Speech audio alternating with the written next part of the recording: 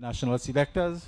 Um, Mr. Tilok is supposed to be here, maybe on his way, and he will take a close look at you guys, because although you did not have a regional tournament, you all would be considered for a trilateral series later this year, but the president will give some more details. This morning with me is Mr. Altaf Baksh. On further to my left, he is the first vice president of the Trinidad and Tobago Cricket Board. And next to me is Mr. Stephen Ramkisoon. He is the treasurer of the cricket board. I am Zaid Mohammed. I'm the administrative manager. Without much fuss, I will call on Mr. Bash to say a few words. Thank you very much, Mr. Zaid Mohammed, the administrative manager of the Trinidad and Tobago Cricket Board, Mr. Stephen Ramkisoon, an executive member. Our umpires and match officials, Mr. Alaham, Mr. Steve Nanlal, Clint Samuel, Mr. Afraz Mohammed. We also have Rudy Ramesa as the scorer, and Cricket 360 will be carrying the game live today. We are quite thankful for first of all, for the Almighty to be providing us with excellent weather. The groundsmen have done their preparatory work. There are excellent conditions here for good batting, some excellent knocks. We expect to get some 50s, possible 100s. Youngsters, no other territory would have put together something of this nature after the regional tournament didn't take place in 2026 due to the financial situation. So following the 4-team tournament, we now have this North-South Classic. And today, the Trinidad and Tobago Cricket Board is extremely appreciative of the sponsorship, the kind sponsorship from Vasha Foods, with all of the North-South Classics, under 15, under 19, and now we have the under 17. There have been some outstanding performances. I know you guys would have been playing secondary school cricket, and then it filtered here into the 4-team tournament, and now you have this North-South Classic. We want to thank all the managers, the coaches of the respective teams. The 4 teams are now the North-South Classic, for the great work that you have done. And in addition, you would have passed through, some of you, most of you, the zones. Zones would have done excellent work in nurturing you, in building you holistically, and shaping your cricketing skills. I was informed that South has won the toss, so we expect a very competitive game. Now, you have to know that the North-South Classic has historical significance. With the senior setup, this was considered once a first-class game, you know, right? So, and also you have bragging rights as well. The selectors, as the administrative manager has indicated, will be present today, looking at you with the usual headaches to be able to select the team for that trilateral series, right? Yet to be confirmed, the teams that will be visiting. So give it your best shot and enjoy the game. However, play the game in the spirit of cricket with good discipline, respect for the umpires, and respect for your fellow players. So all the best to both teams, and we expect a competitive and high-performance game today. All right, thank you. Thanks very much, Altaf, for that comprehensive introduction to these players. I think last week you all would have been here in the 4-team final, Scarlet Strikers, was it? Many of you would have played, and the soccer team also. So many of you all will be here again, so you all know what it takes to play in a final. This is more or less a final. As you all know, Trinidad and Tobago has been the home of the regional under-17 tournament. We have for years hosted it here, but we did not, as Altaf said, we did not have it this year because of the CWI have restructured the whole program. But at Managing that team has been our treasurer, TCCB treasurer, and executive member, Mr. Stephen Ramkissoon. He is here with us this morning. He knows what it takes because he has won the regional tournament twice, not once, but twice. Last year, he won one of the competitions, one of the two competitions. So he knows what it takes to win a regional competition. And more or less, when the plans are finalized of how you all will progress later this year, the president has spoken about a trilateral series here in Trinidad against Jamaica and the Leewards. And I would hazard a guess that Mr. Ramkissoon once again will be the manager. I will call upon him now to say a few words. Stephen? Thanks, Mr. Zaid, Administrative Manager at the TTCB. Mr. Bach should have touched on everything. I don't want to keep you back. I just want to leave 2 points with you guys here. How many of you have friends on the opposing team? Nobody have friends? Yeah, you have friends. All right, at the end of this day, I want everybody to have a new friend, right? And throughout your career, if you play 100 matches, you must have 100 new friends. And I'll tell you the reason why. I'm sure you all would have heard or read it or seen it somewhere. That cricket was once called a gentleman's game. Not so? Anybody hear it? Right.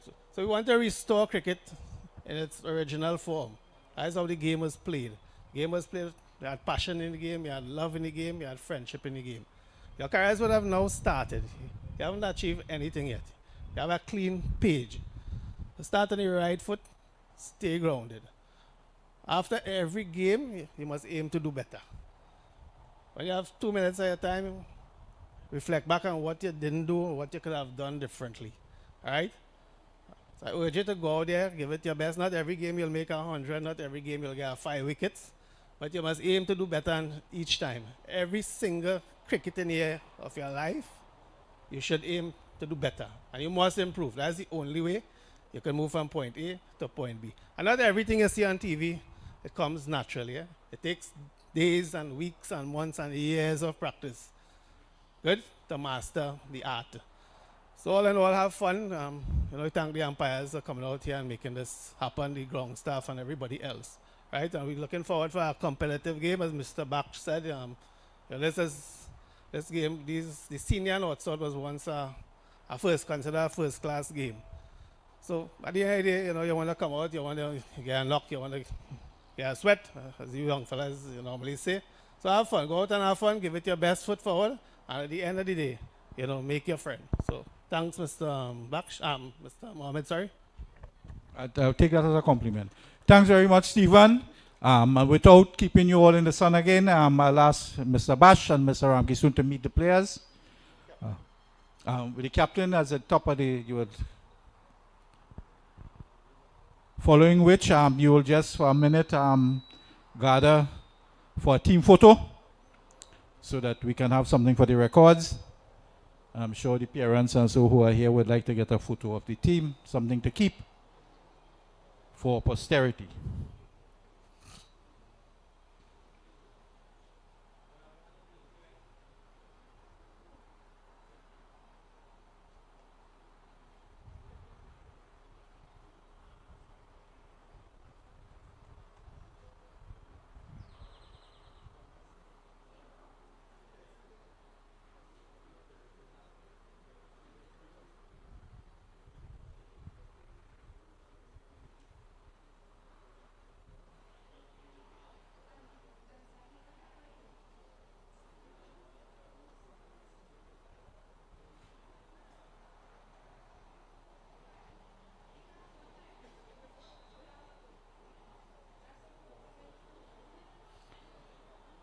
Well, the players will now proceed to greet the other team, as is customary, and then we take the team photo.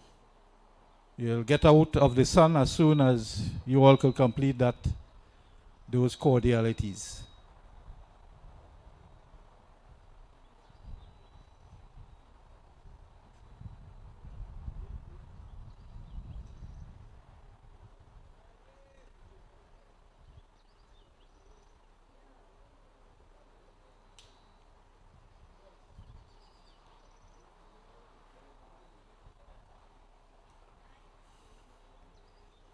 So the South team, as you are all on the western end, you all will be first to gather for the team photo.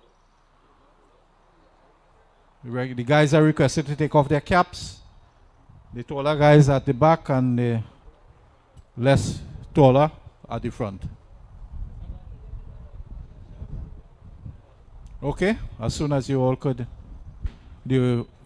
Altaf, you all, and Stephen, you all could join in the photo. Coaches and the managers also.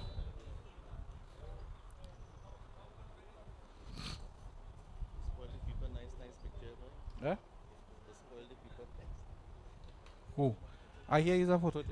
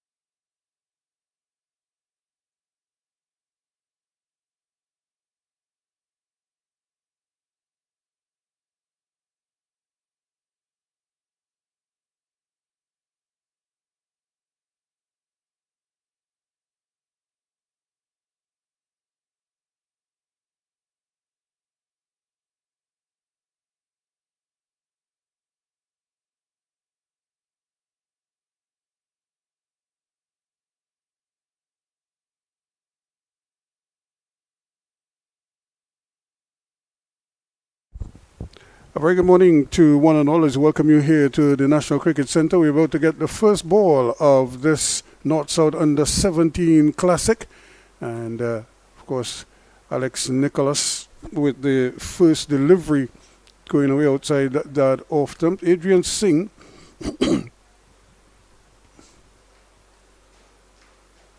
and Jaden Sadafel are the two openers.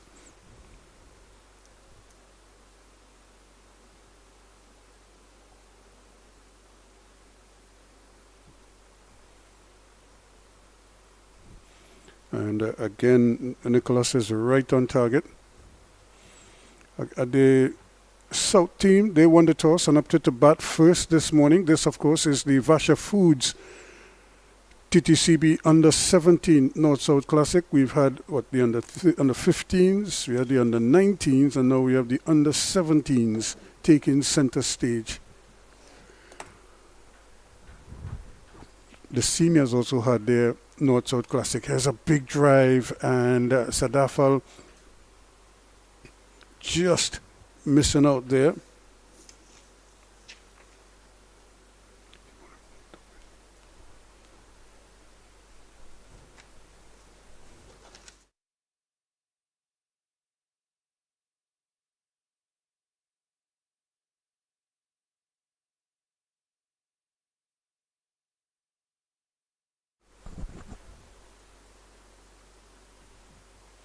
Nicely played again. Giuseppe doing very well, keeping things very tight indeed. Laurel Giuseppe.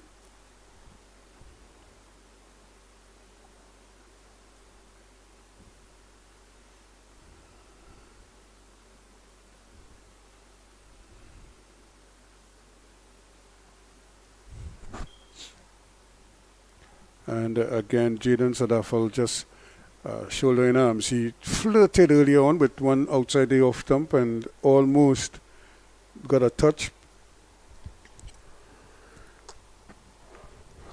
But having seemingly learnt his lesson, has opted against driving fairly outside that off stump, especially with a slip and a gully in place. A little bit of movement, a little bit of a way movement, but once it starts that wide, it's going to keep going wide there. So no runs just yet. A maiden over to start things off.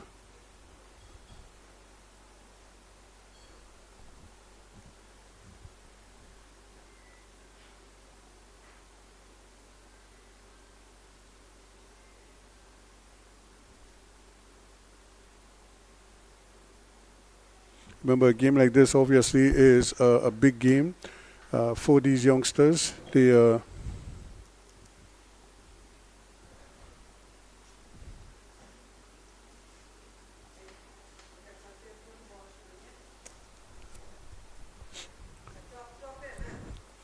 and the captain, of course, for the North team, Justin Pamphil, the captain, is wicketkeeper as well.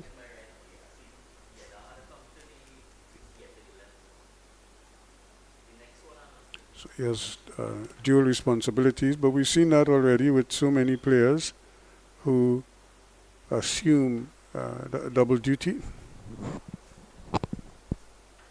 And this is Alex Nicholas.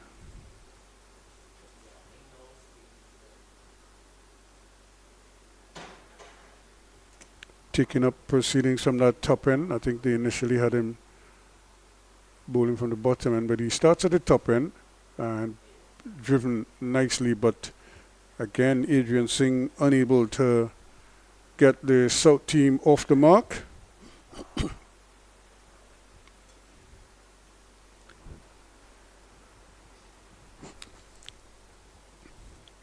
Again, my apologies, my voice might sound a little bit scratchy, but throat is actually on fire, as they say. Just another good delivery. Well played in the end. This game is such an important game. Unfortunately for these youngsters, there's no regional under 17 tournament this year. Of course, part of the downside to the restructuring of the West Indies Cricket Board. But here in Trinidad and Tobago, these youngsters are still given the opportunity to showcase their talents. And there's a wide. So that's the first run on the board for the Southerners.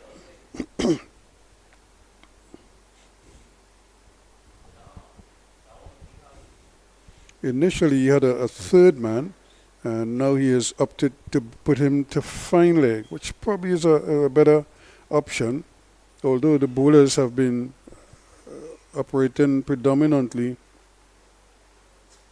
on that off stump, outside the off stump.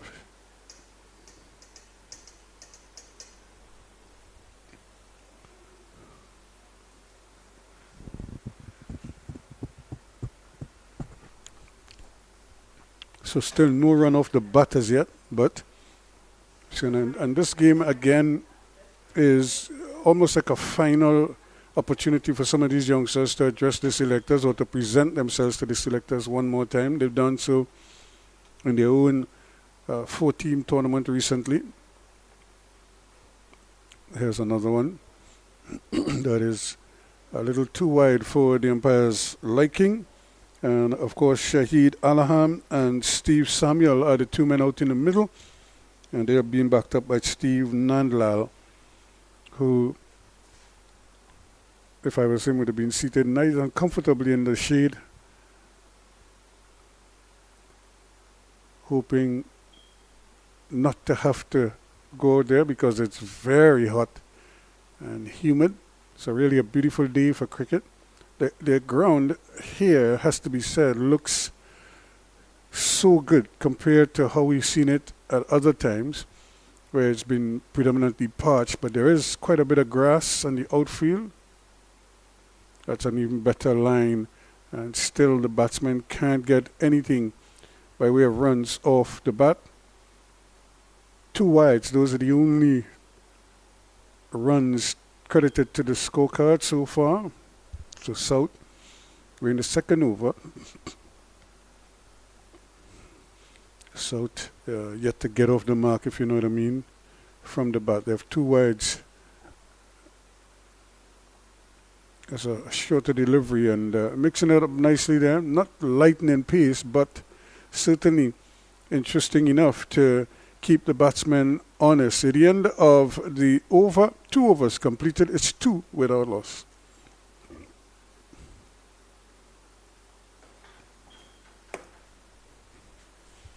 So really a fine day, and I can't help but thank the sponsors. They've been with the Trinidad and Tobago Cricket Board for all the North-South Classics, U15s, U19s, now U17s, and the seniors also would have played their game prior to the start of the regional tournament, where Trinidad and Tobago is doing quite well in their group, and their battles with the Leeward Islands.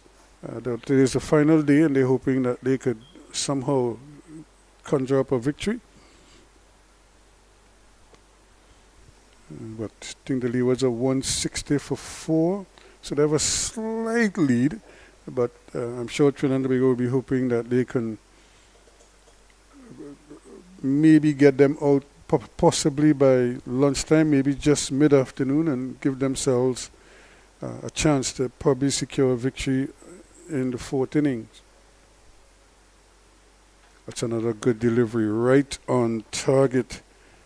Again, there is Giuseppe.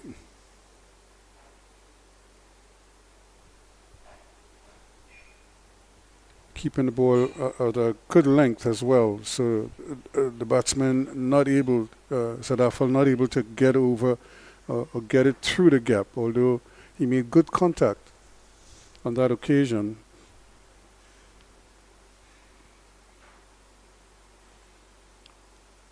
It's a wider delivery, and it is in fact called a wide. So still nothing off the bat.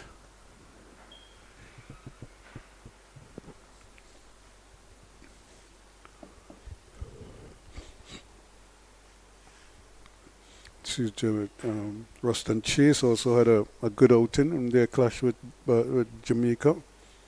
Barbados Pride. And I always felt that that Barbados team is too talented. Not a wide delivery, but this time the umpire is okay with it. And I always felt that that first game, they didn't really, it's almost like they got ambushed in a way by the Jamaicans. And then in the second game, they showed more of their quality. And but again, so much runs. Both teams scored heavily, so they couldn't force. Neither team could force a result. This one, though, might very well paint a different picture. And that delivery kept a little bit low. You could just see the batsman almost take a look. Now there he is tapping at that spot, hoping that to even it out a little bit. But it's always a concern for batsmen when you get variable bunks. And with a new ball, it's probably even more alarming when the ball starts keeping low.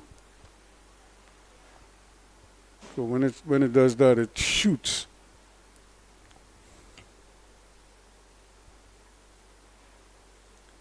Again, that's not a bad line. Just probably a fraction too far outside the off stump. The batsman not being encouraged to play, but it's still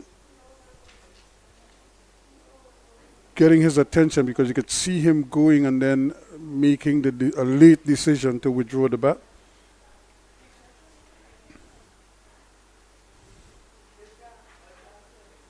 So a bit of a quiet start. We're in over number 3. Just 3 runs, all of them from wide delivery. So extras leading the way. And again, the line is pretty good. So this is good bowling from these two opening bowlers so far. Apart from the wides, they've been fairly consistent with their lines and their lengths as well. They haven't really sprayed the ball all over the place, which is a good sign when you can get young bowlers to concentrate on bowling a good line.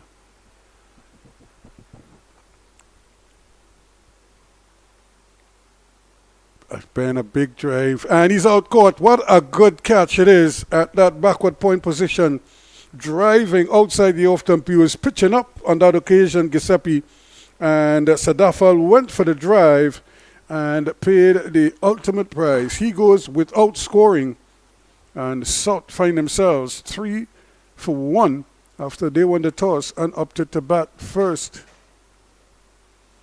His eyes probably lit up when he saw a half volley, but it was wider than the previous ones. And Giuseppe gets the breakthrough.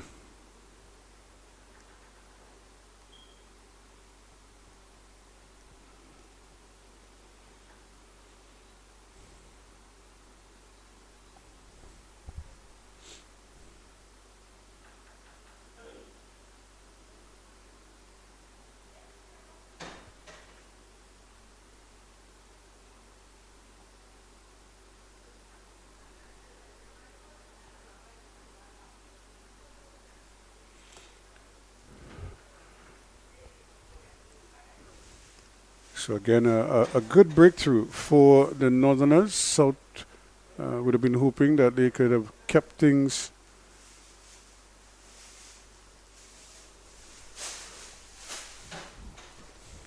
quiet without losing early wickets, but that's not the case here. But still, a long way to go, so they just need to keep things in perspective. If you lost early wicket, it's not the end of the world. So whatever the plan is, you could stick to that. Aidan Bodo is the new batsman, and this time another shot going square the wicket on the offside. As Nicholas starts a new over, he's bowling to Adrian Singh, who, as I said, has yet to score. And he has been joined by Aidan Bodo, who replaces Sadafel, who's just out without scoring. So nice, brilliant conditions here at the National Cricket Centre. And you can see a few spectators, but they're smart. They're under the tent, taking up whatever shade they could get. There are 2 tents, all under the exposed bleachers. And nobody is in the bleachers at this time, and I don't blame them. It's blistering hot out there. So they've all assumed they're huddled under the tents.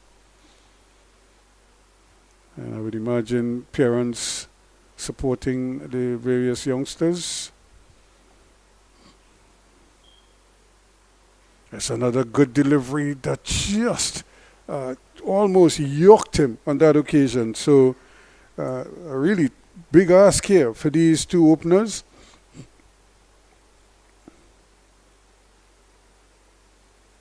And just jumped, and it jumped past the off stump.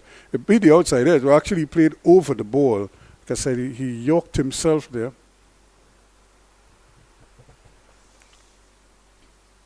Edging, just dropping short of that gully fielder. And it probably just didn't have the pace. He didn't really go through the shot. He just kind of hung the bat there. So it hit the bat and started to die in front of the gully fielder. Had he gone full blast at it, it might have spooned and gone. In fact, he was trying to do just that, but it jumped on him. And again, this time he might get a run. Yes, he will. So eventually, he is off the mark.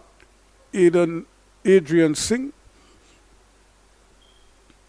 So 3 for 1 at the end of the over. Make that 4 for 1 now, as they finally get a run off the bat.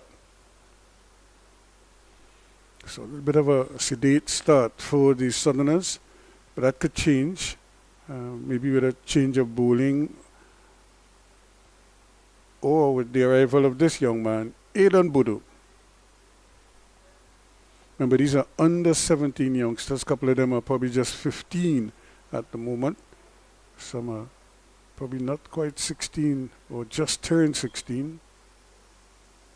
Again, pitching up nicely. You could see him hanging it in the air there, asking the batsman to come on to the front foot. He did that well enough, but you could see the risk inherent in that shot. So the end of the over, 4 completed. It's 4 for 1.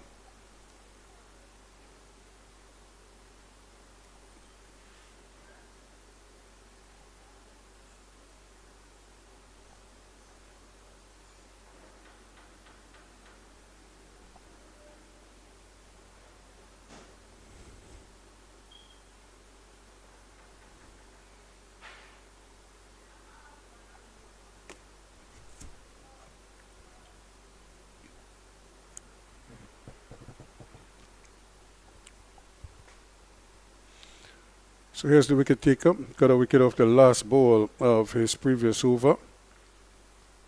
So I'm sure he will be happy. Loyal Giuseppe.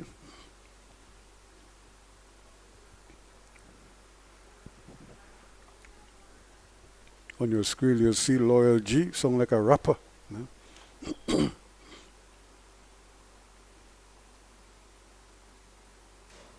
And again, a bit of fishing there outside that off-stump. Singh knows that he probably was flirting with danger there. He goes for a little walk. And look at him playing well away from his body. Luckily, he didn't get a touch. I won't be surprised if they put another slip in if he continues to play like that outside the off-stump.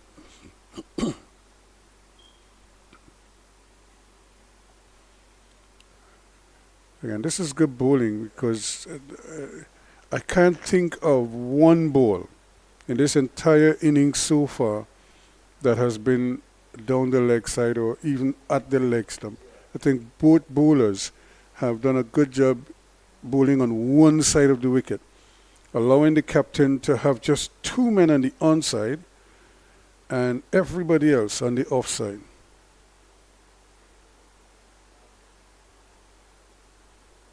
And again, so there's a slip and a gully. There's a third man, a backward point, a cover, squarish cover, a short extra cover, and a mid-off. That's the offside field. So they have 7 on the offside, 2 on the onside, a wideish or mid-wicket, and a square leg, short. He's not even down to fine leg. Driving again, that's a good shot. They're going to have to hurry here. And again, the fielding is superb. And the batsman can't get a single. It went bouncing down there to the man in mid-off. He did well. And had the return to the wicketkeeper in a flash.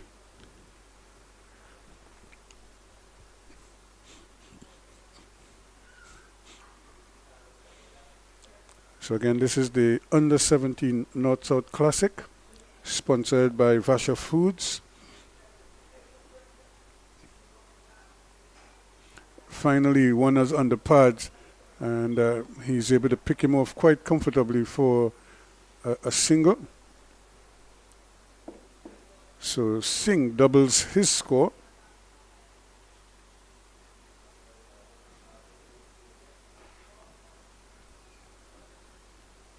He goes to 2. The score goes up to 5 now. 5 for 1.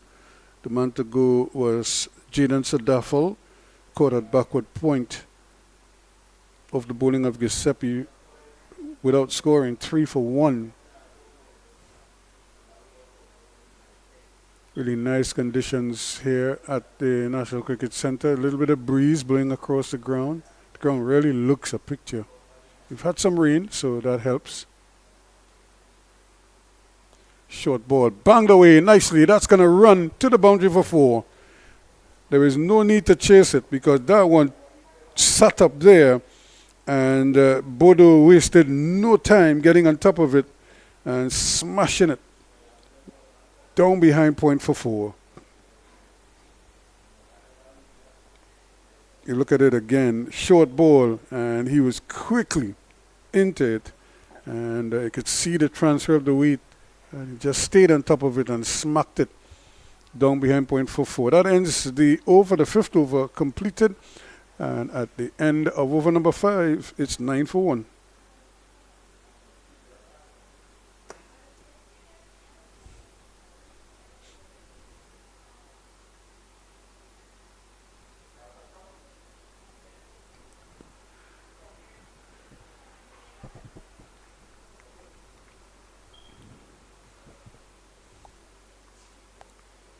Again, another powerful drive. Nicely fielded, but didn't stop it cleanly. Took a lot of the sting out of it. And the batsman will take 1. So Singh inches on to 3. Bodo is 1 back on strike now. That his last scoring shot was his first scoring shot. It was a brilliant cut shot for 4.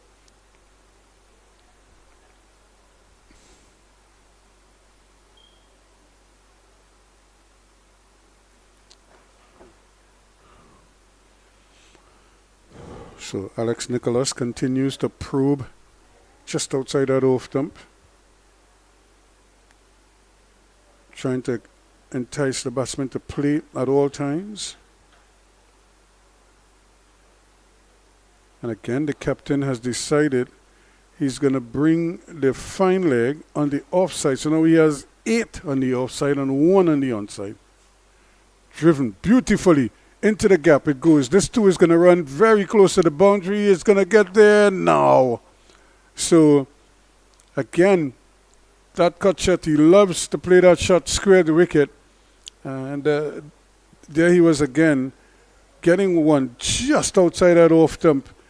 Pitched up a lot closer to him than the one before where he was cutting. This time he was driving, opening the face, and just getting it onto the ropes for the boundary. Now the captain has decided to stay with the 8-1 field. You don't see this too often. He has great confidence in his bowlers that they will maintain that line. And to their credit, they've really sort of grasped or acknowledged the captain's confidence. And they've, especially Nicholas, he's really maintained that probing line. In fact, both of them have. It must be said, Giuseppe has been fairly tight off stump, just outside the off stump. And here is Nicholas again. Called a wide this time, but to get the general picture, they have been very consistent. And the thing about this is that when you look at even at Test cricket, this is over number 6. And like I said, we haven't had one delivery down the leg side. We had one just on the leg stump that was turned to square leg, but that's it. Everything has been there, off stump, outside the off stump. And that is excellent. When you can get youngsters to focus that long, because even at the highest level, you see it so much. Bowlers spray the ball all over the place. And just to be able to maintain a line as consistently as these two have is impressive. You don't feel comfortable there?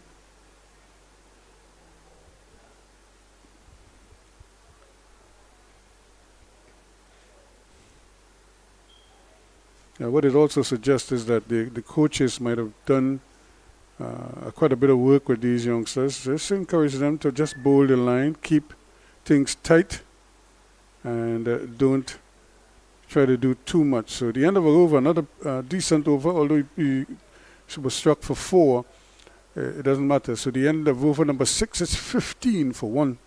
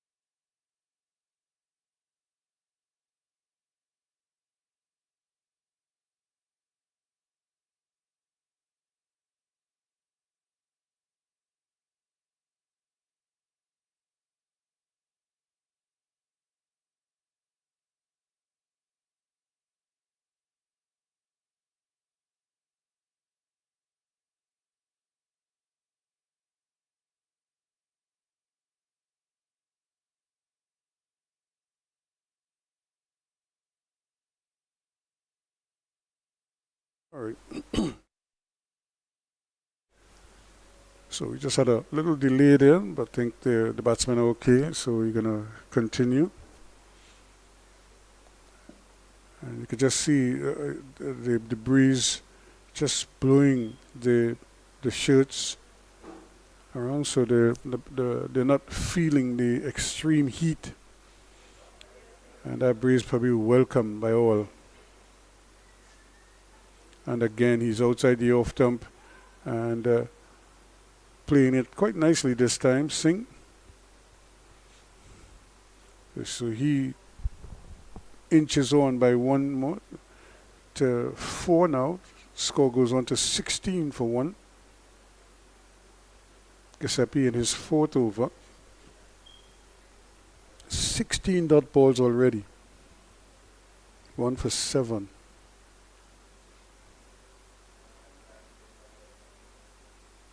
That's a good delivery. They thought for a moment of a single, and Bodo was interested, but I don't think Singh was too keen.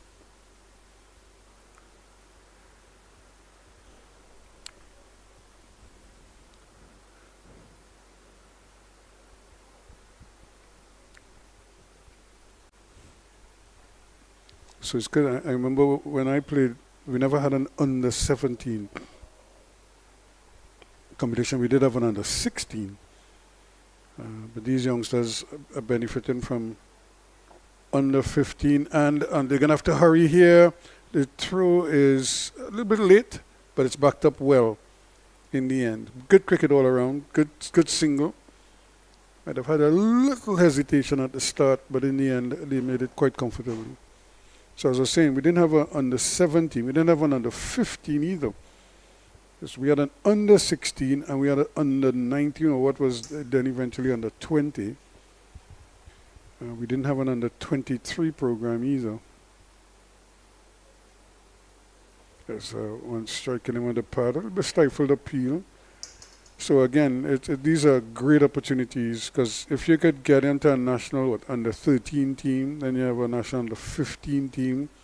You have under 17s and you have under 19s, as well as an under 23 program. What it does, players can go through the various stages, get all the coaching, get all the information, so their development is incremental. So by the time they get to the top, they should have a pretty good idea of what they're doing and how to go about doing it. We see it probably a little bit more in football than we see it in cricket, because in football it's the same kind of scenario where players, they get into these coaching clinics, into these clubs and what have you at a very early age, and then they develop they come through the system. And it was dropped by the keeper, so I don't know if he actually got a touch on it. It might have been a catch that was put down there, and it just lobbed, so maybe he was appealing before he actually caught it.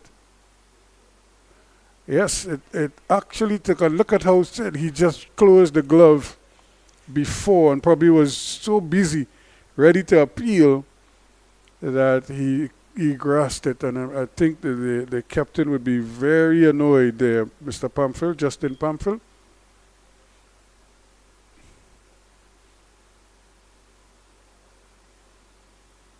Here's another one played nicely. Once he drifts onto the pads, and that might be a sign of probably fatigue, just tiring a little bit, because prior to that he was being very consistent outside the off them. So 18 for 1 now after 7.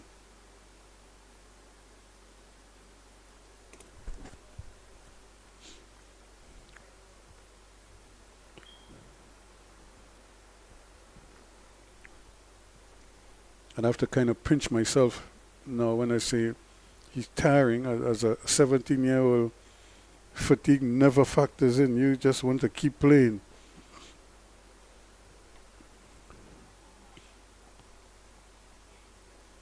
Give your all at all times. But it might just be, we have a thing in sport where you talk about a second wind, where the initial burst kind of tires you out. But here again is a wide delivery. So, and this is a wide for down the leg side. So both bowlers now starting to adjust their lines towards that leg stump. And like I said, that might be the sign to the captain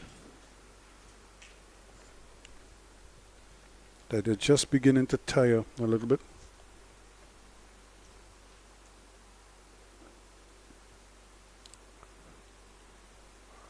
But a quick adjustment has him back outside the off stump. So that's kind of like his bread and butter so far in this innings. He's bowled consistently outside the off stump. In fact, both of them have.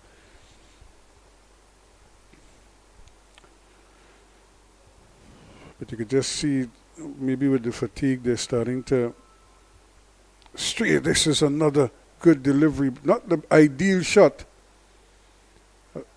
But again, the ball probably just doing a little bit and wanting to execute that shot through the offside that he likes to play so well. Bordeaux almost got undone there.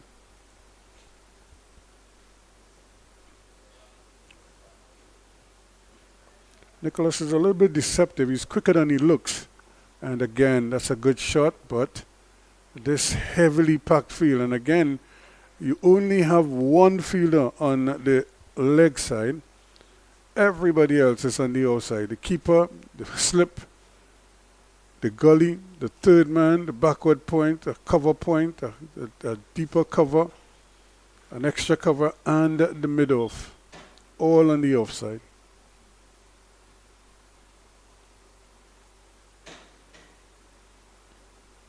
And that's well played. That's brilliant fielding as well. Just knocking it down. Going at it goalkeeper style. And keeping it out. Speaking of goalkeeper, we saw, 9 goals yesterday in the Champions League game between Bayern Munich and PSG. I get worried when I see that many goals in a big international game, in a game of that stature. That's a gift because there is nobody there. A long chase, it mightn't get to the boundary. And in fact, it's good bit of fielding there. And coming back for the third run. And getting it in the end. So good fielding as well from Giuseppe, who ran all the way from his third man position to a fine leg to assist.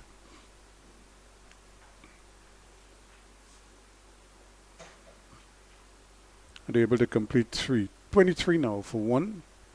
We're over number 8. The 4th being bowled by Alex Nicholas. And the captain now deciding he's going to put his man down to third man. Now, had he been there, that might have been just 1 run. Instead, they got 3. In the air, but in the gap. And played nicely. This 2 could run away to the boundary. And he gets there now. That's an excellent shot. It was airborne for a while. But he was able to place it beautifully into the gap to end the over. And placement more than anything else was his strength there. So Singh goes to 10. Bodo is up to 12 now. 27 for 1 now after 8.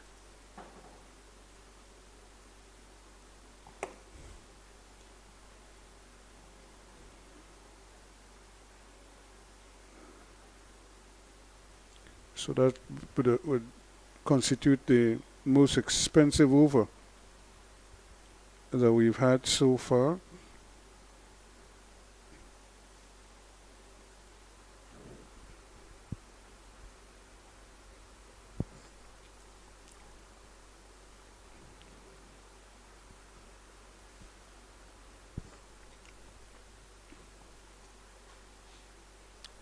Seven coming off. Actually 9 coming off of that over. And again, this time attacking the pads. But that's risky business. All he has is a square leg and a mid-wicket. So has to be mindful of that. Can't bowl too straight. In fact, he shouldn't even be attacking leg stump at all. If anything, it's off and middle is as far as you want to go towards the leg. Anything else off stump, outside the off stump. That's more like it. And once again, Singh is reaching for it.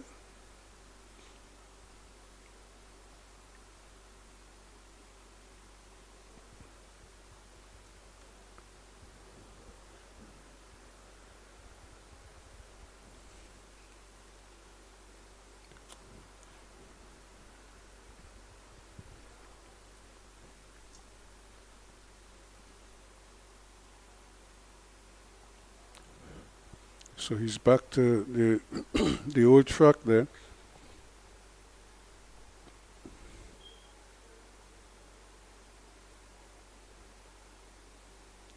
Adrian Singh in the light blue helmet. I think the scorers have them as Bodo, but right now, but it's Singh who's actually taking strike. Bodo is at the non-striker's end.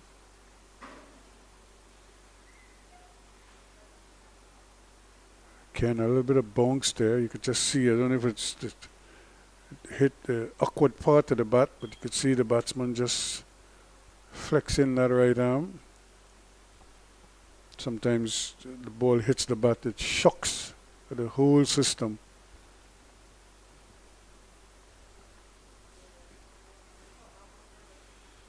Has a nice compact stance. Anything slightly around a little bit. And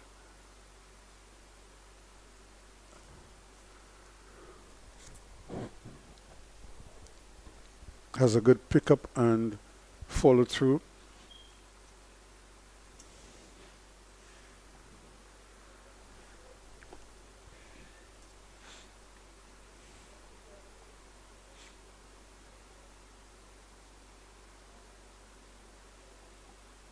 Again, this is in the air. It could be out, and it's taken. Well, he just seemed to hold back. He didn't go through with the shot, Adrian Singh, and eventually he lobbed the catch to the man at mid-off. He goes for 10. It's 27 for 2.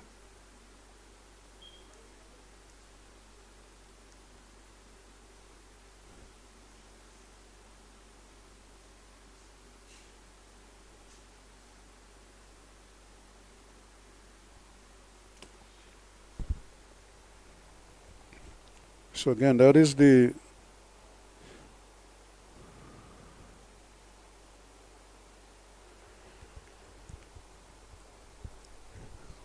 benefit to the bowlers of keeping things consistent as much as possible.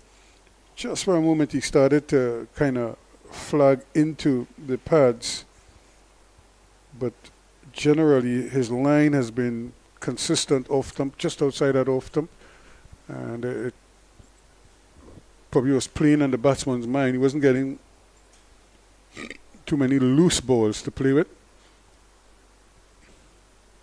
And if I'm not mistaken, this is Mikhail Sukhdev.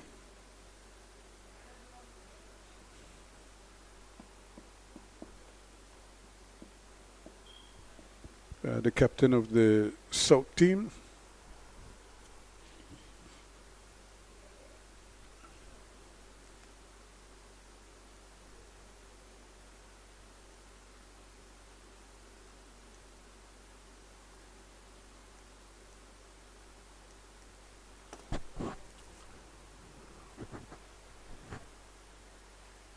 So far, so good for North. They've done an excellent job of keeping things tight, and now they have 2 wickets. The 2 openers have now been removed.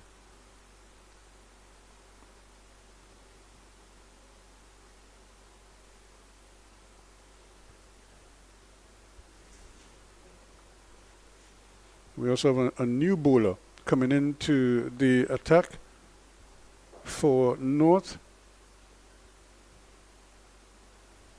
Bodo.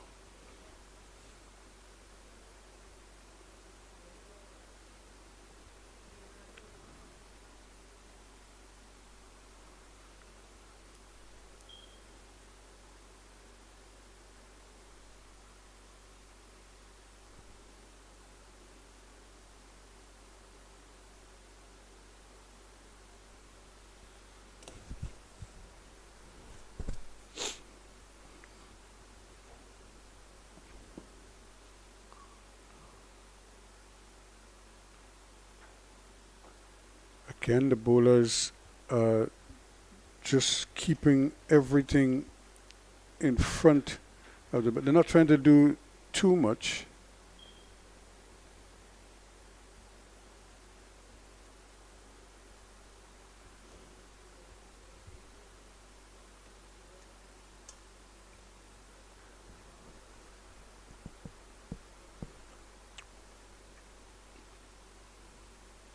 Because it's a left-hander now bowling, and there is always the possibility of the ball coming into the right-handers. The captain has employed a long one and a square leg, a man just behind square, just to the right of the umpire, and the mid-wicket. And there's that one jumped, and in the end, it was played well, but he cuffed it, literally, as it jumped at him. And he's lucky to be still there, because that could so easily have spooned to the slip. There's a slip on the gully. It dropped right in the middle of both of them.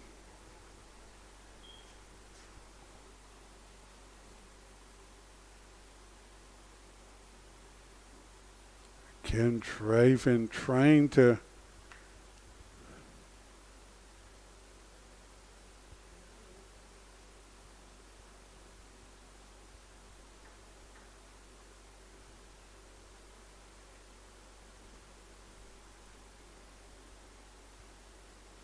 So Suratan is continuing.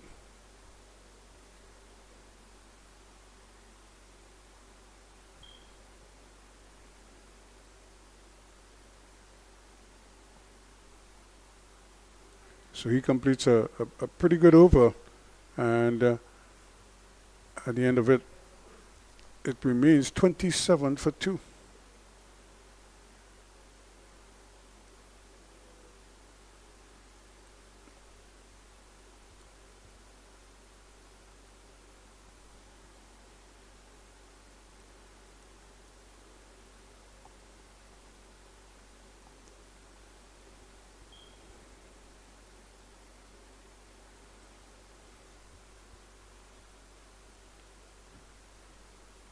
So Jaden Suratan starting with a meeting, kind of consistent with how things have gone.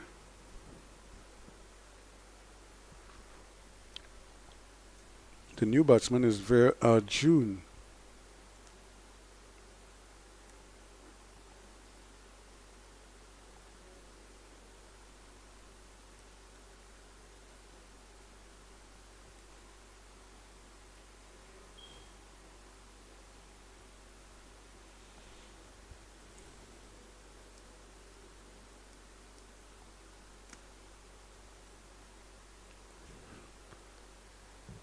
So South having to really scratch their way here. They haven't really been able to get on top of the bowlers, and that's a credit to the North bowlers.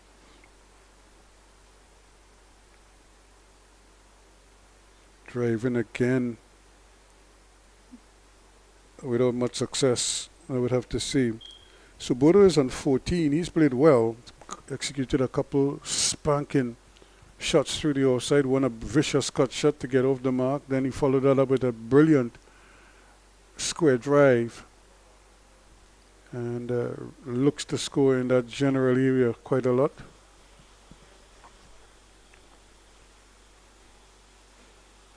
Here's a short ball that is dealt with nicely. They're going to come down to the long on, widest long on position, and 2 runs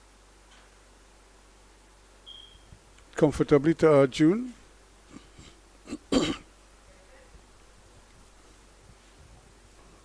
So he's off the mark, just getting a short ball and lifting it.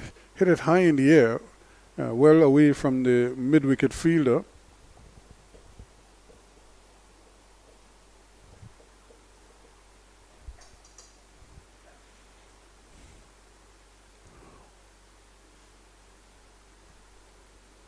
So once again, a 3 on the onside, so it's a 6-3 field now. And that's signals as a wide. And again, when you with a 6-3 field, the captain is probably catering for deliveries into the leg stump, as we've seen as the bowlers as they tire a little bit. The line tends to drift more and more in towards the leg stump.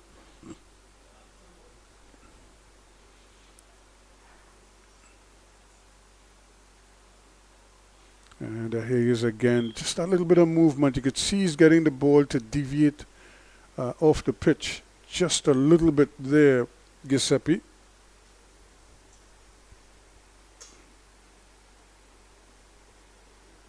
Batsman Arjun has to be careful. You don't want to go across the line of the ball, especially if he starts it on about that middle and leg stump. Might get to the off stump by the time it gets to the wicket. Here he is again, easily looking to force it through the onside.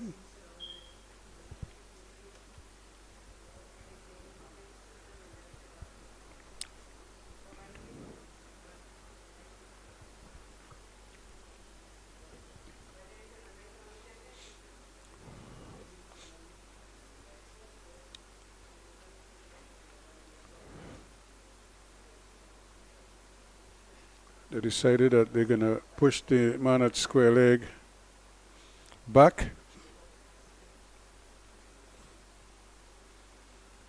So he's gone back to the boundary. And instead of producing the short ball, he tried to give him the old 1-2 fake there, telling him it's a short ball coming. Instead, he just bowls a slow delivery right on or about middle stump. And treated with respect. The end of the over, and at the end of over number 11 is 31 for 2.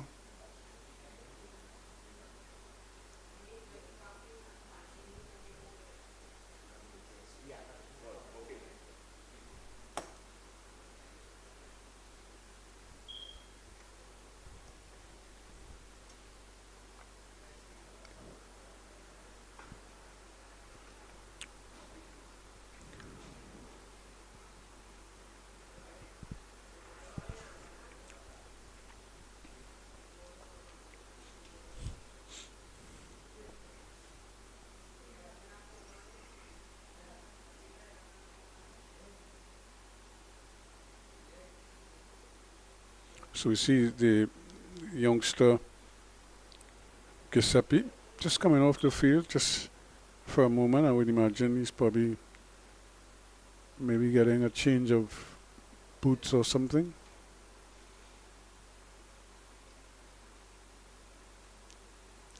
In the meantime, continuing here is Shiratan in his second over. First one was a maiden, left arm around the wicket.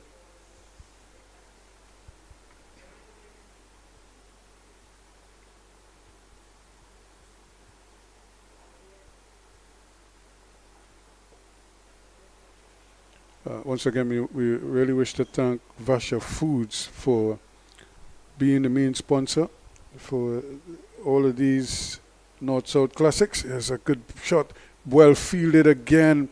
They've really been outstanding, North. We've already seen one blinding catch at that backward point position. And now look at that all out. Full commitment there with a diving stop. He's at mid-wicket. That one was going down to mid-on. But you could see him stretching out there and knocking it down. That could lift a bowler as well and his teammates. This time it's a little bit straighter and they're going to get one, possibly two. And might even think of a third, but again, the man at mid-off is quickly across, picked it up 3/4 of the way down to the boundary at long on, and still limited them to just 2 runs. So excellent cricket. It was not a bad shot. He didn't try to hit it too much. He just came in at the angle and then just played it with the full face of the bat through that mid-on position. Now they've plugged that gap. So let's see where else he's going to go now to score.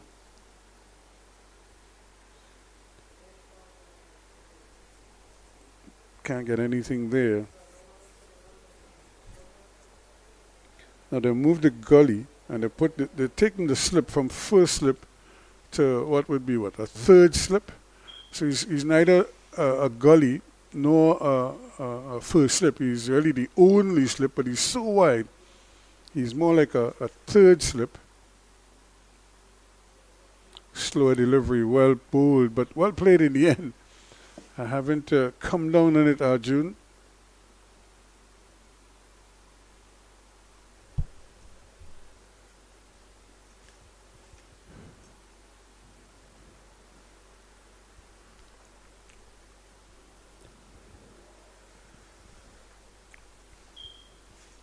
But a lot of these players are playing in the secondary schools cricket league, if not all of them.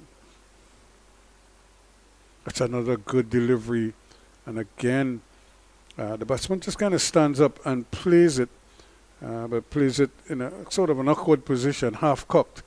But he survives, and the over comes to an end. After 12, it's 34 for 2.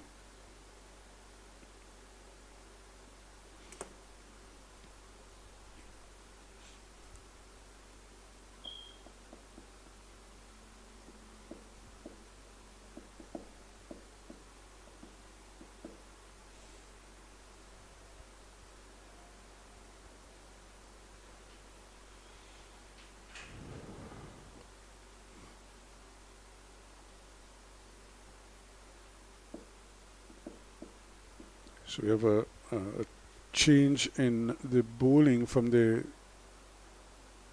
southern end. As you had indicated, Giuseppe went off the field. And he hasn't returned as yet. So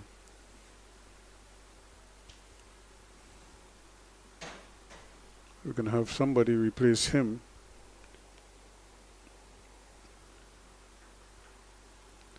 But again, even though you want to win, this is a great opportunity for the coaches to give everybody an opportunity to bowl. If you're a bowler, you get to bowl. If you're a batsman, you get to bat. Because you want everybody to showcase what they're capable of. But having said that, teams also want to win these games. So Zion Daniel takes up the attack. And nicely played by Bodo.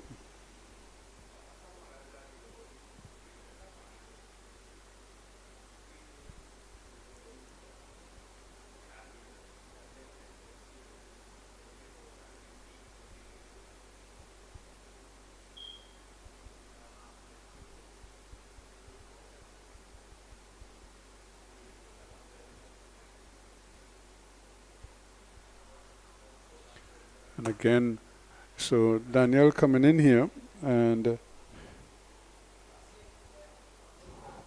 first bit of spin we're seeing for the morning.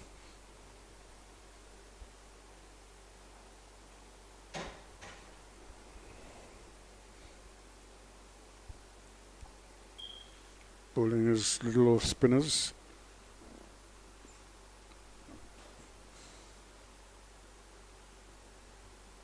That's played nicely into the gap.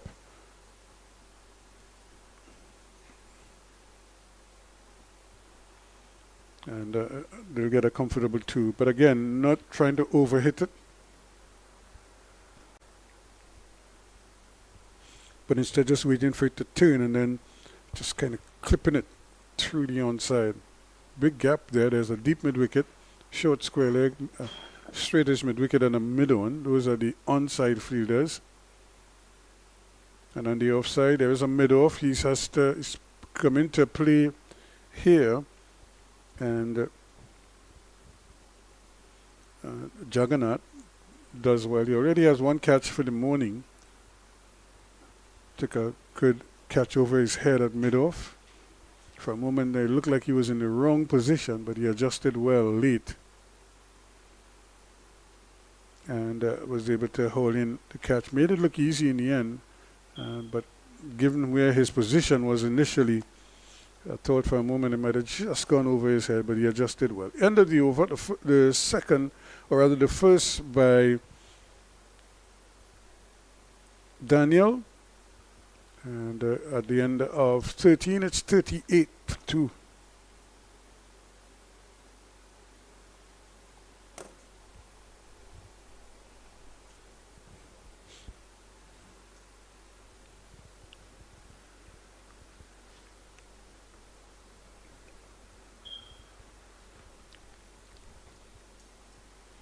So 4 runs coming from that over.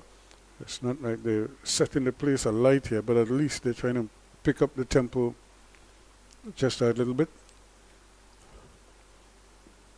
Both wickets so far going to Giuseppe.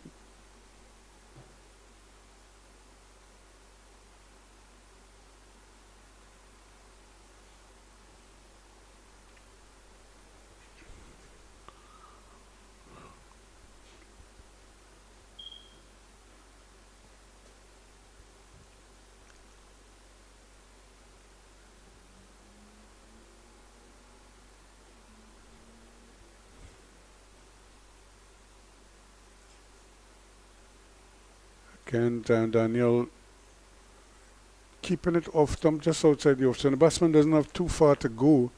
They kind of can tell where he's going to bowl because he's been consistent. And as a batsman, you work out where the bowlers where his tendencies are, and you then try to attack whenever possible. But after you've had a good opportunity to look at him, you must be formulating a plan in your mind how you're going to get at him. I see him slapping this one square again. Bodo likes to play that shot with that open face.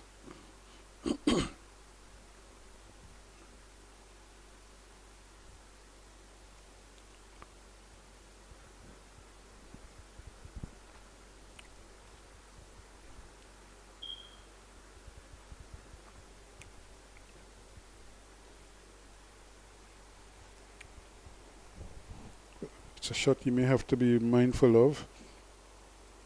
And again, this time it's over the head of the man at that extra cover position, short, close in.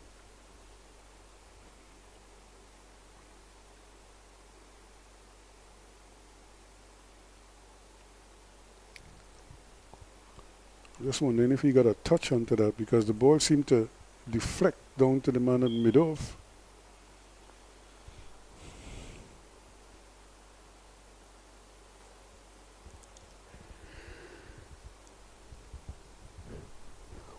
Now he's going even more defensively now. He's withdrawn the slip, the lone slip, put him at a short third man or a backward point. Down the wicket he goes, and where the slip was is exactly where the ball passed. Well, well, well. He threw the bat at it, and you could see the ball on his knees there, as if to say, why? Daniel pitching up, driving at it hard, and luckily there was no slip in place. Well, they're bringing him back now. Has it been that the horse has bolted? We'll see. Bodo goes to 18. Arjun is 9.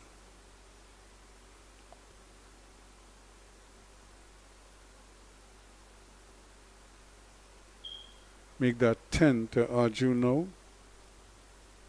42 for 2.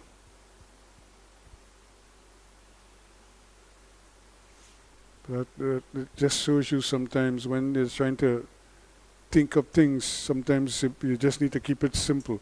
End of the over. 14 completed, 43 for 2.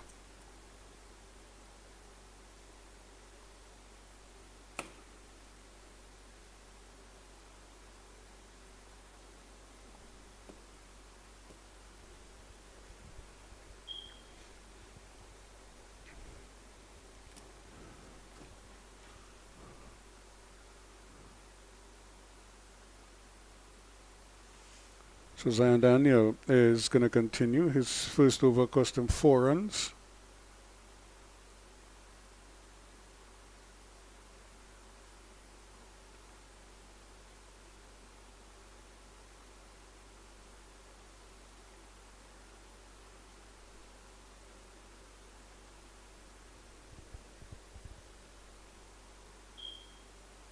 It's a good shot, and again hit so powerfully that it arrives at the man at mid-on in a flush. Can't get the run. Giuseppe released it quickly as well.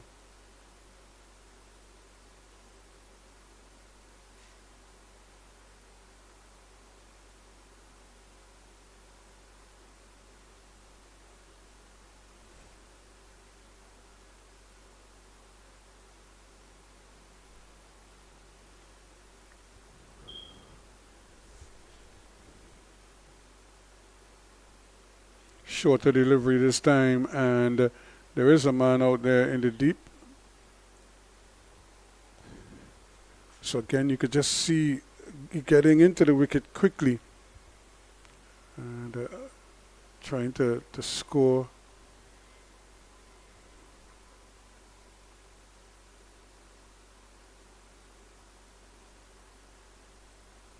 Almost got himself into a real knot there, Arjun.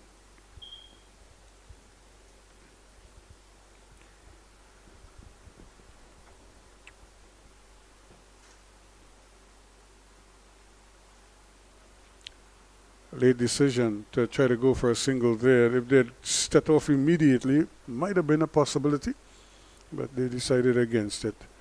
And the over comes to an end. And at the end of it is 44 for 2 now after 15.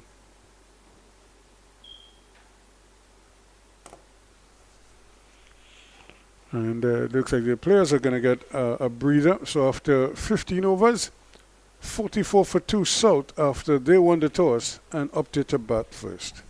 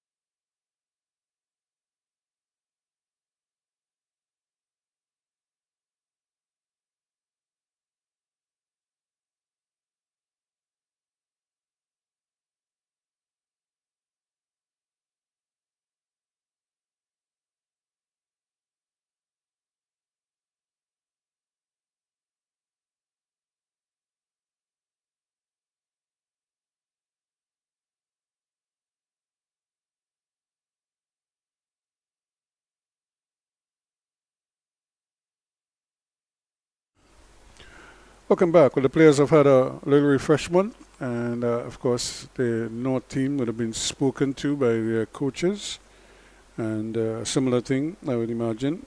Raymond Mendoza is the coach for the North team. Elvis Ramdale is the manager of that outfit, and they would have been seen out there just going over pointers with these youngsters, reminding them and congratulating them on what they've done well so far. 44 for 2 after 15. So it means they're going at just under 3 and over.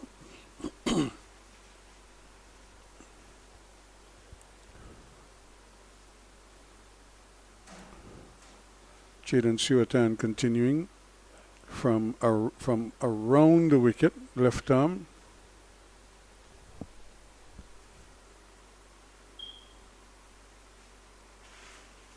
He's done a pretty good job, this young man. Just keeping things, not trying to do too much, but he does have the tendency to bring the ball into the right-hander. And but bowling from around the wicket as well, so he's kind of bringing it into the right-handed batsman.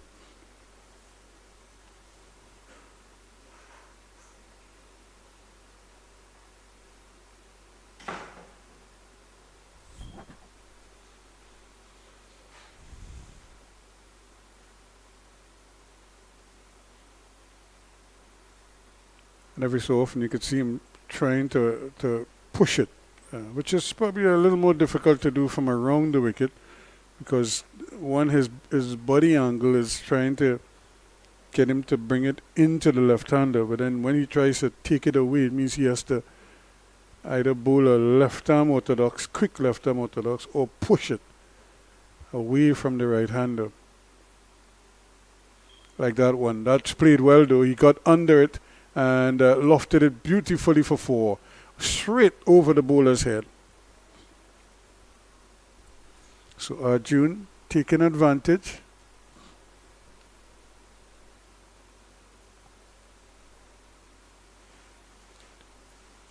Ball right in the slot.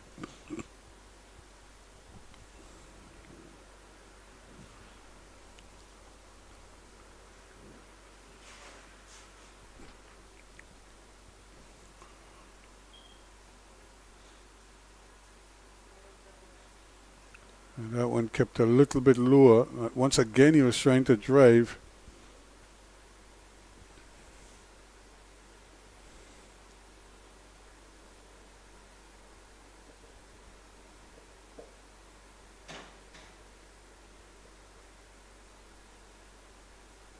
Scoreboard just ticking over now. We in the 16th over, just one legal delivery left. 49 for 2. So the 50 run mark is not too far away. 1 run. And not going to get it there. Right under the bat it goes. You could see Bordeaux trying a big cut shot, like to play that through that square cover region, and was again aiming for that, but misses out. 49 for 2 after 16.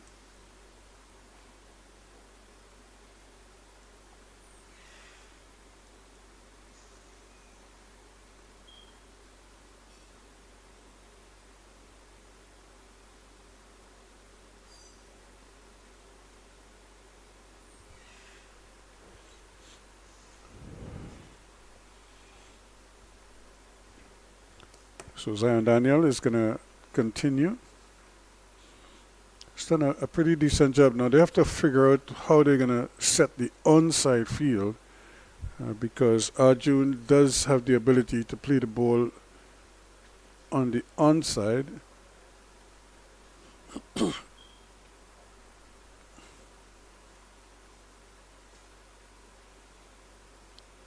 Like that. And he's going to get 1, and but that's nicely played. He didn't try to do anything with it, just waited and then just turned it through the onside. Kept it away from that shortish mid-wicket. And picked up a very comfortable single.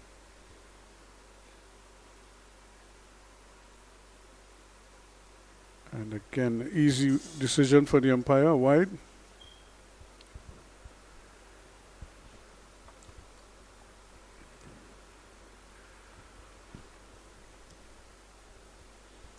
In fact, when we started this morning, the first 3 runs on the board were all wides.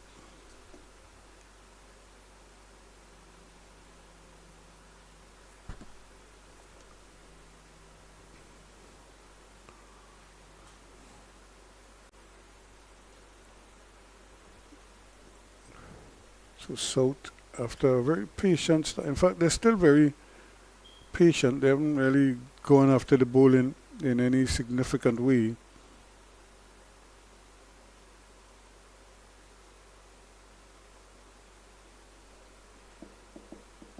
So 1 by 1, they fill in the basket. Bordeaux is now on to 19, and Arjun 17. He's back on strike.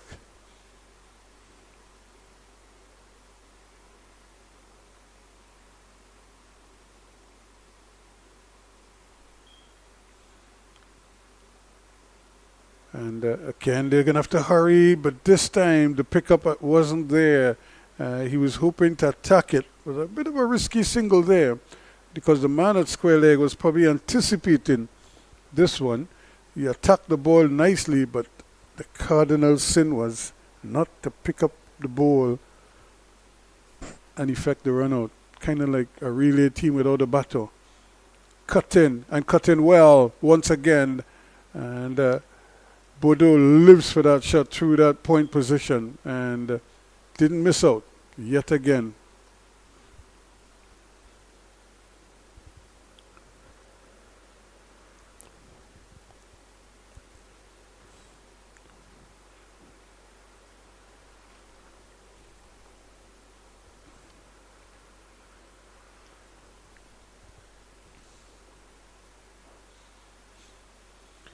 So now the captain has decided to put a man out there at that deep cover point position.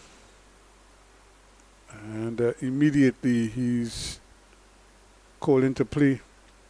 The batsman only took one though, even though there was a bubble out there. They just seemed to settle for one quite early. Nevertheless, the over comes to an end. 17 gone, it's 58 now for 2.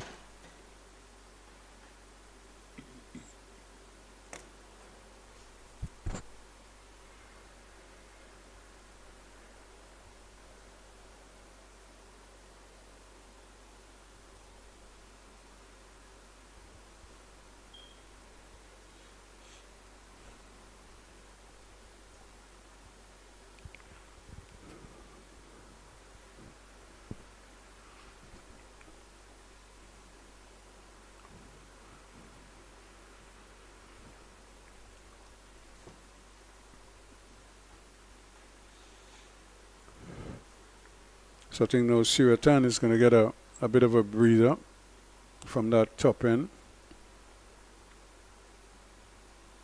And more spin.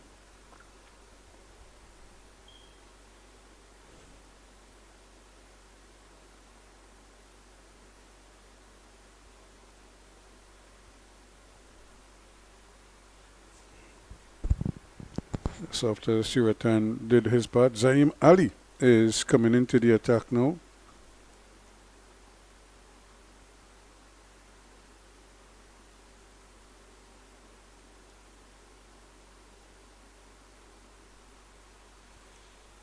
So let's see how the leggy will operate.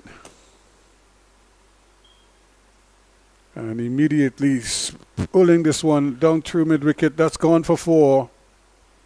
Short ball quickly swivels into his wicket there, Bodo, and wasn't going to miss out.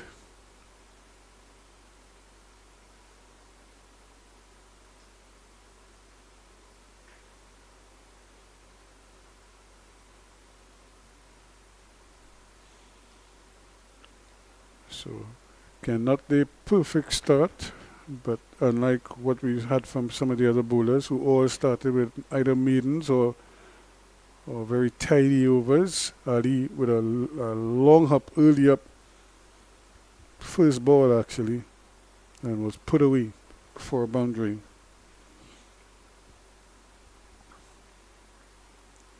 Bodo is on 28.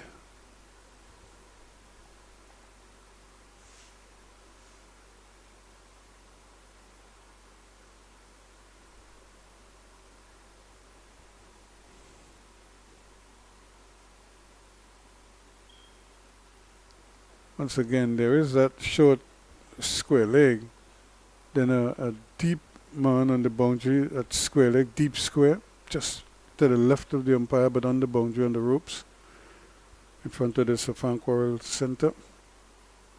Cut in and cut in well. This could run close to the boundary. In fact, it's going to stop. And the batsmen are comfortably back for 2.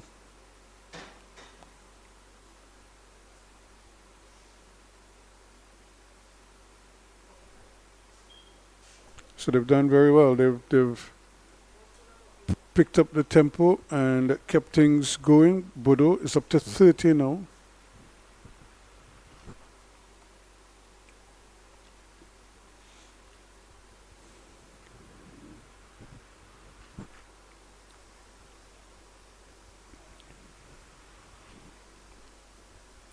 So that completes the first over from the new bowler Zahim Ali.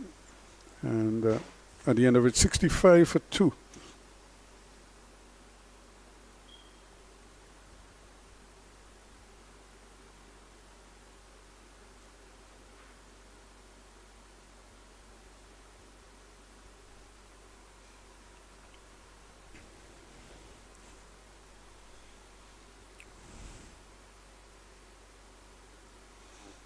So I think now you could see the North starting to shuffle the pack here now. They seek a breakthrough.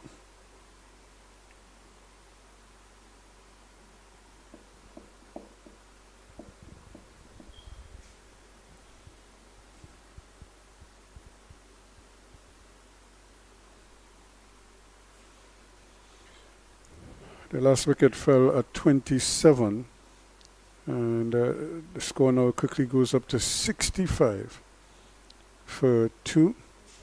So this pair closing in on a 50-run partnership.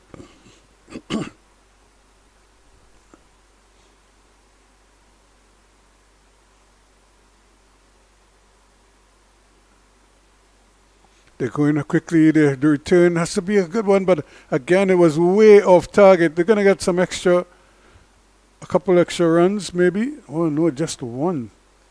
So you could see the danger in that first ball from Manswell.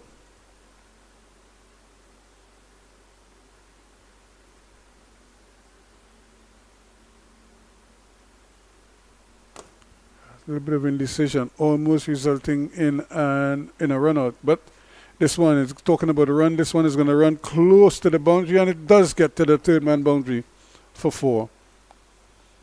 So Manswell, after conceding 2 off the first ball, I don't think he would have been happy, but he would be less so now.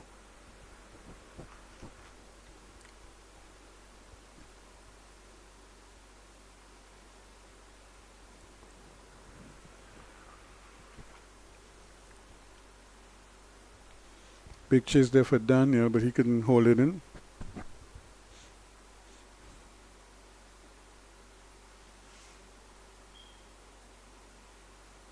And more runs. Again, drifting onto the legs. Try to bowl a quicker one.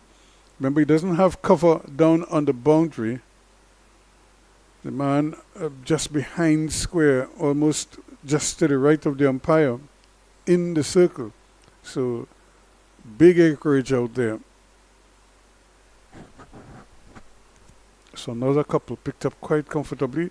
Bodo pushes on to 39 now.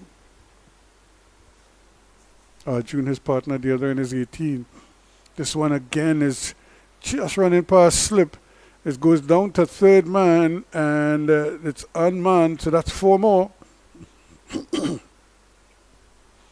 Now the hands went up to indicate that it might have been a catch.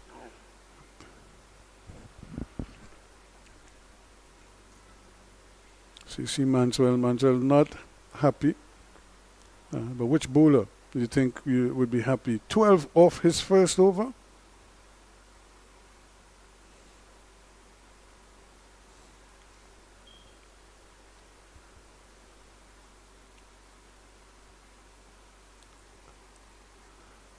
So far. And this one is driven and but picks out the man. Really was a good opportunity for him to score some more. He hit it straight to the man at that extra cover position, shortish. Edged, and again, it probably just bounces in front of the first slip, but Manswell must be thinking the gods are against him, and for the second time in the over, he hit the edge. And for the second time in the over, the catch not taken. But that's going down. They really needed the fielder to come forward with a diving effort there to probably get to that one. And didn't carry. So that's the end of the over. 19 now gone. It's 77 for 2 and Bodo is 43. Arjun is 18.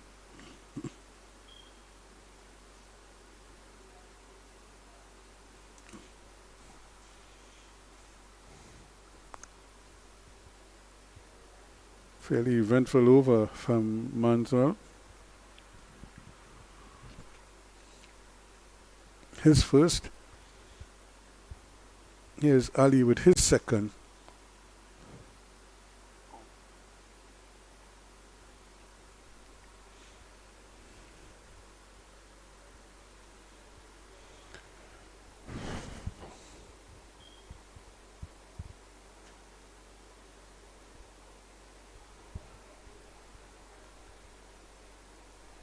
With the leg spinners, you have to be so careful because sometimes the rank long hops are wicket-taking deliveries.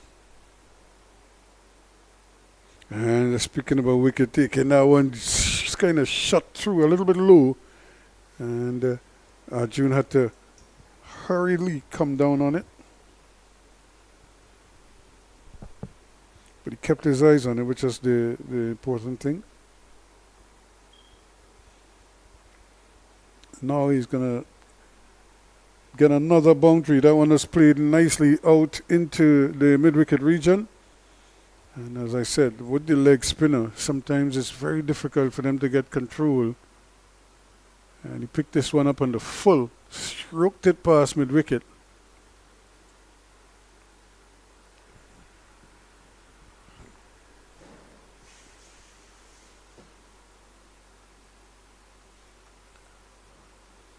It's a good comeback delivery there from the youngster. Zahim Ali.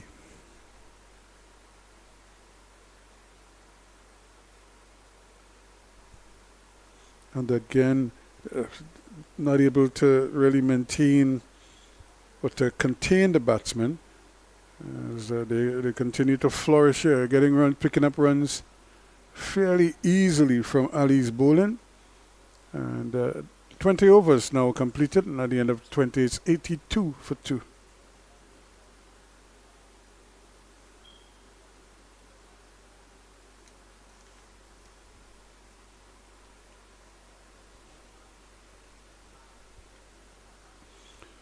Again, you're joining us here on 360 TV. We're covering the Vasha Foods Ttcb Under 17 North-South Classic.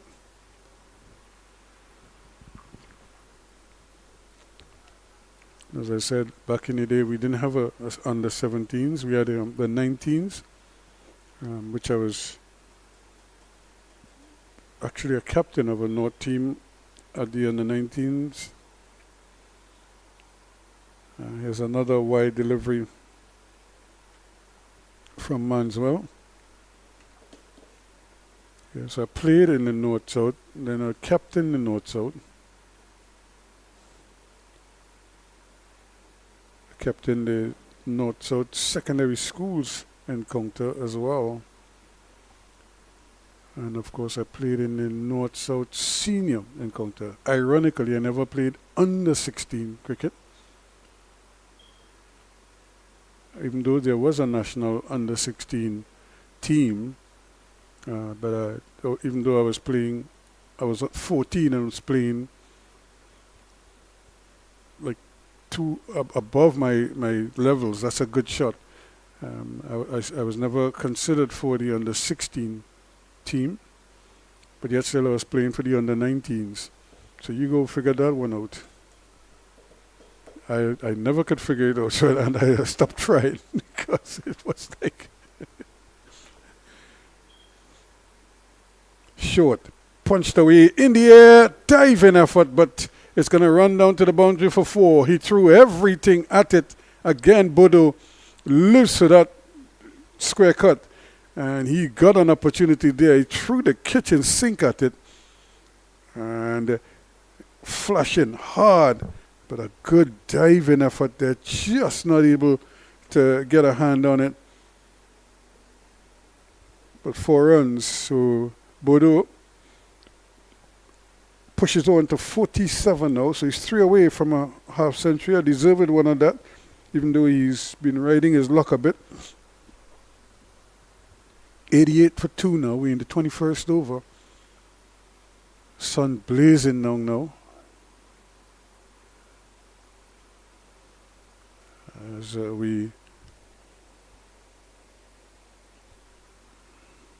it's what, 11 o'clock, just after 11, so the sun is almost at its highest peak over here. There are no shadows anywhere. If anything, your shadow is right on your foot at this hour. That's a good shot. Gonna get another comfortable single to push on to 48 now.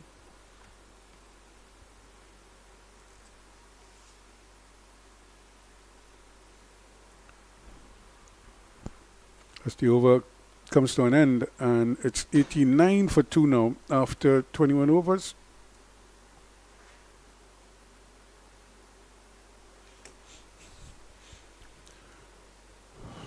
Again, we saw this morning when they were introducing the players, they were being spoken to about sportsmanship and making friends. And it has to be said, a lot of the players you play against, and that's one of the beauty of sport, is that you can generate lifelong friends. Some of them even started off as opponents, and you kind of grow up together, compete with and against each other, and you develop good lifelong friendships. So I think it was good that they were spoken to about that. Mr. Ramkisoon, who's a former manager of the national under-17 teams, he would know a thing or two about instilling that love for the game in these youngsters, this age group. It's not a bad delivery, but it's slightly badly lined, and they're able to pick off another single. So this is good going from Bodo. He inches on to 49 now. Aiden Bodo, another one of those promising youngsters who is announcing himself to the national audience early. So you could see the potential there. It's when they get to that under 19, 20, 21 age group, can they kick on now? It's a good delivery, much better. He's a small man, so he has to give it a little bit of a loop. And but Ancient Ali was a short man too, but he was left-handed. And again, cut away nicely. Didn't try to hit it too hard. Should get a second one quite comfortably, Arjun. And 2 it is. So when I think of some of the top spinners that we've had in the region, especially here in Trinidad and Tobago, leg spinner like they had a Ganesh Mahabir and Rajendra Danraj. This one is hit in the air, but it's in the gap, and it's a long chase, but he won't get there. So 4 more to Arjun.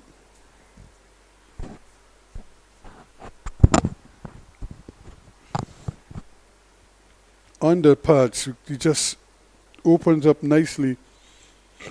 And with the youngsters playing so much T20 cricket now, that's a shot that they've almost perfected now. They've learned to play that.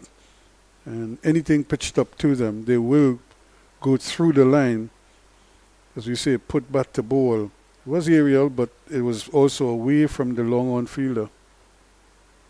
And again, this time, he picks out the man at mid-wicket to end the over.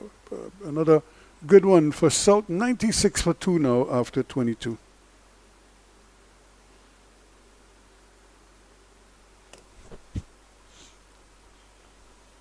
So Bodo is 49. Arjun is 30. Singh made 10 earlier. And Sadafal made a duck. He was the first to go.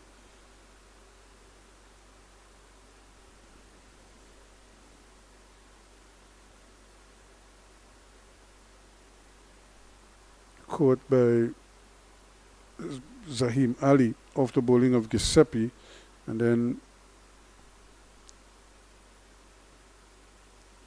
Bradley Jagannath took the catch to dismiss Adrian Singh off the bowling of Giuseppe.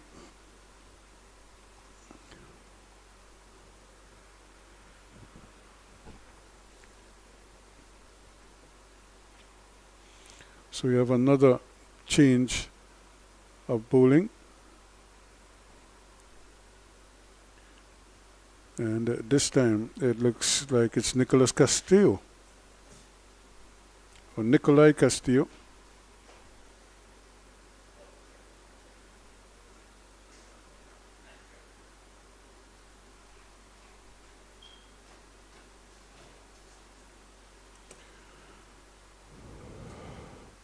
And again, he's using a 6-3 field. There's no slip.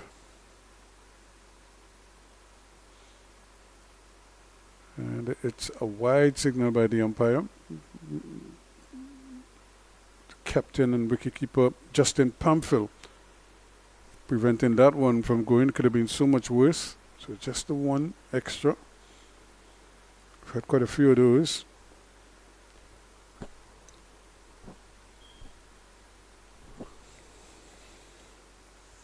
Short ball hit over the head of the inner ring. That's going to go into the square leg boundary for 4. Again, you're flirting with danger there with that lack of pace, and that's a 50 for Bordeaux.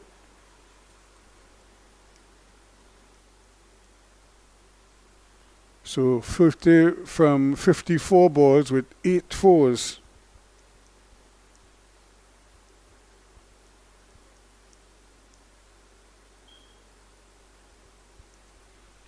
So a good opportunity and a good way to bring up the landmark. He's up to 53 now. The 100 is on the board as well, 101 for 2.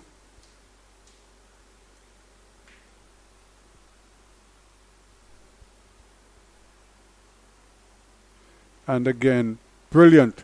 And that too is going to speed across the turf for 4 more. Way too much time. The length isn't good, and it just kind of sat up there for him. And he didn't really need a second invitation. There are 2 fielders close in there, and he went past them in a flash. Neither one moved. All they could do is just watch at it because it really came off the bat with a sweet ping.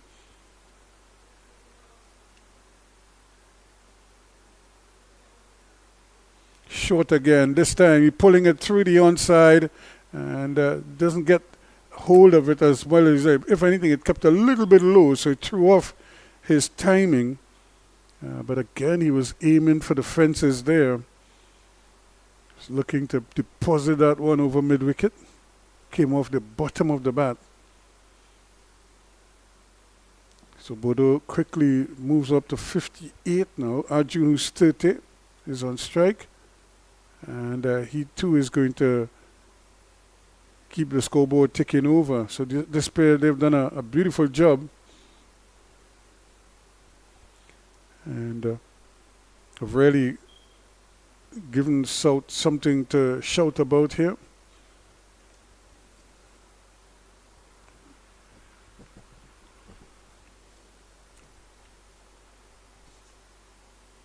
And that's a delivery that jumps, and wicketkeeper couldn't prevent it from going, but it might have touched the bat as well, or the glove, because there's no signal from the umpire.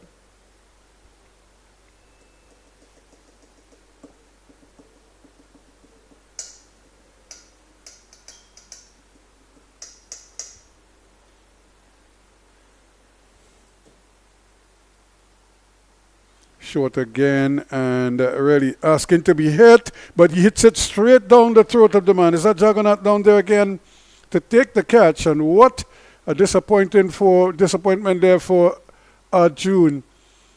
He seemed to have it where he wanted it, a short ball, but instead of hitting it over the head of the extra cover, the man at extra cover, he hit it over the long off, the middle fielder, and the man at long off was able to just pick it up, probably hit it a little bit later than he wanted to, a little bit sooner than he wanted to.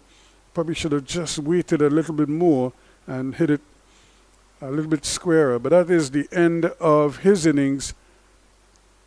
And he batted well. Was it 37, I think is what he made? So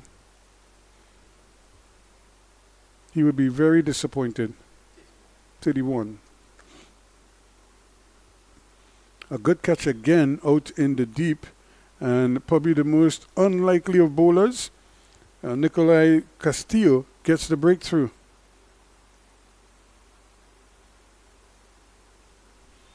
So 108 for 3 now.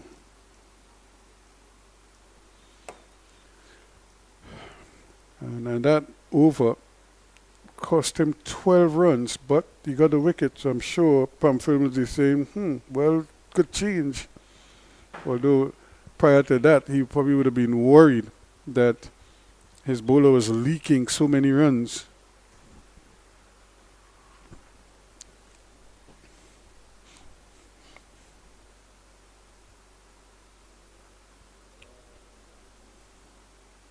So Mikel Suktio is the new batsman.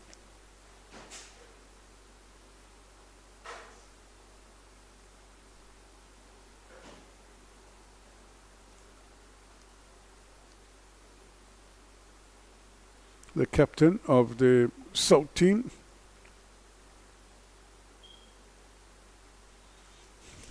Big fellow. Yes, and he's bowled him. Well. First ball. And it was another long hop.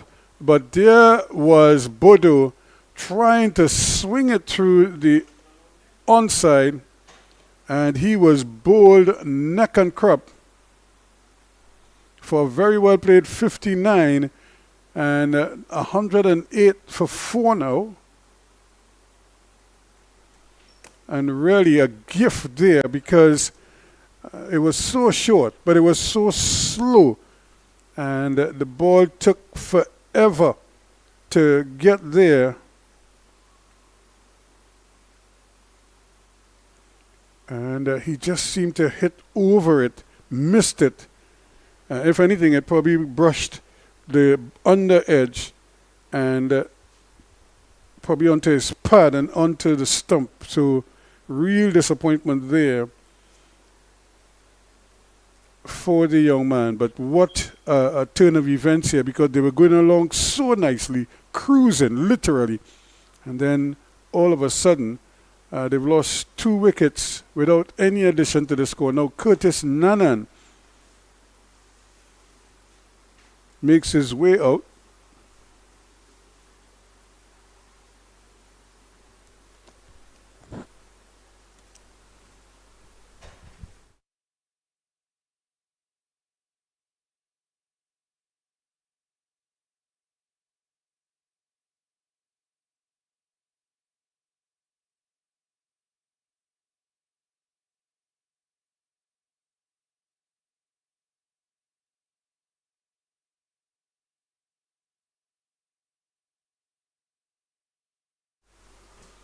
Here's another short ball hit in the air, but it's over the head of the man at short square leg and into the deep square leg boundary for 4. So Curtis Nanan immediately off the mark. And is it Aidan Mohammed really having his issue with his length? He does have a wicket.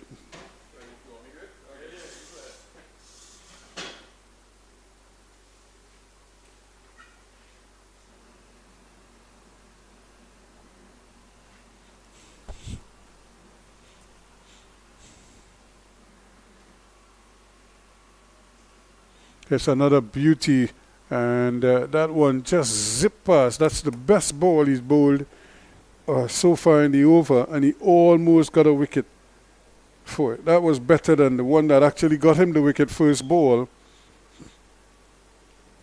That's part of the cruelty of the game of cricket. And again, he hits it in the air. It's a brilliant catch. Very well taken. And just like that, the game has really just been spun on its head. Curtis Nanan looking to hike another one over square leg, and he picks out the youngster down there at deep square leg, and he goes for 4.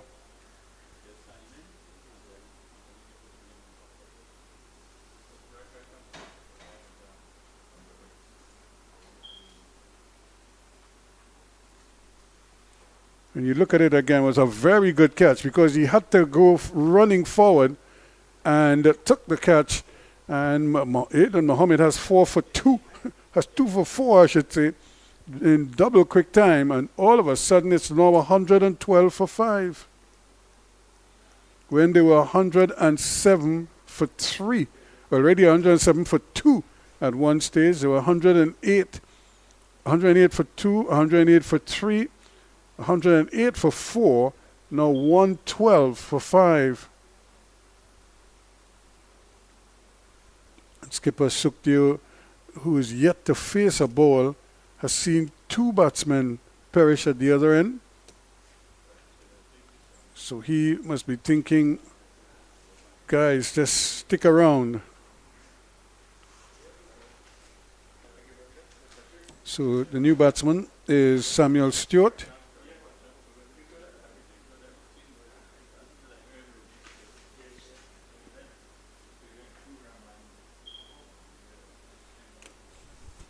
So how fortunes have changed rather quickly here. And this young man has really come on and started rather shakily, but he started with a wicket. First ball, a rank long up. And then he bowled another one under pads that could have easily been put away. In fact, instead, the batsman picked out the man at deep square leg. So here we go now. Stewart is at the crease. 112 for 5. We're in the 24th over.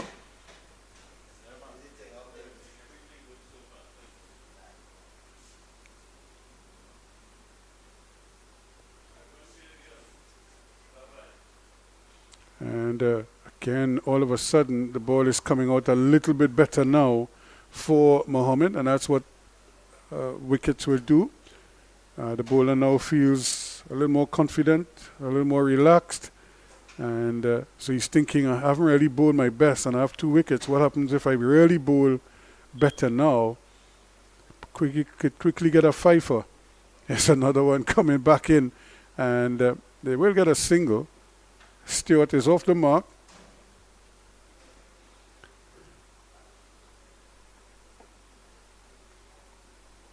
But a very productive first over for Aidan Mohammed.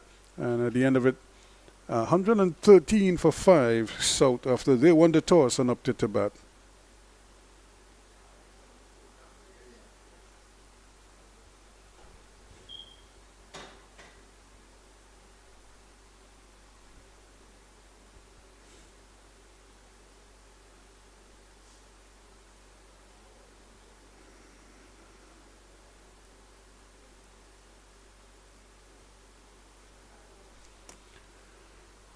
So North now must be thinking, how can they keep the pressure on here now? 24 overs gone, so they're not even at the halfway stage yet. South have lost 5 wickets.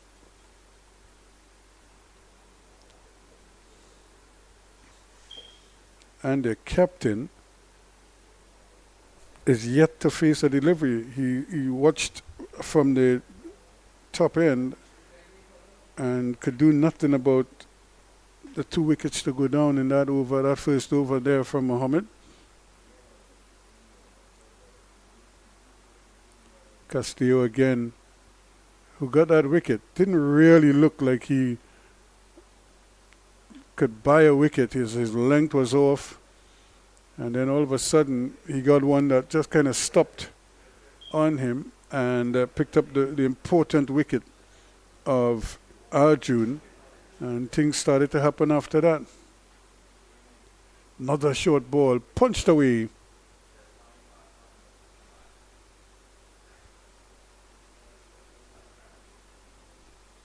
Another easy single.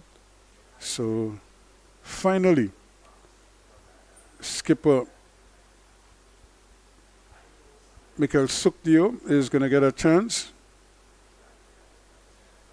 to face a ball. He's been a relative spectator since he arrived at the crease. He's a big fella. Remember, these are under 17s. And he is flirting outside the off stump.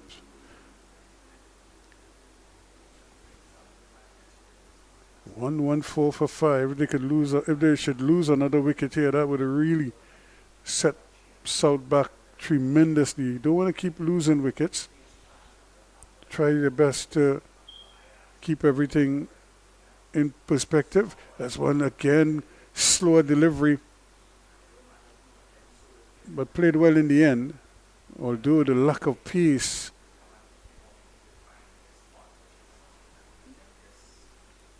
from Castillo. Might be something that the batsmen have to look at. He doesn't attack the bowlers, attack the batsmen rather. The ball doesn't come through as quickly as they might anticipate.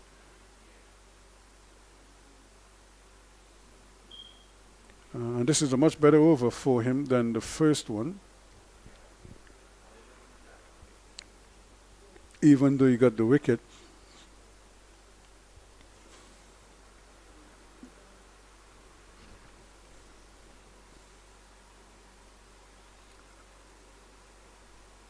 Again, keeping the batsman on the back foot as he punches it into the outside for no run. End of the over. 25 overs completed. It's 115 now for 5.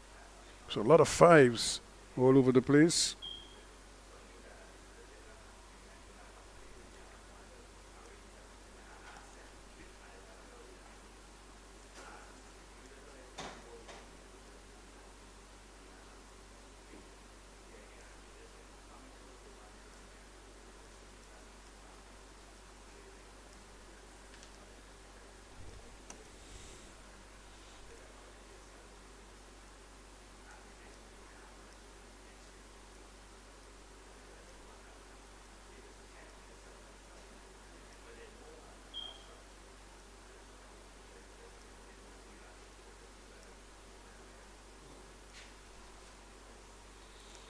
So here we go again with the youngster who came on and picked up those 2 quick wickets, Mohammed.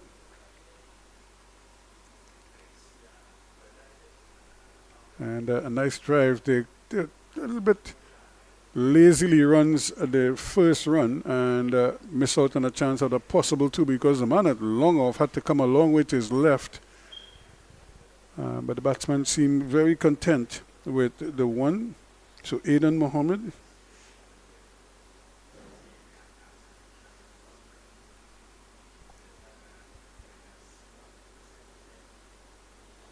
Two wickets to his name already. Looking for a 3rd. Won't get it there. And the game all of a sudden has come to life. The pair of Bodo and Arjun had given South such a wonderful. They consolidated first and then they started to score heavily. But then all of a sudden both of them departed. And here we are again. The game has evened up nicely once more. And because of the wrist spinner and the captain very wary of maybe bad deliveries, he's limited to his offside fields. He has a long off and a deep cover. There's a short extra cover and a short backward point as well as a slip. But there are big gaps in the offside and they're taking advantage of those.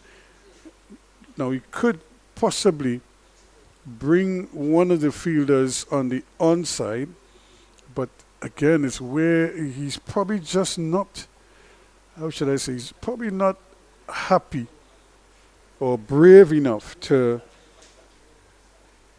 maybe take out the mid wicket because that's an easy single, and because the batsman is the bowler is turning both ways, you need that player on the onside to help out. But he could probably try to bring somebody, another fielder on the offside to try to plug that gap. He's a little bit constrained there because he has a short square leg. And that again is for a bad ball, a badly line delivery on the onside. There's a deep square, a mid wicket and a long on. And here he goes again. So he is a little bit limited now with what he could do in terms of protection and the offside. So that single is probably going to be on every time. The end of the over, and at the end of it, it's 119 for 5 after 26.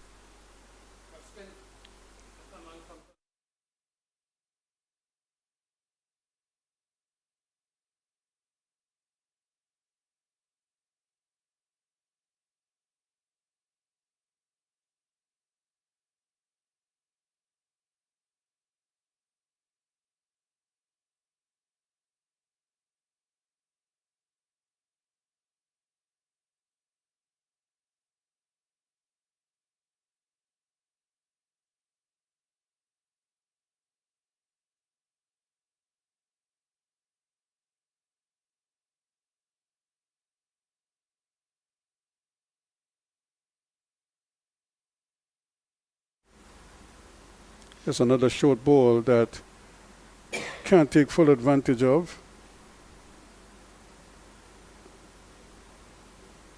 Once again, we want to thank the folks at Vasha Foods for their support in not just this North-South Classic, but all the other age groups. Castillo, kind of deceptive because he's not quick and his length isn't the best. He's more or less on the short side. But he does mix up the pace of his deliveries fairly well. So some might rush you and others might just stop. Again, little on the short side, allowing the batsman opportunity to just wait and just free his arms through the offside. And the skipper wouldn't be too disappointed. Sukhdev be happy with that. Stewart.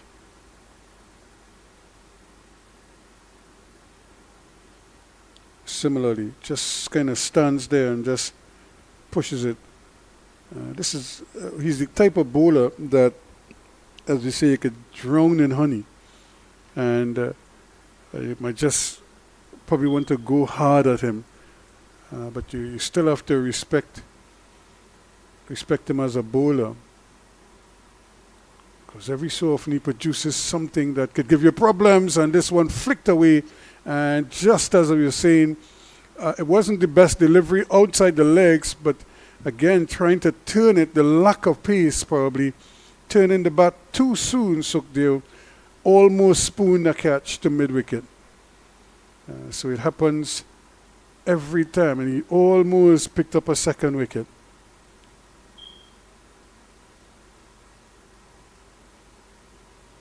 Here he is again. You can look at it. All the batsmen are just standing there and playing him off the back foot. The one opportunity that he almost got the wicket was the one that was pitched up on the pads to end the over. And at the end of it, it's 124 now for 5 with 27 overs completed.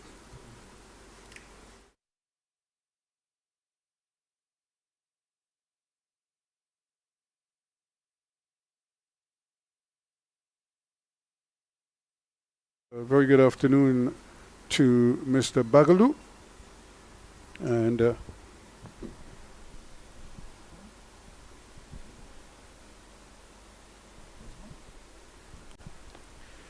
so as I say good afternoon to you, you come in here at a crucial time. Yes, good afternoon, Ruskin, and to all our viewers as well too. And yes, it is a very crucial time, especially now with the leg spinner Eden back on from the northern end. So Ruskin, I see here that as you were rightfully saying there, you know, the short ball that was bowled a while ago almost gave a wicket. But it's good to see now that these young men, I mean, a little stumble on the field there as he paced in there. And the ball will have to bowl that one over again. And here comes Eden again from the northern end.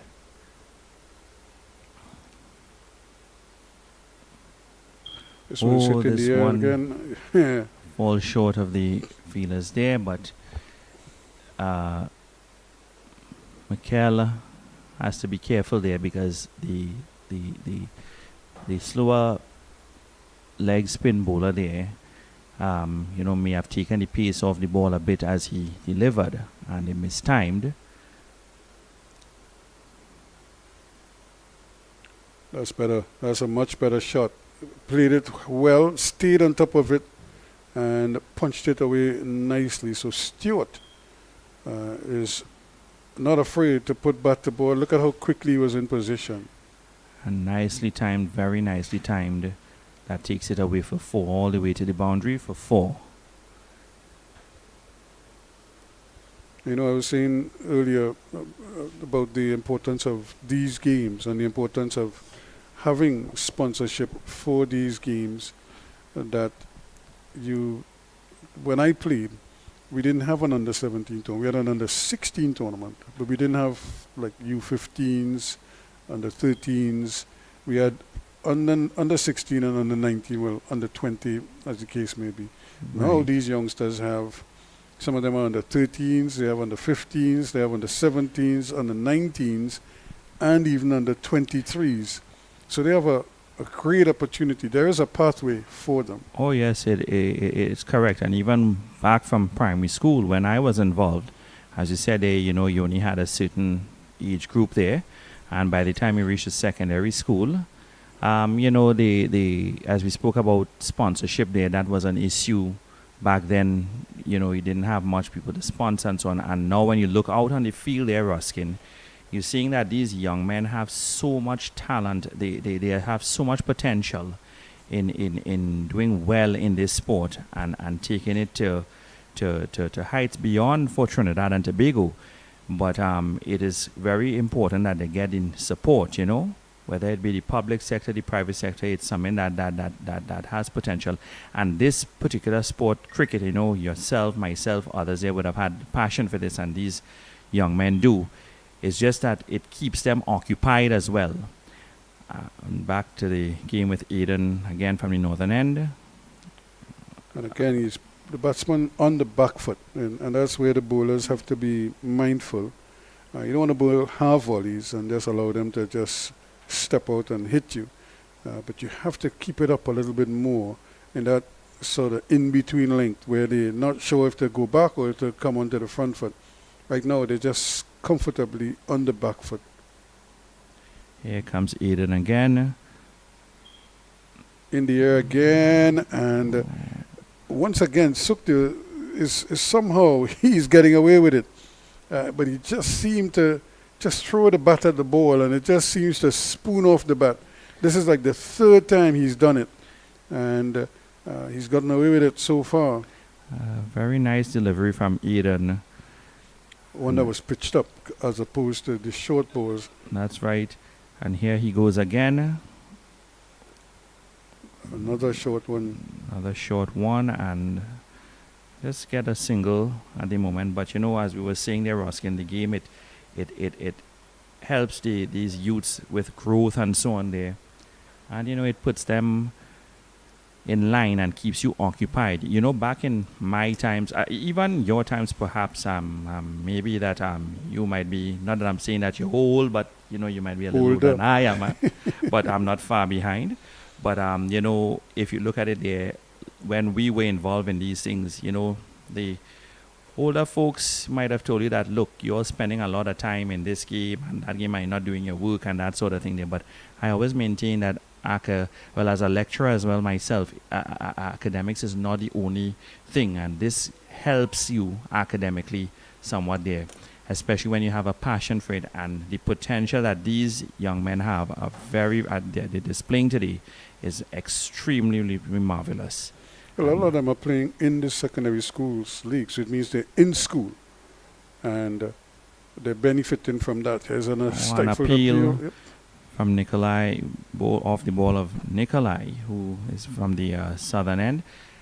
But nice delivery there, but it was worth an appeal, yes. A little excitement there. Yes, so as you're saying about the secondary school there, Ruskin. Yeah, they're all under 17, so you would think all of them are at school at this point. And so the academics will also be a part. That's a good shot. He was waiting on that for an eternity. Very nicely timed there by Stewart once again. And as you made mention before, Ruskin, that Stewart himself, he's not afraid to put bat to ball, given whatever is delivered to him. And timed that very nicely there, and it goes all the way to the boundary there for 4. Yeah, Castillo again on the short side, and but he's troubled the batsman with his variation. He's not quick, but he can bowl a slightly quicker delivery, and then some would just slow up. Nice delivery from Nikolai once again. And as you rightfully said there, that it's not quick, but he has good variations there. And if you were to compare Nikolai to the international spectrum of all these greats in bowling there, who would you say he's equivalent to?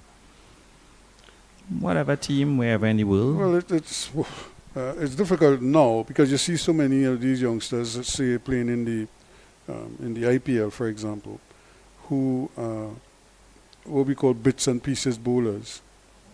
Here's another short ball that he's just waiting on their steward to punch. You see so many of them in the IPL now, almost every team, because they're mandated to play a lot of homegrown players.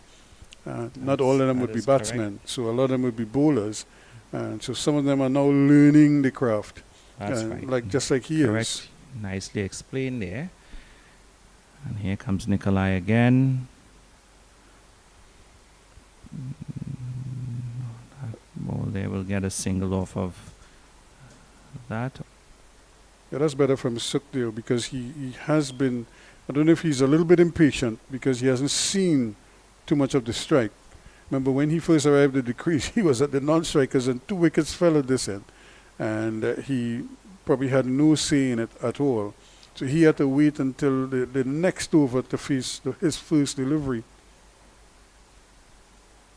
And this is what I was saying about Castillo. Every so often he produces a really good delivery that you have to respect. If you don't, then you might run into problems with him because you might just swing anticipating another short ball or something or premeditating and you could get yourself out. The end of the over, it's 137 for 5 now after 29.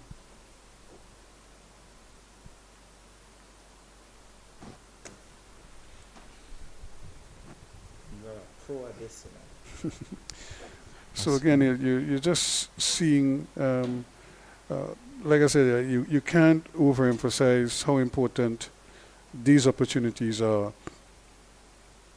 for these youngsters, and you just hope that they take advantage of it.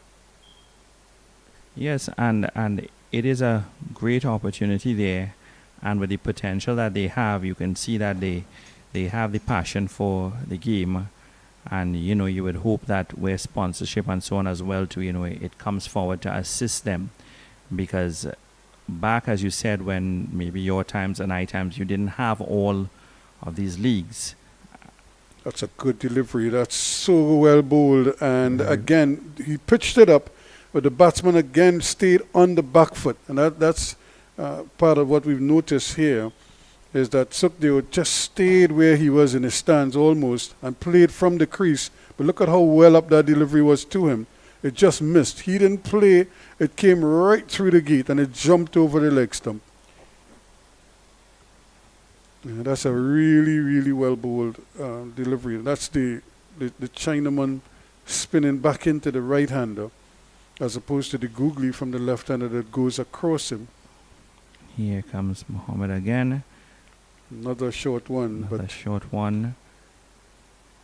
But stopped in the field there. Yeah. And that, again, this is, I suppose you're hoping that if he's going to be on a north-south game, in a north-south game, he has to be able to produce more length deliveries than short ones. So this is where he has to just take a deep breath and then just try to replicate, like that delivery bowled the ball before, try to reproduce that as often as he possibly can, because both batsmen tend to want to play him off the back foot. And again, it goes right across it. They're not comfortable coming onto the front foot because I don't think they're reading him as well. No, but if he bowls short, then they have time to just wait and pick him off. That's right, they are unable to read his deliveries, and here he comes again. Bowl a little bit high, and the ball has gone down, stopped in the field there. They'll get a single for it. But as you're saying there, that if he bowls the length a little bit fuller, the batsmen there are unable to pick up the length and the variation of what he's bowling there. But when he bowls it a bit short and a little bit higher, if you notice his variations go a bit higher in the air, a bit lower according to what he wants to bowl, the batsman there, Stewart and Sukhdev, they can put the bat to the ball at certain intervals there. And here he goes again. Again, he hits it in the air. He could be out caught, and it's taken on the boundary. Really a long hop. How often have we seen the leg spinner producing a delivery that under normal circumstances you would think would go out the ground? This time he just took there, playing it again. He has this tendency to just scoop the ball up, and he again holds out to the man at the long on position. Yes, I think he misjudged that one there by a long shot, and nicely taken out on the field there. And I think this is the breakthrough that they were looking for there, and another wicket for Eden Mohammed. So it's 141 for 6 now.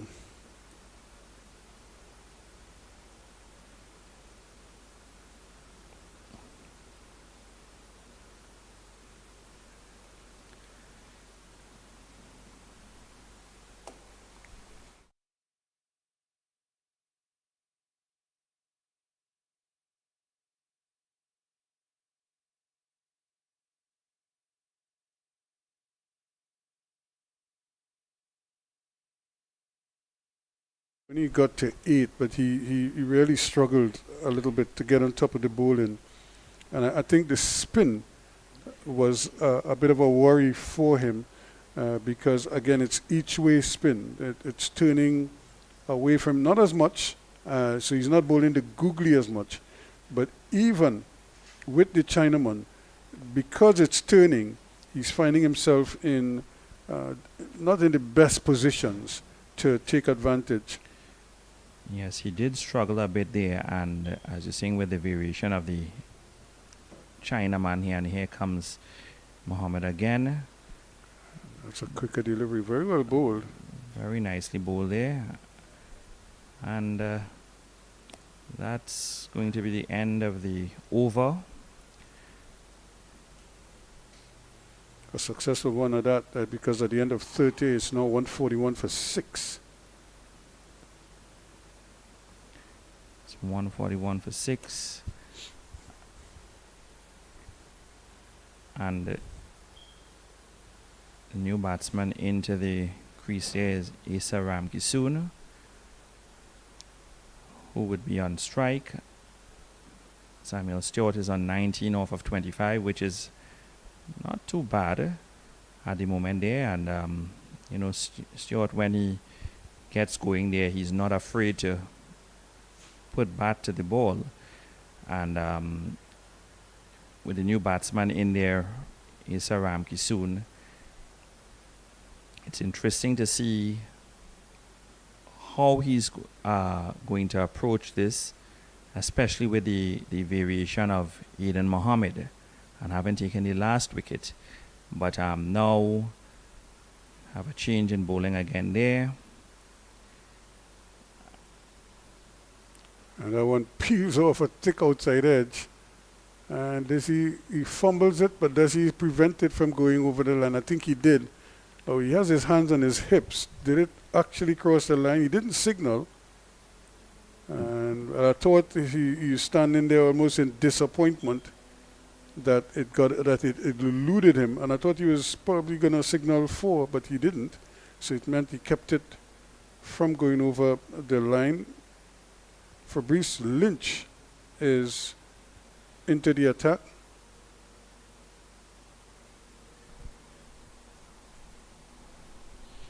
Yes, Fabrice Lynch, no ball called by the umpire. He would have to bowl this one over. But Fabrice Lynch replaces Nikolai Castillo on the southern end. I think that one was called a wide, the one before.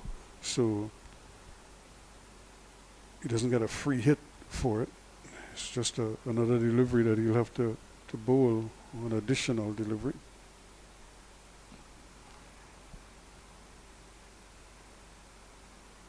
Stroke nicely. Into the gap it goes. That's going to run away for 4. So, very good start and a boundary for Asa Ramkisoon. at the crease, new to the crease.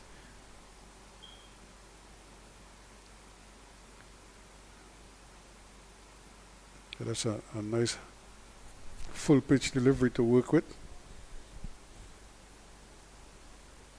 If you could get that all the time, you get off the mark every time.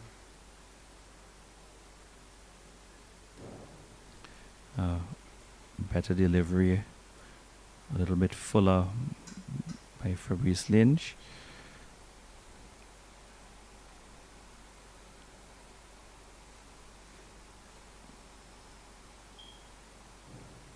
And this one is, again, he's trying to hoik it away. But he was in two minds there because he was trying to come onto the front foot, Ramkisud, and then try to play a back foot shot, but from in the same position. So he was neither forward nor back. He just kind of stood there in the end. And this is a close one. Might have gotten some bat onto it. I believe it could have been some bat, but that was a very good delivery. So that ends the over, and I think the players are going to get some refreshments as well. It's the end of over number 31, and at the end of 31 overs, as the players, well, I think the umpires have sent them back, so they're not ready for the break as yet. And it's 147 for 6.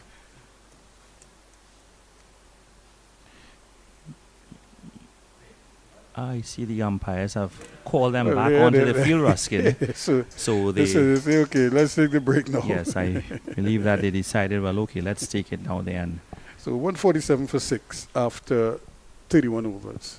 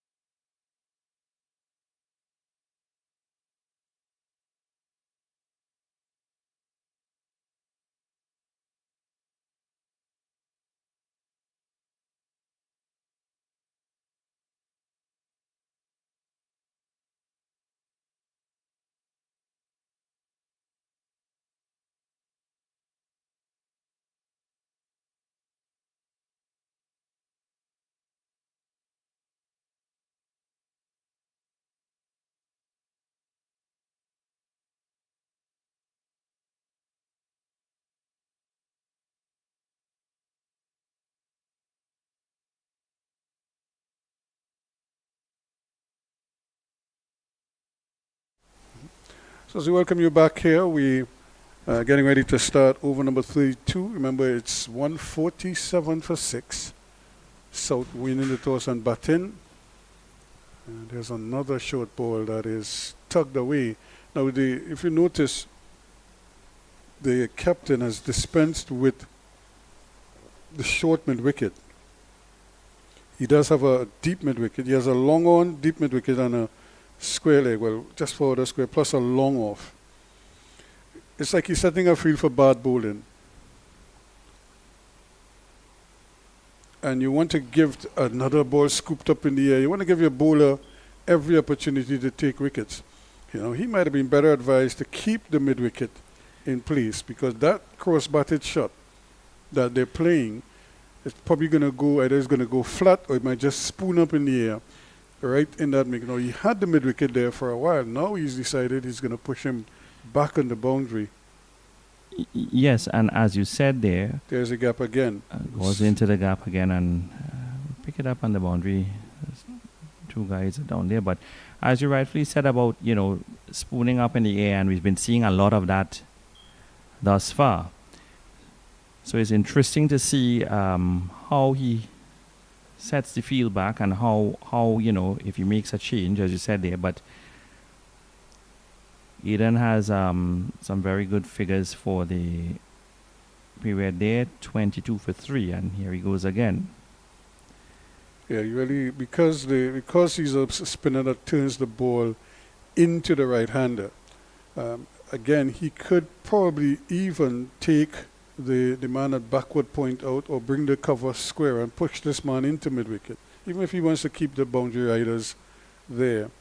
Because once the ball is turning into the right-hander, he's not likely to hit it square on the offside much. He's probably more likely to play it on the onside. So you want to keep somebody in that area there to cut off delivery. The bowler could do some of the work, but you need somebody. Look at how much acreage there is there. Right, especially if the ball, as you put it there, is spooned up into the air again. That was a very good delivery there from Eden Mohammed. Yeah, once he pitches the ball up, all of the youngsters, all of the batsmen seem to have difficulty negotiating. Samuel did well, though, in the end. Stewart, he's 23. Ramkisoon is 5.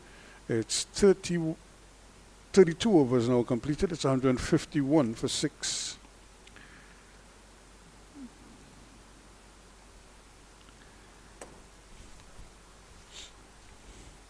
Eden Mohammed with figures 3 wickets for 22, and that's 5 overs.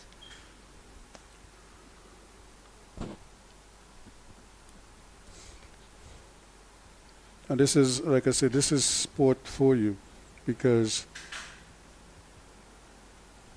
some of his better deliveries, he doesn't get wickets. And some of the rank long hops, they've bought him wickets. And some of his better balls, the batsmen can't play them. Or if they try to play them, it's deceiving them. But that's the game for you. Yes, and here comes Fabrice Lynch again from the southern end. See, there's a change in the bowling there, because if I'm not mistaken, that might be Suratan, is it? Coming back into Zion Daniel, rather, coming back into the attack. Okay, Zion Daniel to come on for Fabrice Lynch. So spin from both ends now.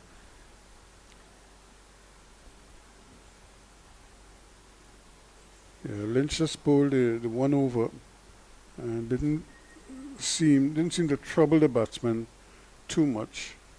Gentle medium pace. And misses out there because he was well into position there to play it on the onside, just didn't place it very well. Had an easy single probably down to long on, or maybe even through mid wicket.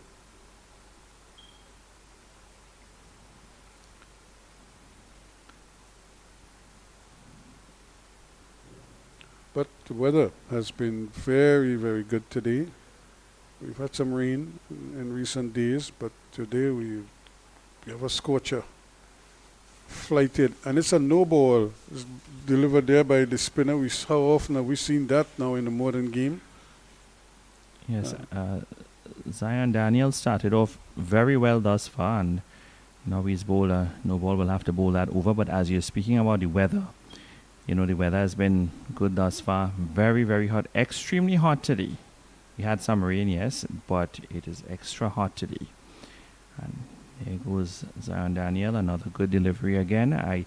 Ruskin, as you made mention, about the bowler troubling the batsmen, and as Fabrice Lynch a while ago, as you said, didn't trouble too much of the batsmen there, and I guess maybe that may be the reason for bringing on Zion Daniel, and thus far he's bowled well for his first over. A fumble in the field there, and so he's bowled very well at the moment there, and after his first over there. It's 155 for 6 now, after 33 overs. Yeah, he's bowled better, and the thing is, he can keep the batsmen quiet, and make life very difficult for them.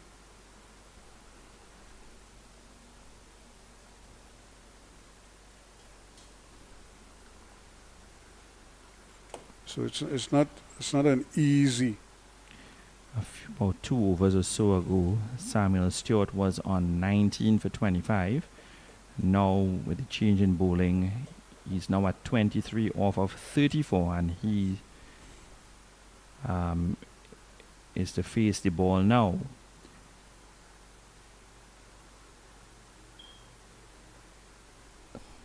And that's going to be a wide first up to start a new spell. Zahim Ali, I believe, is the... Yep, he's back into the attack now, Zahim. Is the bowler on the northern end, coming in. He's not for 19 so far.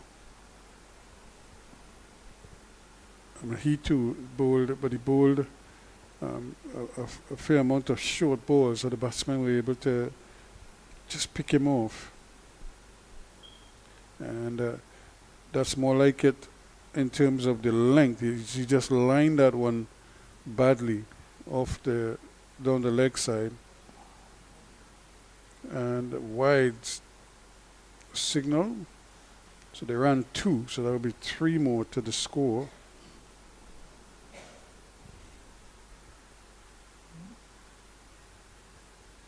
Here comes Zahim Ali. Nice powerful drive again to keep the scoreboard ticking over. They'll take a single for it.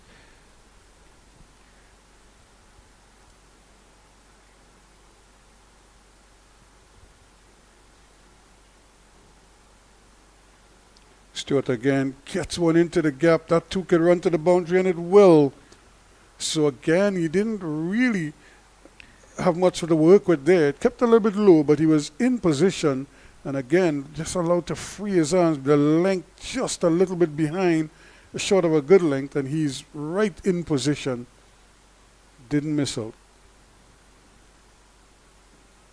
And Samuel Stewart takes every opportunity he gets, and as Ruskin, you would have mentioned earlier, he's not afraid to put bat to ball, as he's now on 27 off of 35 balls.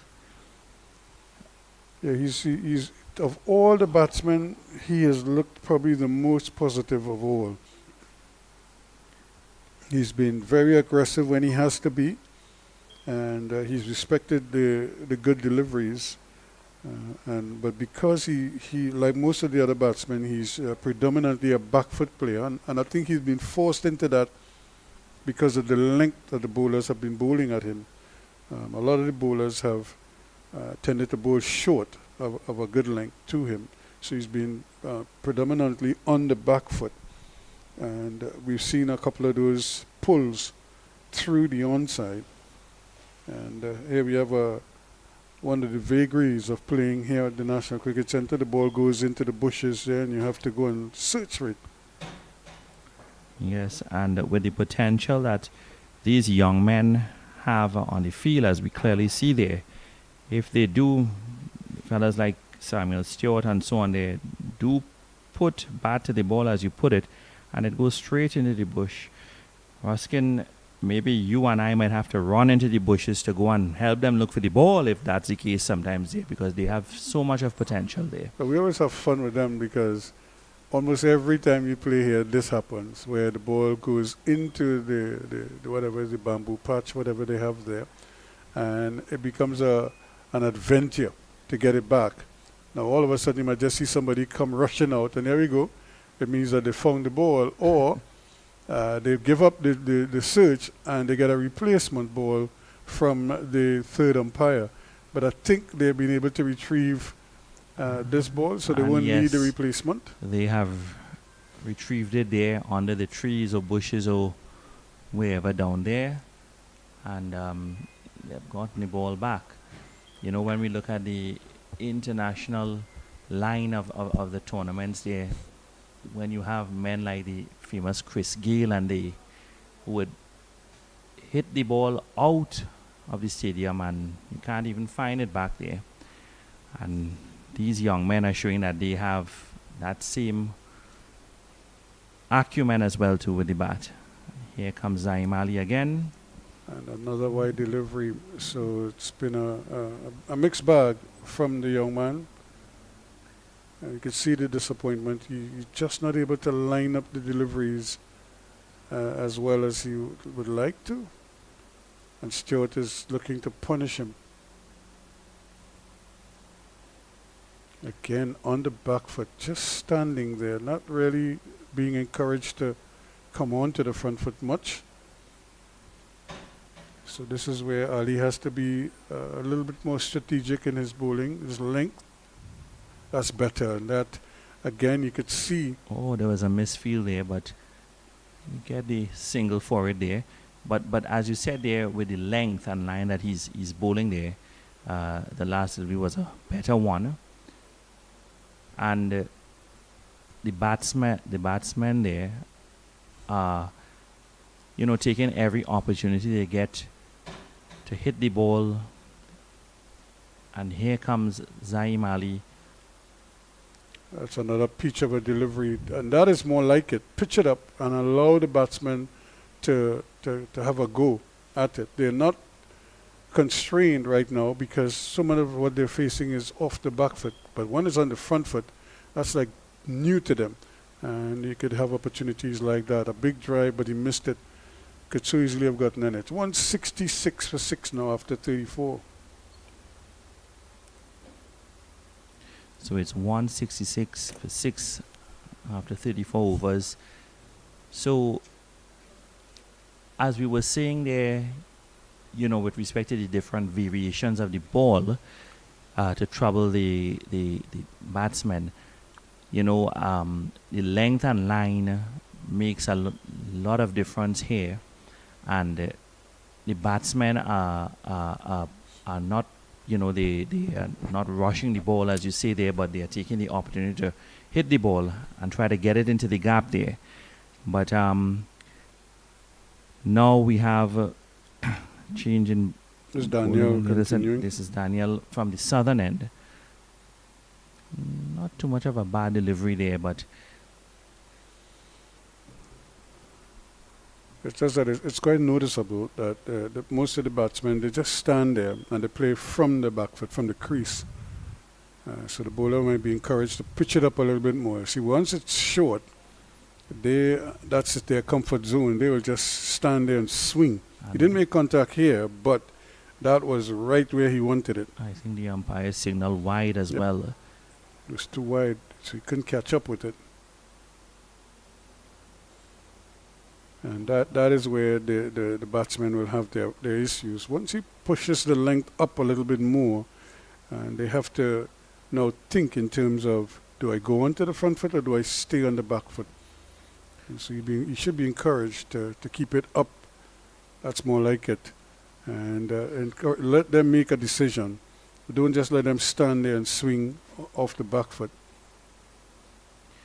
Yes, that was a much better delivery, and I mean they took a single for it there. But as you're saying there, on the to know if to play on the front foot or just stand on the back foot there.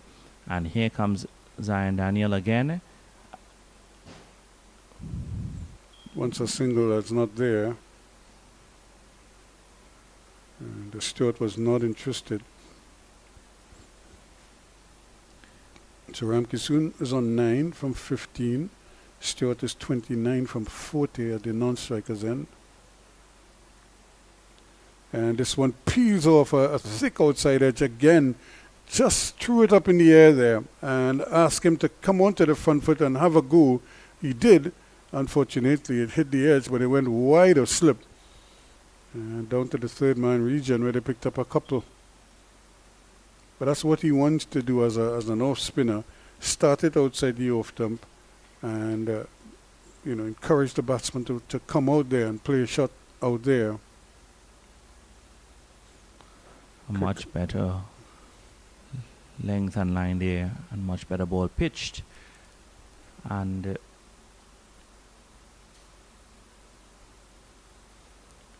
after over number 35, it's 170 for 6. Bodo leading scorer with 31 to Arjun. And of course Stewart is 29 not out right now. And this is where Stewart has a lot of potential with the bat there.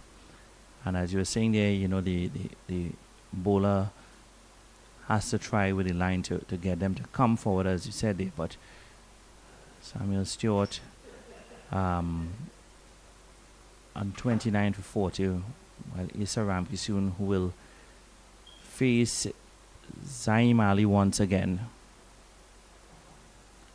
Again, Ali's line is bad, and it's just being picked off because the captain can't plug all those gaps. So there's a lot of acreage on the onside. All he has to do is just play that ball to the left of the umpire, and that's a comfortable 2 runs. Once he strays onto the pads, he doesn't even have to hit it hard. Just get it off the square, and you get runs. Yes, and in the last over that Zaim bowled as well too, he had a bit of trouble with the length and line as well. I mean, this was a much better ball bowled here. And the batsman there not interested in taking the risk. And here comes Zaim Ali again. And that's a gift, really. On the pads once more, and swung away comfortably for 4. This was a very good shot played by Ramkisoon. Straight to the boundary there. And as you know, as you were mentioning, Roskin, about the line that Ali is bowling at the moment there, he needs to get it a little bit right there if you want to bowl a little full. You want to get the batsman out, but once the batsman reads your length and line, they will put it in the gap to get to the boundary. And fumble there, I believe, and not sure what exactly happened there with that. He's probably lost his grip on the ball. This could be a loss of grip. Here he comes again. You see, that's better because of the length. Once That's again, right, or the and that's batsman is indicating that it might have brushed the pad, but the umpire though says, Ramkisoon, you have to go. He goes for 15, and it's 175 for 6 now. So Ramkisoon goes for 15 off of 19 balls. And I think what Zaim Ali was trying to go at is to get the batsman to play that particular shot, and based on the lines that he bowled. But now I believe that the batsman was saying that it may have been off the pad, but the umpire says no, it's out. So back to the pavilion. Ramkisoon did look, capable with the bat, and he wanted to try to score, but as so often is the case, once that line shifts, they're very impatient. Once they see the ball up there, and again, that's because of the amount of T20 cricket that the youngsters are playing. In a T20 game, you pitch that up there, there's one shot they're playing. There's a big drive over the top. And that's what he was attempting there, trying to cut that one outside the off stump, trying to score maybe through the offside. And unfortunately for him, he got an under edge, bringing Isaiah Graham to the crease now. Saeem Ali to continue. And he missed that there, so he will get a comfortable 2 runs there. Again, most of the batsmen, as we've been saying, once they bowl the ball off stump, outside the off stump, that's kind of like is what Jeffrey Boycott used to call the corridor of uncertainty, where the batsmen are not sure how to play in that general area. And no ball, well, we've seen spinners from both ends now produce no balls, and those are no balls that they're cutting that crease. Oh, very rare you would see the spin bowler no ball, but it is possible, as we can see there. Much better ball than tonight. So after 36 overs, it's now 178 for 7. Saeem Ali taking 1 wicket in this last over, and that was the wicket of Issa Ramkisoon.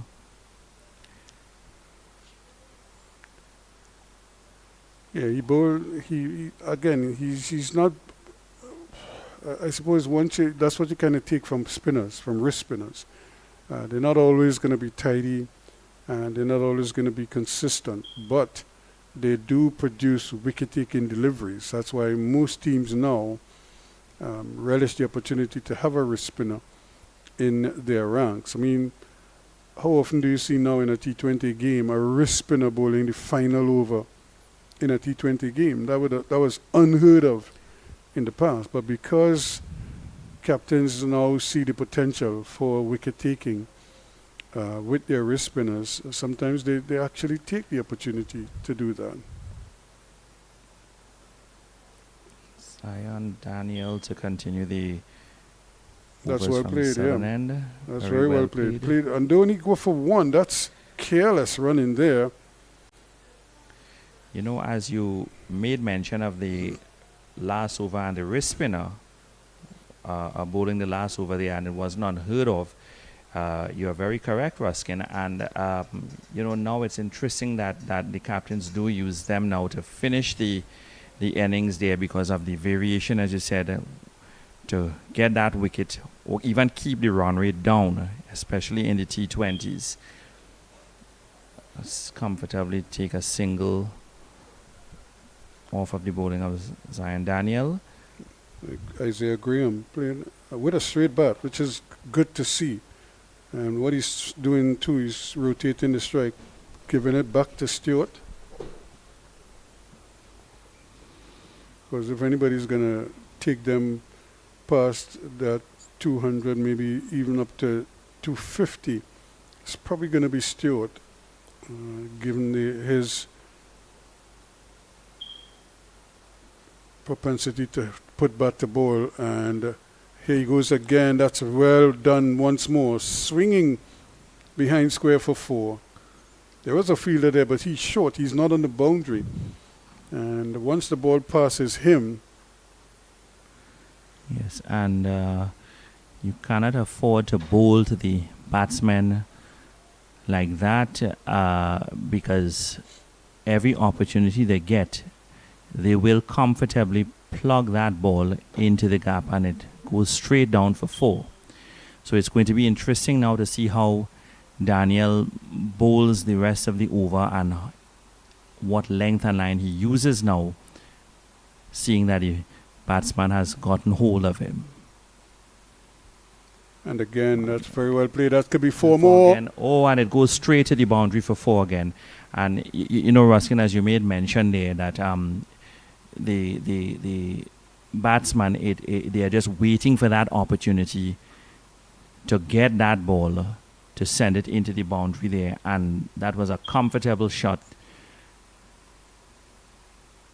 off of the bowling of Zion Daniel. Now, I think Daniel needs to re-examine how is he going to put this delivery forward, because Samuel Stewart, as you said, is not afraid to use that bat. Quicker delivery. Quicker and better, much quicker and better delivery there. Zion Daniel. Yeah, that ends the over. A productive one for South. 188 for 7 now after 37 overs. 10 runs coming from that over. A little bit expensive on the expensive side, but the batsmen, you know, especially Samuel Stewart, who has been in the wicket there for quite some time now. He's at 39 for 46, and he has read the delivery and read it very well to get a comfortable boundary on the last ball of the over.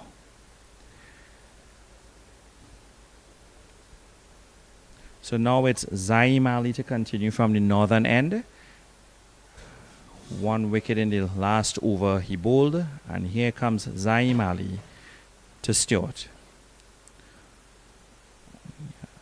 Comfortably takes a single. Graham. Yeah, it was Graham who was facing. So he put Stewart back in there. So Graham is doing his Oh, bit. yes, it's Graham. Just rotating the strike. So he's picked up another single. And now it's Stewart. Samuel Stewart is back on strike on 39.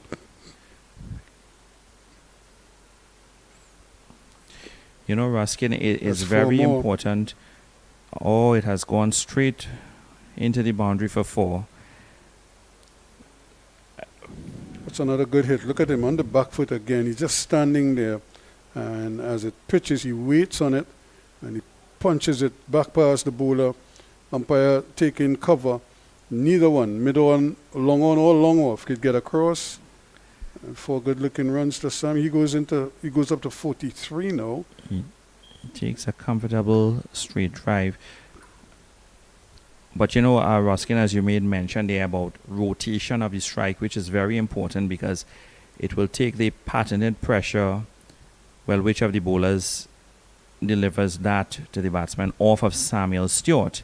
And Isaiah Graham has potential to get the ball into the boundary, which will help there and take the stress, as you say, off of Samuel Stewart by rotating the strike there, which is very important for them to have a comfortable score at the end of the innings. And here comes Zaim Ali to Samuel Stewart. Oh, and very nicely driven by Samuel Stewart there, will comfortably take a single there. Yes, it's Stewart really looks like the one player who can really push them to a big score. And Graham again doing the smart thing. He's not using up too many deliveries. Immediately as he's on strike, he's off strike again. Yes, and that was a very nice delivery from Zaim Ali. It's just that the batsman got hold of it, not to the boundary, but he was able to get a single, and 1 more to the total there. And that one was played a little bit uppishly. Again, once they're on the front foot, they're not as comfortable as when they are just standing back and waiting. Again, you could see Stewart pushing at it, and it came off the bat at an awkward angle. But he got the single all the same. He inches on to 45 now.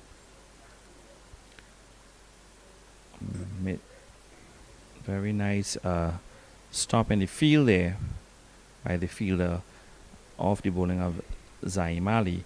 Now, the thing is that both batsmen, although they are rotating the strike, they are having a little bit of, perhaps a little bit of uncomfort, if you wish to say, with playing forward on the front foot as opposed to standing here on the back. And it's because they are not sure what delivery or line the bowler is coming with. And that was the mistake that was made in the previous over, or even the over before that, when Zaim was bowling that his second to last over there. And that's what spin does, especially if the bowler can turn the ball both ways. Hence the reason why somebody like a Sunil Narayan has been so successful, because bowlers don't know what he's really doing. Remember, he does have a quote-unquote a leg break with an off-break action. You think of Harold Joseph before, even Willie Rodriguez before him. That's what they did. They deceived batsmen with, and what they did too, they bowled so quickly that you didn't really have much chance to is this Maxwell who's coming back into the attack now? Or Manswell, Declan Manswell? I believe that's Declan Manswell at the time there. A very nice save in the field there.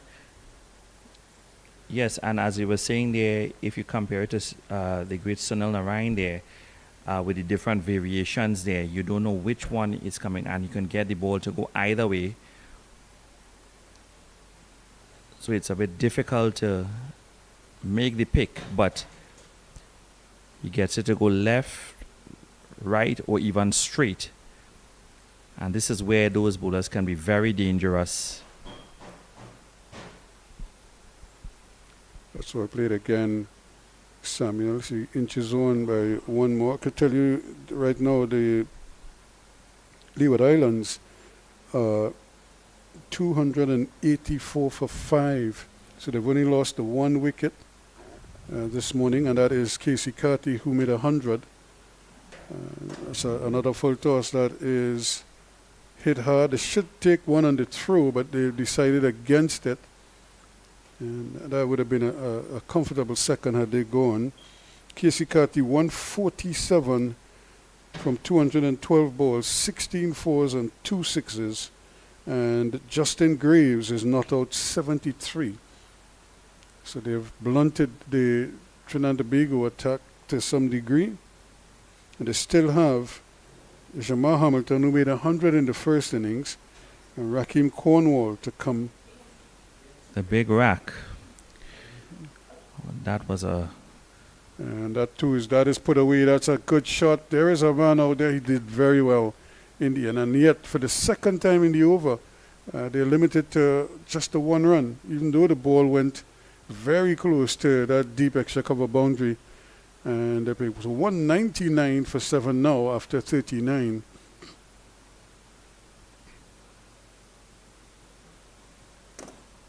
You know, and they still have a few batsmen to come again.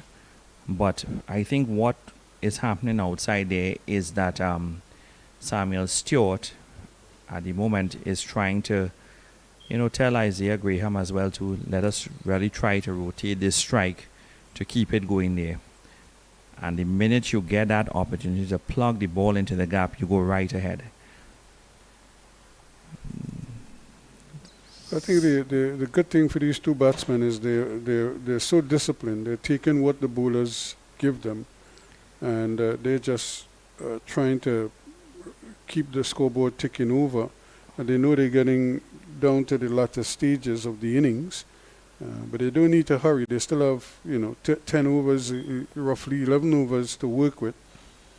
So they probably, as we say, they get into that happy hour period. Where they will probably start swinging at everything, but I don't think they've reached that stage yet. They've lost 6 wickets, so they also have to, 7 wickets rather, so they also have to be mindful of that. You lose another wicket now, and you expose your tail, and you don't get anywhere near the 250 or so that they might envision. So a change in bowling at the northern end. The pace bowler to come back into the attack. That's played beautifully into the cover region, extra cover region. That's 4 runs. He was pitching up, and brilliantly, when that Shiratan is back into the attack, and he was greeted.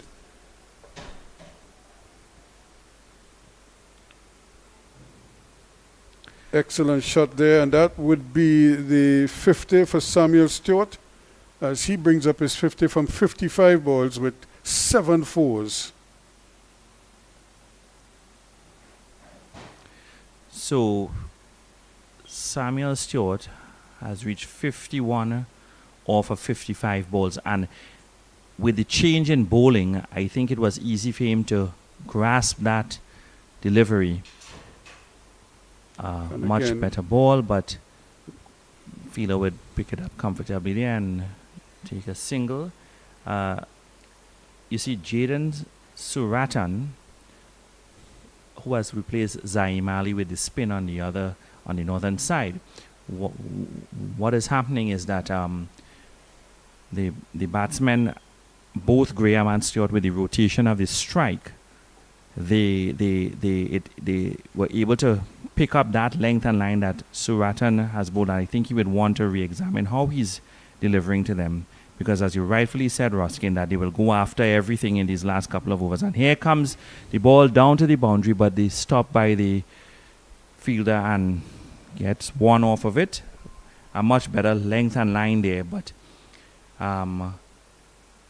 as these last couple of overs there, they would try to take anything they get and swing at it, as you said there, to get as much as possible, as we are seeing at the moment. Yeah, this is really an opportunity now for them to maybe kick on here a little bit. And again, that's a good cricketing shot by Samuel Stewart. Just keeping the scoreboard ticking over. If you're not going to get a boundary, at least get a single. These two have done very well. Remember, they came together with the score on 175. That is taking it past the 200. And again, that's in the air, but it's just dropping short. I think Jagannath is out there, but he just couldn't get under. It has taken 2 catches already. What they would want to do in the field is that Captain Justin Pamphil, what he would want to do is, remember, these are the last couple of overs, to place your fieldsman, because the batsman will start going at the bowlers there. And as you said, Ruskin, swing at anything there, but not a bad over, but some runs coming from it. Yeah, so 207 for 7 now after 40 overs. So, like I said, we're into the final 10 overs, and they still have 3 wickets in hand, but this pair is going along quite nicely. What they must be thinking is, if we could stick together for another 5 overs and just, play with purpose. You get a loose ball, you try to hit it for 4. If you can't, if you get a good delivery and you can push it to get a single, then you do that. And you want to score at 8, 10 and over, and and just keep the scoreboard ticking over. Even if you get 6 and over for the next 4 or 5 overs, you want to do that. There's the umpire signaling the last power play. So for the last power play, it's going to be Declan Manswell from the southern end, and he will face Isaiah Graham. And yes, as you're saying, for the next 5 or 6 overs, they would want to keep this little partnership going.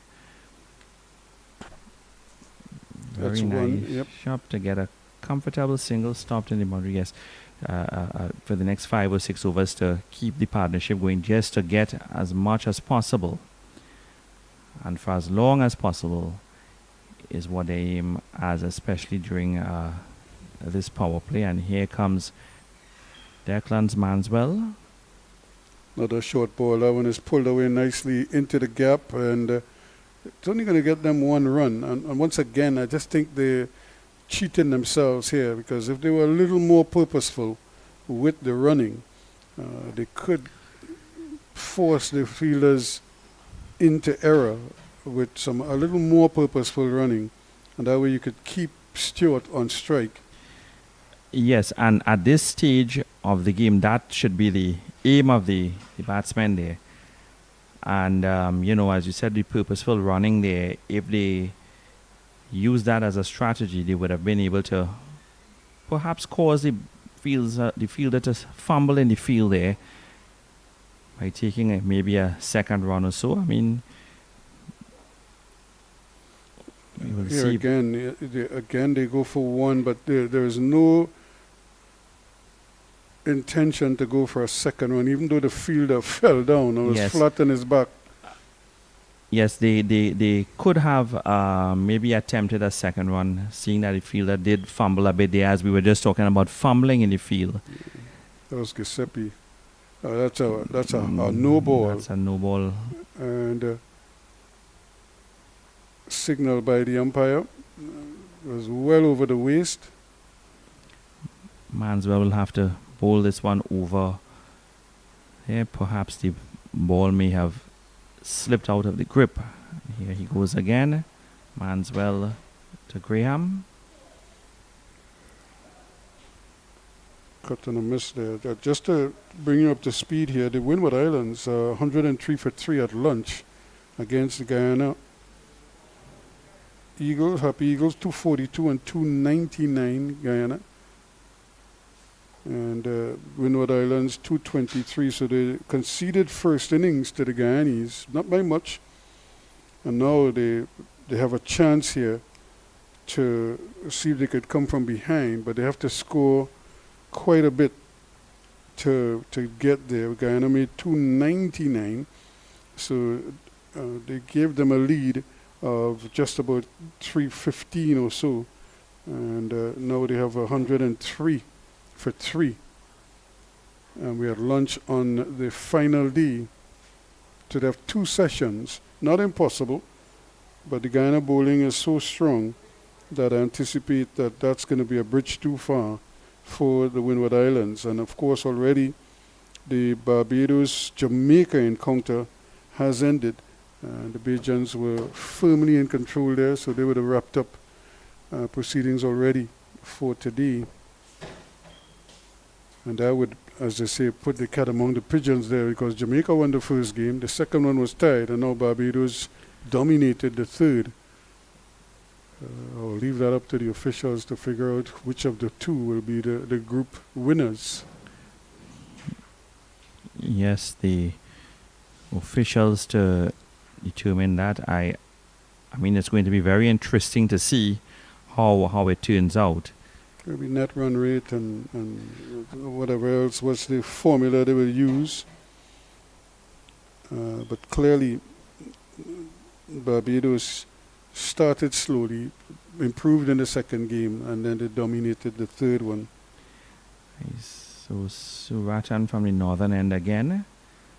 Faces Graham. Very good attempt and stop in the field there.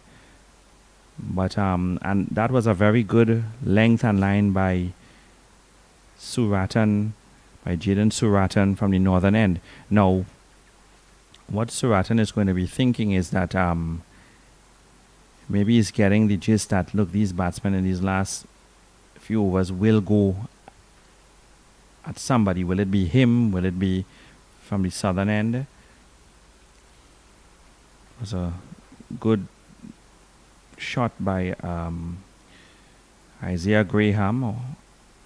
They'll take a comfortable single there. But Ruskin, as you made mention, that the batsmen are taking a single run, and they I believe comfortably they maybe have been able to take another run, but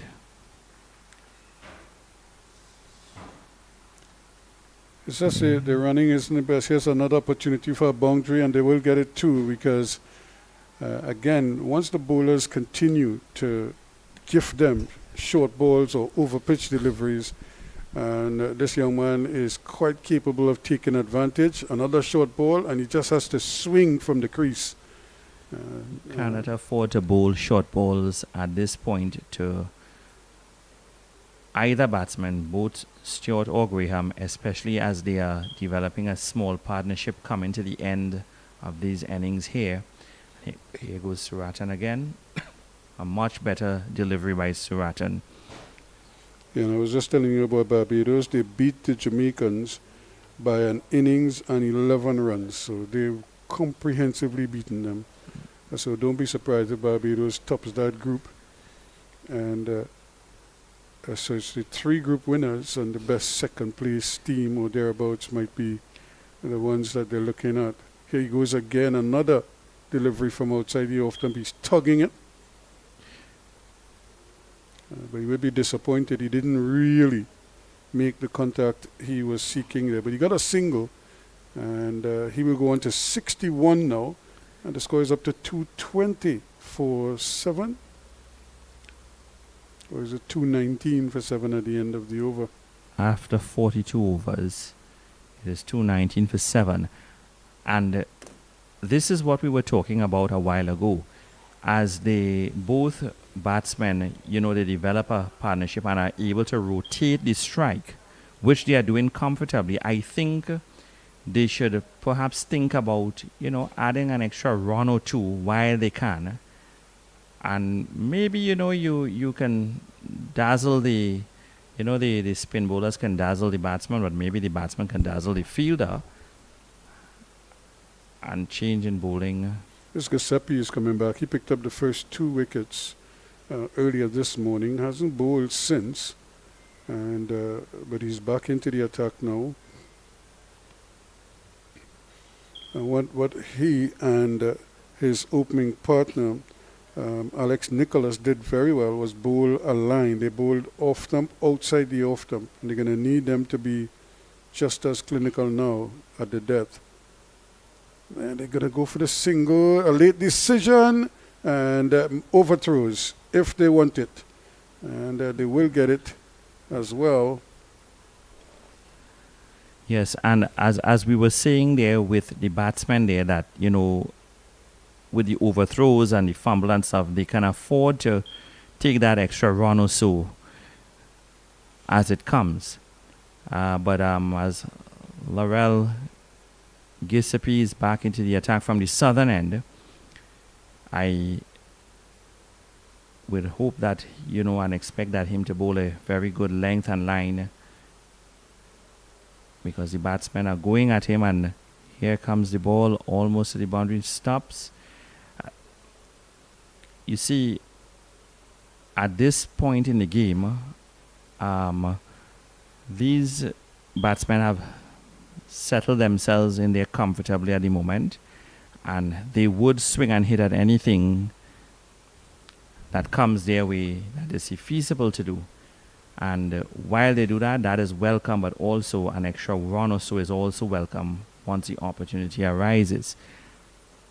Again, because the field is so deep set, even that fall shot is going to drop safely. And the batsmen this time were alert and picked up another comfortable single. So 223 now. So that 250 is very much on the cards. They just need to keep going at the rate at which they're going, but they cannot lose wickets now. No, they cannot afford to lose any wickets. That was a much better length and line from Giuseppe, Laurel Giuseppe. At this point of the game, Ruskin, the batsmen are looking to take anything that comes, and as you mentioned about being alert, as they were alert a while ago to take that extra run, they took it comfortably, and you would hope that you see a few more of that, because the 250 mark is there, and it's very possible at this point. So here goes Laurel Giuseppe to Samuel Stewart.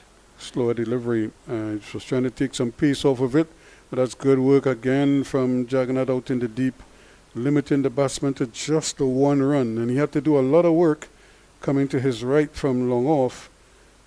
Took a little tumble and released the ball quickly.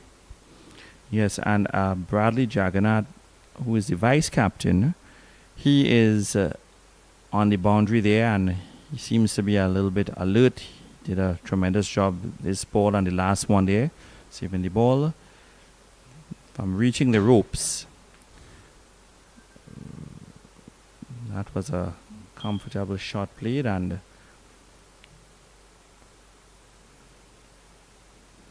now it's 224 for 7 of a 43 overs. Yeah, so these two have really done very well, and they came together in the 36th over. So they really kept the scoreboard ticking over, and they've really put their team in a very strong position now. And they've added 50 now as a partnership for the 8th wicket. And they got together 175 for 7. It's now 225 for 7. So a nice 50-run partnership came at a crucial time for them. And now they can sort of breathe a little easier and try to finish the job here now. Get him up to 250. Even if they could get to 260, I'm sure they'll be licking their chops here now. There goes Suratan again.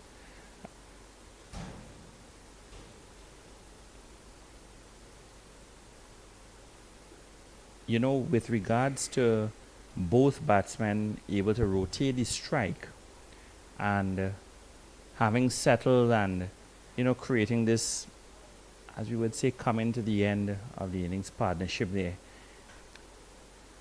As Ruskin said there that, you know, 260 is not possible. It's very possible to reach 260 at this time of the game there, but that was a very nice hit there, and I don't think it will reach. It might just curl in. It just touches the rope before the fielder is able to grab it there. So that's a comfortable 4 that's given. And back to what you made mention of, Ruskin, that the batsmen will go at anything at the moment. So the bowlers would want for the last overs to know how they are placing the ball to the batsman, and with the partnership developed with these two at the crease there, it is very possible for them to go beyond that 250 threshold, that 250 mark, because they have done exceptional at the moment, especially with rotating the strike to hit what comes at them.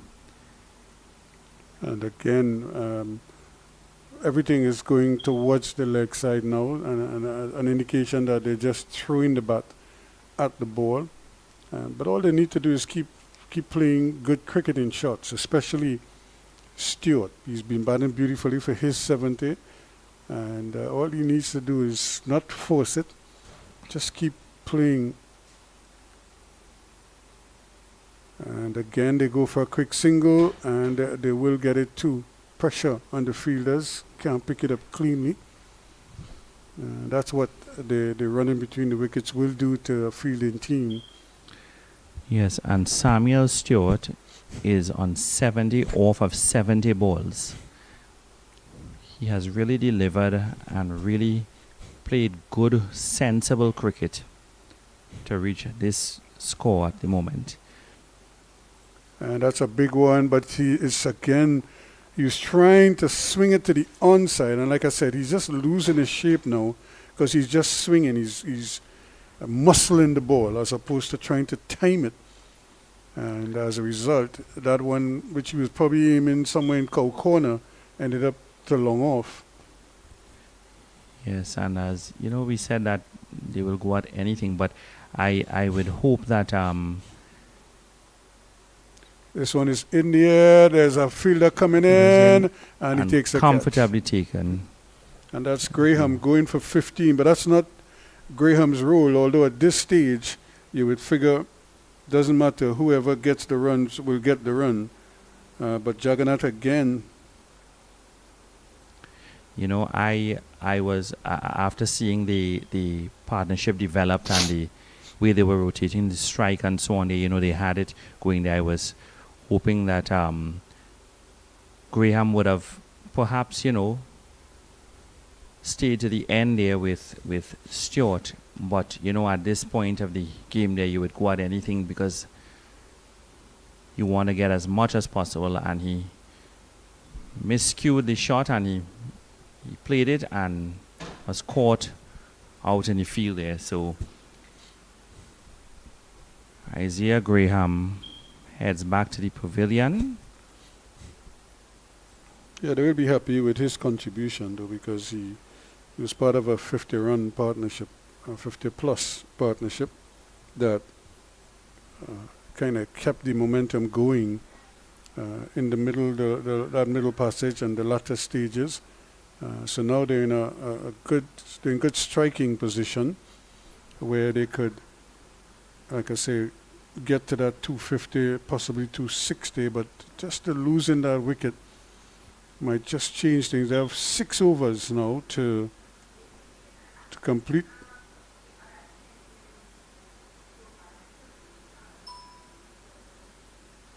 And they have Giuseppe to deal with. And that's an almighty hit. That's going to run away for 4. Again, you see in the beauty of this young man, Samuel Stewart. You cannot give him freebies like that. It's a full toss right there, knee high, and he just whacked it through the covers for 4. That was comfortably done. And as we were saying previously there that Giuseppe and they come into the last couple of overs cannot afford to bowl like that, especially to Samuel Stewart, who's now on 75 off of 72 balls.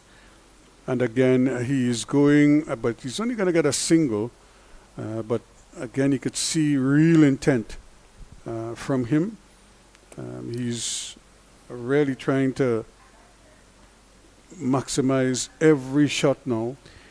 And Levi Burke will replace Isaiah Graham in the crease with Samuel Stewart. So what's going to be interesting now is to see the approach that Samuel Stewart takes to Burke and Burke takes to Stewart, on just batting out the last couple of overs there coming to the end. So here goes Giuseppe once again. And well, he has to just try and do exactly what his partner before did, Graham, which was rotate the strike and allow Stewart to do the heavy lifting for them if they want to get anywhere close to that 250, possibly 260. And they're still in position to do so. All they need is one really big over and everything changes. And again, a stifled appeal there, but that ball was clearly going down the leg side. And so it didn't really cause too many alarms for the batters. But this is the man that they have to get on strike. And if you're a North team, you want to get rid of him as quickly as possible. Yes, because as Samuel Stewart has been in the field there and making 76 out of 73 is magnificent. And here goes Giuseppe again, and good save in the field there. So they take 1 run, but leg by signal by the umpires. Yeah, so the thing is that you would want Samuel Stewart to stay there to bat the innings out, and you would hope that Levi Burke can rotate the strike with him to help him. But at this stage here, they would try to take anything that they get their way. It's well played by Burke. That's a good shot. Might get a couple if they hurry. They should get a second run. Comfortable second. Yes, and as that is what we were talking about, Ruskin, that, being alert there and not just taking a single there, that you could comfortably get an extra run to that for you that will help you to get to that 250, 260 possibility there, as which should be the aim there at this point. And there you see both batsmen having a chat there, and I would believe Samuel Stewart will be advising Levi Burke there as to how to proceed with the remainder of this innings here. And it's interesting to see if there are changes made on the field as well too for the bowlers in the last couple of overs here. But Samuel Stewart, the power hitter, is who they will try to rotate to get on strike. And as you rightfully said, one good over, one big over there, and can put them over the top. Again, didn't really connect as well as he wanted to, although he gets a single, but that hit the toe of the bat. And you could see him checking the blade now to make sure that it isn't cracked in any way. That might be his favorite bat, so you don't want to do any damage to that. But he wants to, I'm sure, wants to get back on strike as quickly as possible to continue this assault on the North bowling. It's 243 for 8, so the 250 is well in hand, and maybe 260, possibly even 275 if they get a big over or two. There's again striking him on the pad, but I think Jaden Suratan would have delivered a slower delivery as previous, and struck on the pad that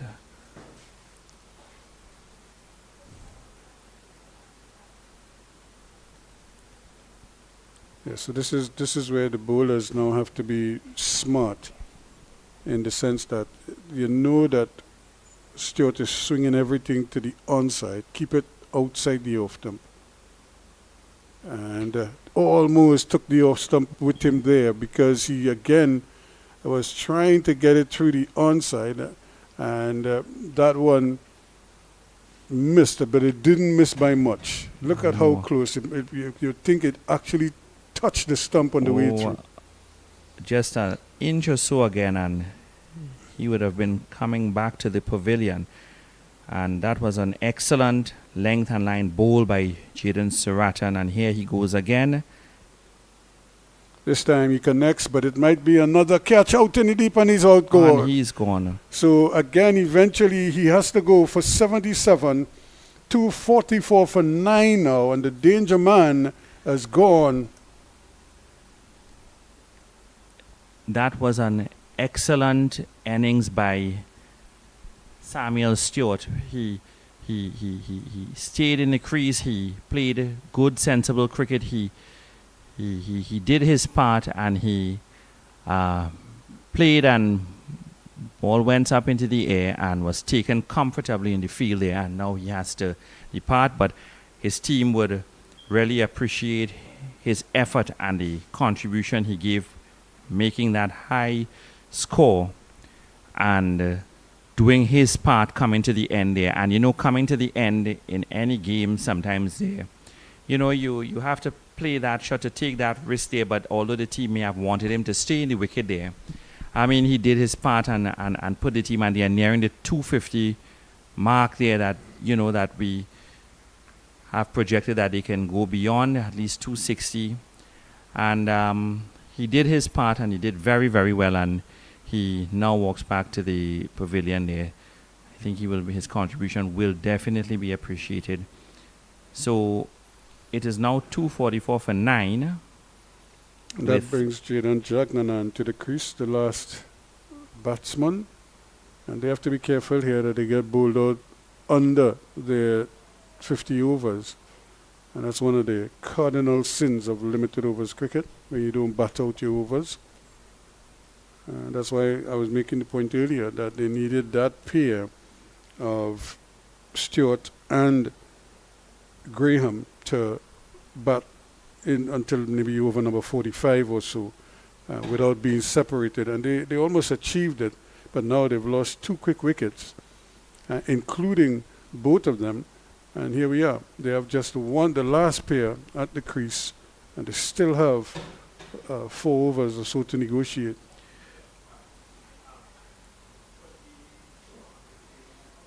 That's well played. They might get a second run here if they hurry. They should. They should get a second one comfortably. Sensible running by both batsmen there. And now it's interesting to see how things play out to the last 3 or 4 overs coming to the end there, now that the danger man of Samuel Stewart has gone. And Levi Burke seems to be, telling perhaps his partner on the opposite end there, that is Jaden Jagnan. Yes. That look, we got to try to get as many as possible in, and we have to try to bat this innings out to make that 50 runs there, and I think that's what they would be aiming to do. So here comes Ttcb from the southern end. Jagnan trying to force it away, or rather Burke trying to force it away, not able to do that. And you don't want to accumulate dot balls now.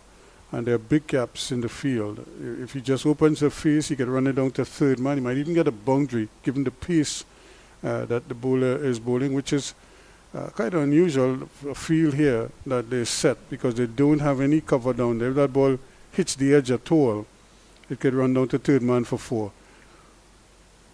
Instead, he makes good contact, and but he gets a single, which is pretty good. If you're not going to get a boundary, at least get a single. Yes, and that coming to the end here, those singles will be very, very important, most critical. You don't want any dot balls. That's the crucial thing here now. Every run, every ball, you want to at least score a run or 2 or 4. And this time there's a third man. So, but for the left-hander, there is no third man. And a shot like that played at this time by Burke could very well end up going into the boundary down to third man. Yes, and this is something that both batsmen need to take into consideration for the last overs. Yes, all runs are single at least here, but as you rightly said, with the left-hand batsman, no third man, it can make a difference. So you look for where the gaps are in the field. That's the key here now. A very good ball by Ttcb there. Yeah, you want to look for scoring areas. Where can I get a run or 2? A push into the offside will get you a single. Just open the bat or outside edge down to third man could get you a couple, if not a boundary. And a flick down to fine leg could also help you. This too is in the air and it's going to fall safely, but again, not really making the proper contact. But he was swinging for the fences, as they say, looking for the home run. Yes, and swinging to get as much as possible, but they also have to be careful that when they swing and miscue and hit the ball in the air, field men are set right there to run there. So he was lucky to get away with that one. But Ruskin, as we're speaking about Ttcb there, he made a good attempt there to I'm not sure if he took the pace off the ball or what there, but I think his aim was to bowl a delivery to get them to hit up in the air to see if he gets the catch on the field there. I mean, it wasn't a bad attempt there, but still didn't work. He bowled a decent over because only 3 runs came from that over at a time when batsmen are swinging at everything. To just concede 3 runs in the dregs. That's any captain will take that. Man, it would be better if you get a wicket, but if you're not getting a wicket, don't leak too many runs. And Suratan again change of pace. That was a much better delivery by Suratan. And having taken the wicket of the danger man, Jaden Suratan there, he would feel confident bowling these last couple of overs to see if he gets another one. And there was a fumble or so there on the field there, so he will have to bowl this one over. Well, he has to be smart. He cannot bowl outside the left-hander's leg stump. So he has to push it towards the off stump, outside the off stump. Can't bowl on his pads because there's no fine leg and no body at deep backward square. And that's why you have to bowl. Bowl it off stump, outside the off stump, and try and see if the batsman could go across the line, which he did there, and missed it completely. Yes, and if he bowls like that for the remainder, he would actually restrict these batsmen somewhat. Here he comes again. Very good ball there, and very good stop there. So it's it's 2:49 for 9, and they need one run or so just to get to that 250 mark. But I still think that if they bat sensibly there, they will be able to make that 260. However, Suratan has changed the line and the pace of how he's bowled, and that'll bring them to 250. Brings them up to the 250 mark at the moment with a single being taken there. So that's the first marker. Now, this could be what makes the difference in the game. This is kind of like the past score, 250. Can they tack on another 10, 12, maybe even 20 runs? They still have overs. They have another 2 overs after this one. And that's a good attempt there. That's a brilliant attempt there at that extra cover position. But they will still get a single for it. And so that I say this is now like icing on the cake. You got to the 250. Let's see if you can get 260 now. And let's see if you get one big over. You get 15, 20 runs from that over. You're up to 270 now. So this is where they have to be very astute, both with the bat and those in the field, as well as those bowling. Don't give him anything. Don't give him any loose deliveries. That was a very good ball by Suratan. Both batsmen would be hoping that they do be given a bad ball, a short ball, wide ball, to get that opportunity to hit that ball, to get that knock, to get, as you said, a big over, or at least a boundary or two coming to the final innings there. But yeah, with 48 overs gone, it's 251 for 9 now. So it's mission accomplished. They got to the 250, but because you still have 2 overs, that's 12 balls. If you get 2 runs a ball, that's another 24 runs that you could tack on here. Now, you may not get them all in 2s, but you could get a couple boundaries, maybe even a 6 or 2, and you're on course for a 270, possibly even 275 mark.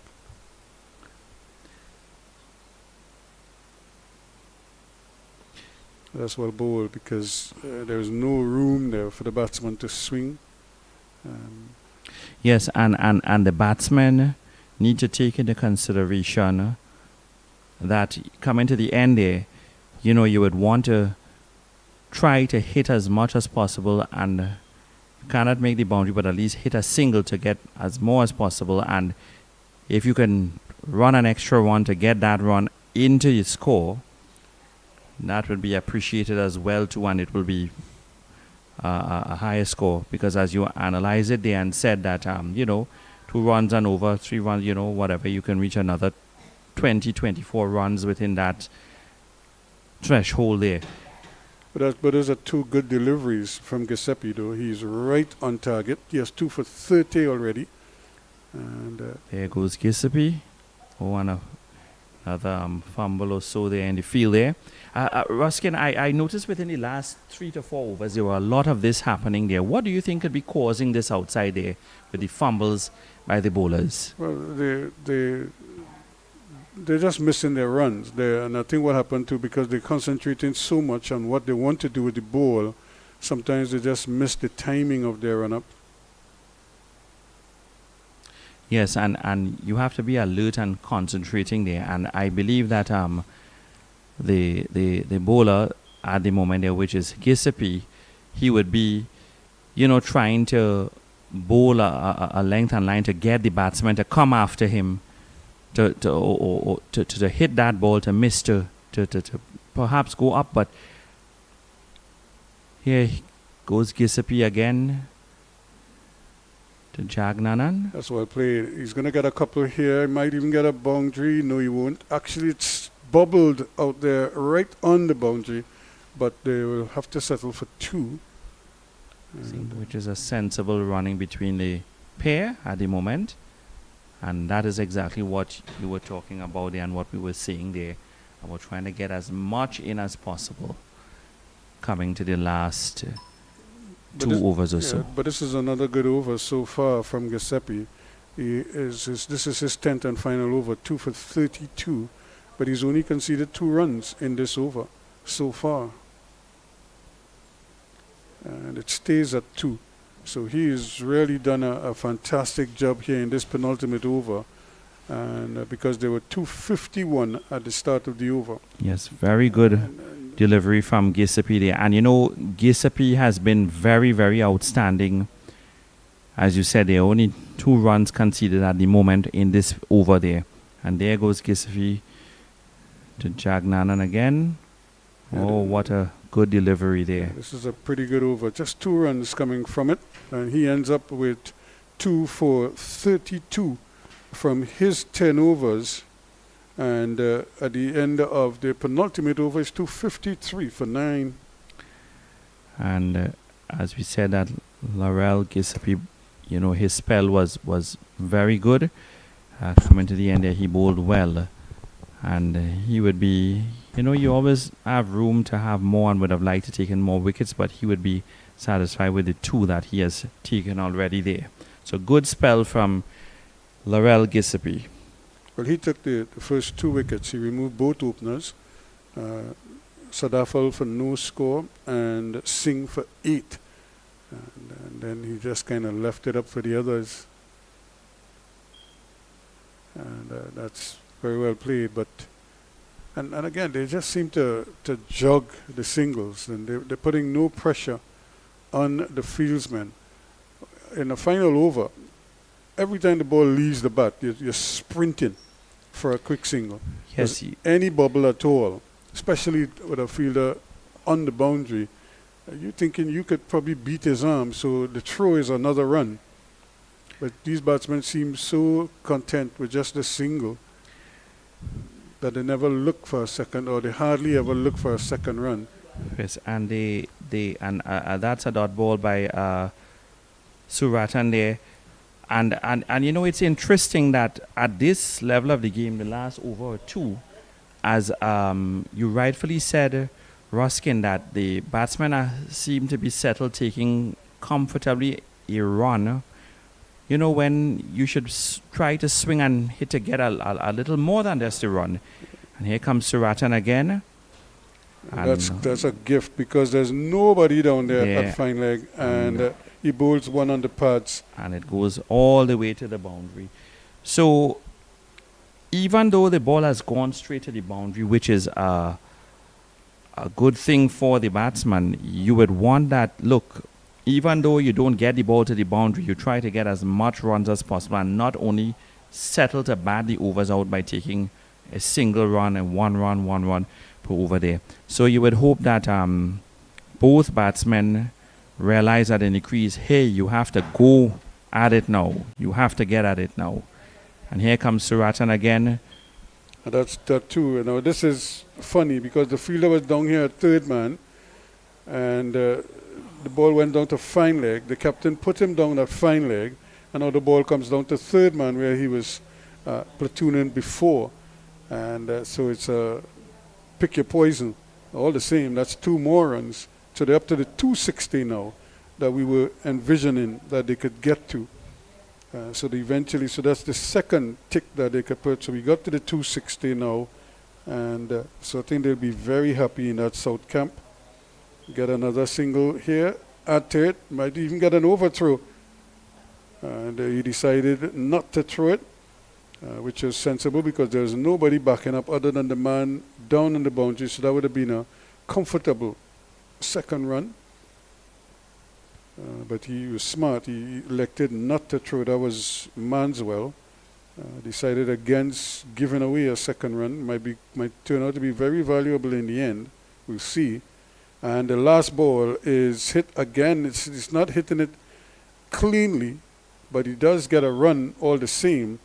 So that will make it 262 for 9 at the end of the 50 overs. So that turns out to be a pretty good score in the end, with 13 to Jandanan not out at the end. So he will be happy with that. His contribution was significant. Burke also batted well. I think he was 8 not out.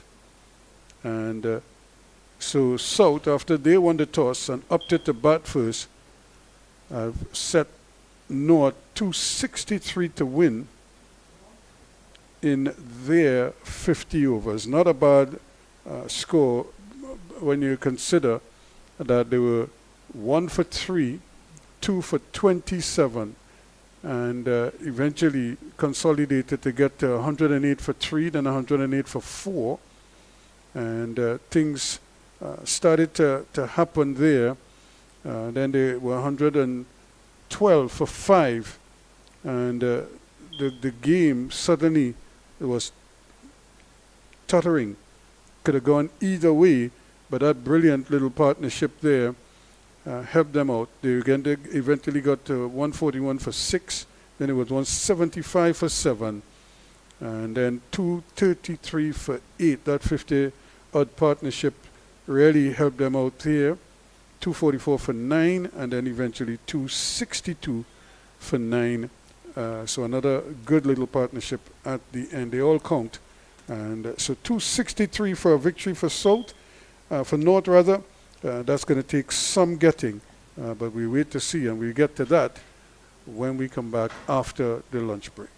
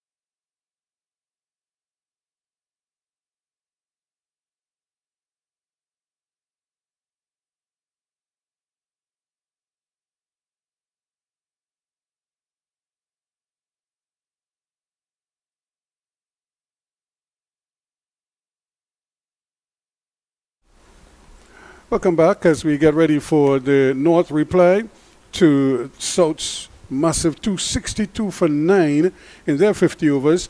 Of course, this is the Vasha Foods TNT Cricket Board's Under 17 North-South Classic. And what a game we have set up here for us. North, they will have some work to do. And here we go.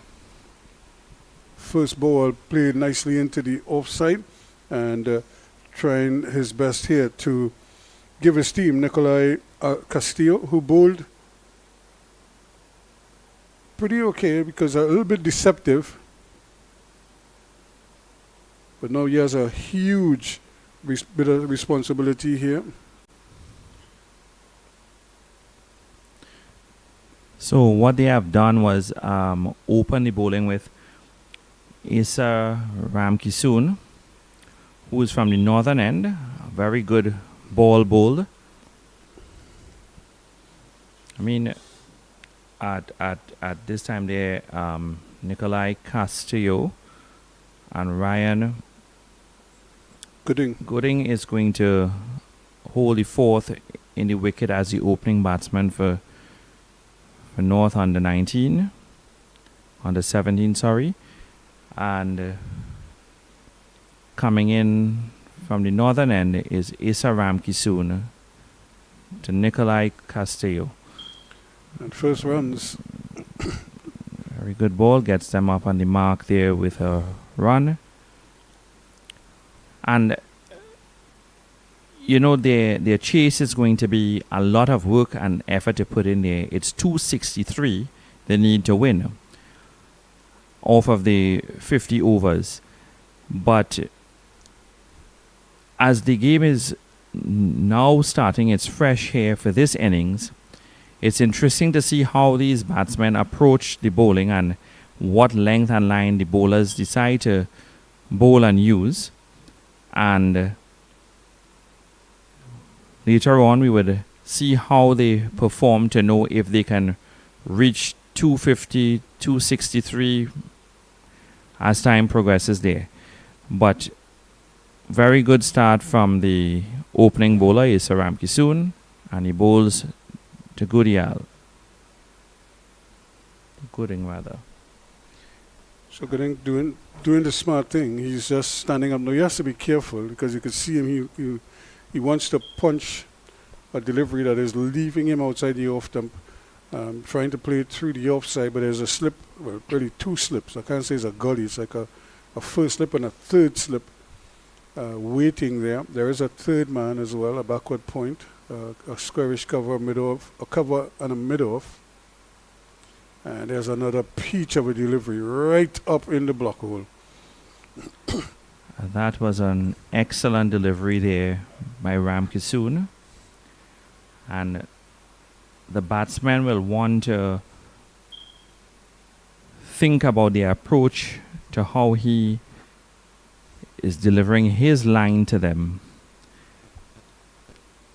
And we will know if the foot movement will assist, if it wouldn't. And here comes Ramkisoon again.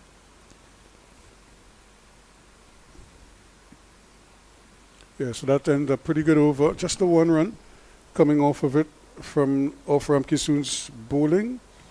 And one without loss at the end of the first over. Yes, so very successful over from Ramkisoon at this point here. It's the first opening over of this innings. And he came in from the northern end. And we will see how they proceed on the southern end. But this innings, it's early in the game. But it's going to be interesting to see how they approach this, because the amount of runs needed is 263 for North under 17 to win. It's not going to be an easy chase. We anticipate that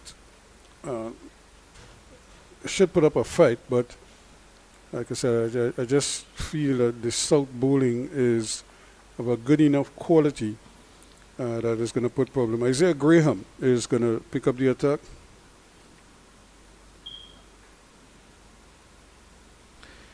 Isaiah Graham starts off with a wide, stood in the wicket in the last inning with Samuel Stewart and developed a good enough partnership coming to the end before he was dismissed there. And it's interesting now to see what he does with the ball. They have a lot of work to do with the ball. And here goes Isaiah Graham to Nikolai Castillo. Another wide, second wide. Graham wants to watch what he's doing there as he delivers and not bowl too many of those wides, because for every wide bowl that concedes 1 run per wide ball. So a little adjustment in the field. They pulled out one of the slips and put him at that short extra cover position. Another wide, 3 in a row. Another wide. Another wide signal by the umpire.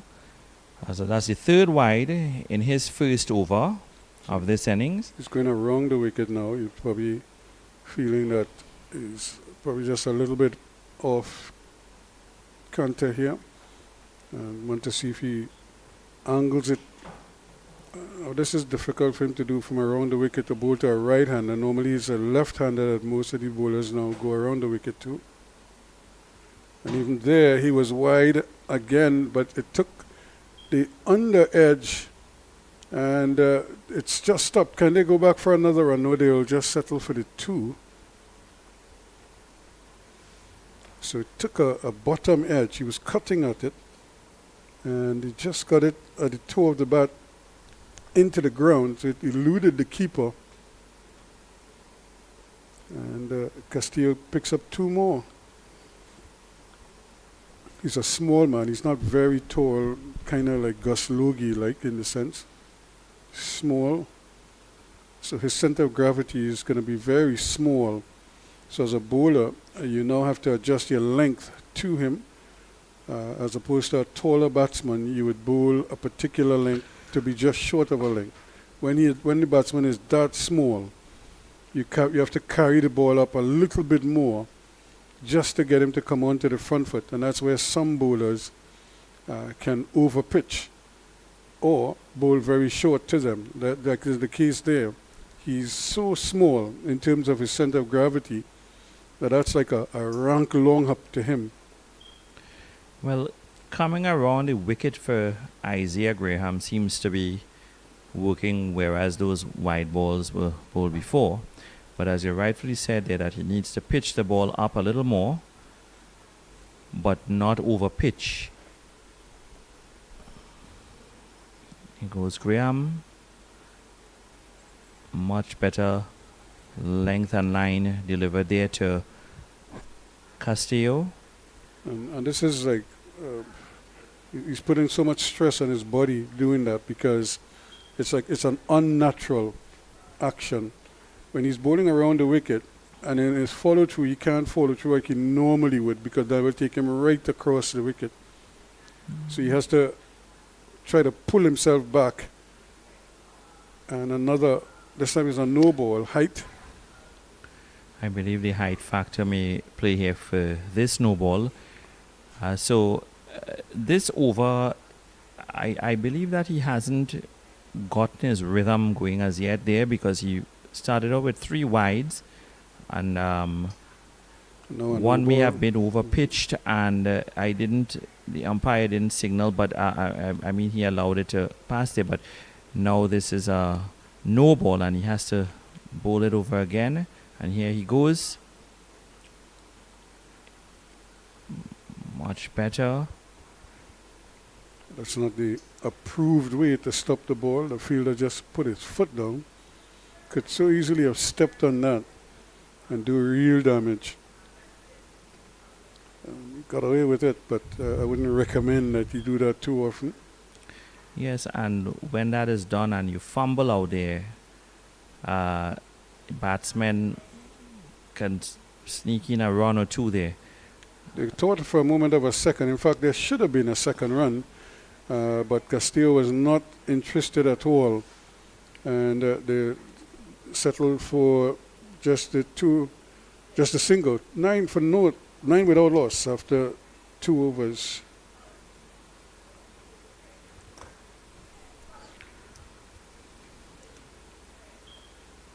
It's a pretty long over from Graham. Yes, Graham having both those wides and no ball there, the over was indeed a long one, and with some runs coming off of it. And as I said, you don't want to bowl too much of those, especially given the target of 263 that North under 17 needs to chase. This one is hit in the air, but it's gone. That's a good hit. He picked it up and just deposited it over extra cover for the first boundary of the innings, in the North innings. He was over pitching there and he went through the line. Again, it's like I said, it's all or nothing. Yes. With the T20 instinct that a lot of these young batsmen have. Once you pitch it up, they're going for it. Yes, and as we said earlier, in the earlier innings, they are just awaiting to get anything they can to hit at it there. So the bowlers wouldn't want to overpitch too many of those at the batsman, especially these are the opening pair, and they are fresh out on the pitch. So you don't want to overpitch on the pitch, if you wish to see, because if the batsmen get a hold of it, they will make some runs and the ball will be plugged into the gaps to get to the boundary. And here comes Ramkissoon to Gooding. Again, probably just pitching outside leg, coming in there. Stifled appeal, but again, you could see him just sort of tightening up after that delivery that was pitched up outside the off stump and was hiked over extra cover. He's drifted closer to the pad now, but he has to be careful. The third man, who was at fine leg, has been now put the third man. So if he tickles it at all, there may be 4 runs down the leg side. But he's attacking the stumps here, which is a good line to assume, especially early in the batsman's innings. Ruskin, if you look at the field, the placement of the men in the field here, especially out to the boundaries there, what do you think might be the strategy of the captain of the fielding side? Not a big drive again. Well, essentially, what he's asking the bowler to do is to bowl on one side of the wicket, which is on the offside, because he just has 2 fielders on the onside, which is a fine leg, a wideish fine leg, and a short mid-on. And he's fairly wide. He's almost between a wide mid-wicket and mid-on. But everybody else is on the offside, including 2 slips. So again, he should be concentrating primarily on going across the left-hander. And forget anything on the pads right now, because any solid contact could net him runs. So as a bowler, you want to cut out the 4 balls, as we see. You don't give the batsman too many opportunities to score. So if you could limit his scoring, that'll be better. And that's a good line. Again, the batsman could only treat it with respect and keep it out. The end of a pretty good over, his second, and at the end of 3, it's 14 without loss. So Graham's second over was another good one. And both batsmen are on the mark, but it's going to be interesting now to see how the batsman decides to go after the bowlers and see which ones they decide to target to go after. Well, I think their first thing here now is to try to build a partnership, give their team a good start, and not lose too many early wickets. And try and see how best they can get the scoreboard ticking over without taking too many risks.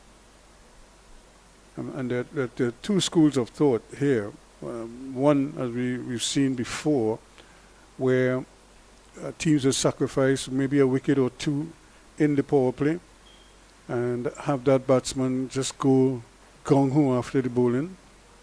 And you take as many as you can get.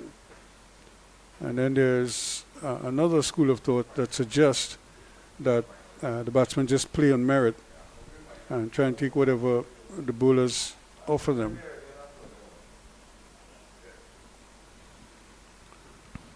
If you think back to when Sri Lanka was coming onto the scene, you remember Aravinda De Silva and co, they just used to go gung-ho after the bowling. Yes, I remember those days as well too. You know, they used to just plunder. The first 10 overs, they didn't mind losing a wicket or two, as long as they kept the scoreboard ticking over quickly. And it worked for them because they put so much pressure on the opponent's bowling, the opening bowlers. And Castillo has to be careful there. Those are short balls. He could easily pull those instead of just trying to stand up and play it and create a dot ball. If he just drops that at his foot, just at his feet there, he could probably scamper a single or make the pull shot. Yes, and I think this is what the bowler is trying to get him to do. Off the short ball, another run up there and stopped. Yes, with respect to the short ball and the short bowling there, I think that is what the bowler is trying to get the batsman there to do. So Castillo needs to be careful and not cutting away but again missing. Was a much better ball and delivery. Now again, if you're bowling short balls outside the off stump, you have to have protection, but there's no protection. Because look at it, there's no third man. There's a fine leg, but no third man. If you're going to bowl short going outside the off stump, you have to give him protection out there so that even if he hits it, you might spoon a catch down to third man, or at least you have somebody down there to cut it off. A wide ball signal there by the umpire. So they have to work on the strategies here. Yes, and you would hope that the captain is aware of this and having a look at it, given the large run chase that they would be looking to get. And, you know, once you have your men placed on the field well to defend your total, that's what they will be looking to aim at there.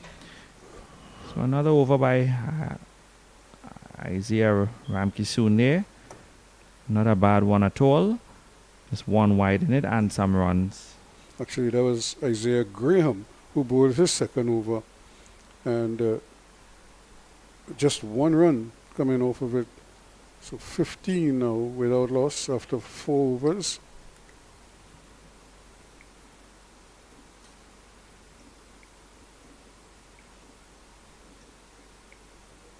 And this is a decent start for the Southerners, but North, remember, had picked up an early wicket and limited the scoring. After 4 overs, they were just 4 for 1. Oh, I think the bat would have hit the pitch instead of hitting the ball, as can be seen there.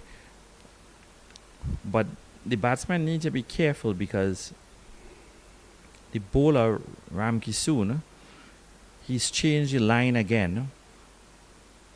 And look at how he's delivering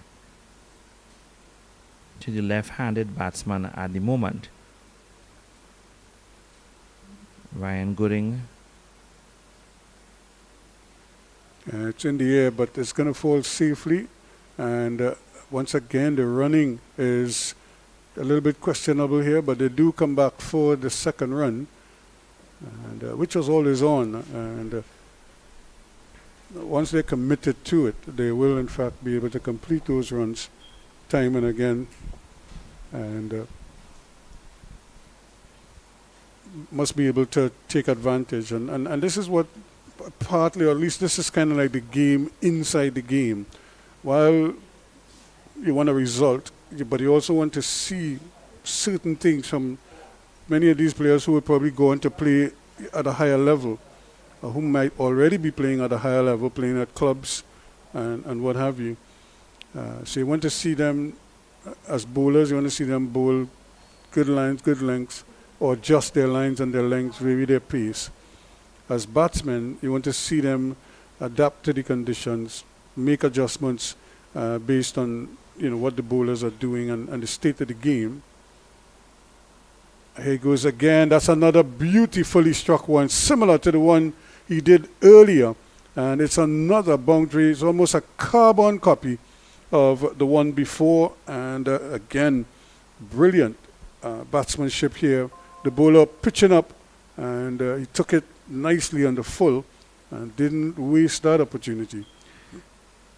Very nicely timed by Ryan Gooding, getting the ball straight to the boundary. And this is it. He was waiting for that opportunity, and he was able to get hold of it and plug it straight down into the gap, over the field, into the boundary. A quick single, again, very well run, because the fielder had to move just a little bit to his right. Looks like Adrian Singh there having to run around to his right, and by that time the batsman comfortably went through for a single. So not showing good signs here, but they have a long way to go. 22 without loss, we're in the 6th over.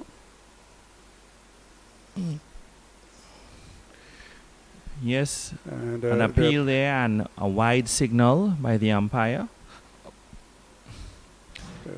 But again, the funny thing is, the batsman is indicating that, I don't know if he's indicating that the bat brushed the pad or the ball brushed the pad. It might be in the bat, he's saying. But even so, the ball passed him on the full. So it would have bumped before getting to the wicket keeper.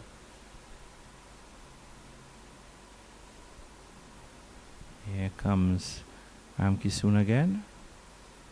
And there's the opportunity for a single that they never seemed interested in. Oh dear.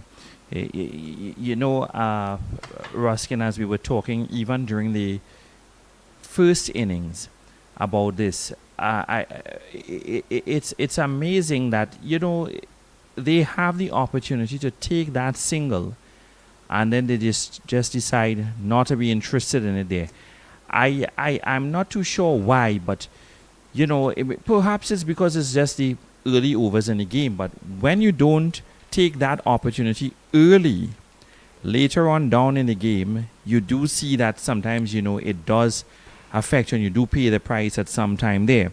So it's interesting to see how these batsmen progress there, and how they decide to strategize by building a partnership there. But every run counts, and they had an opportune time there to get that single in there, and they just didn't take it.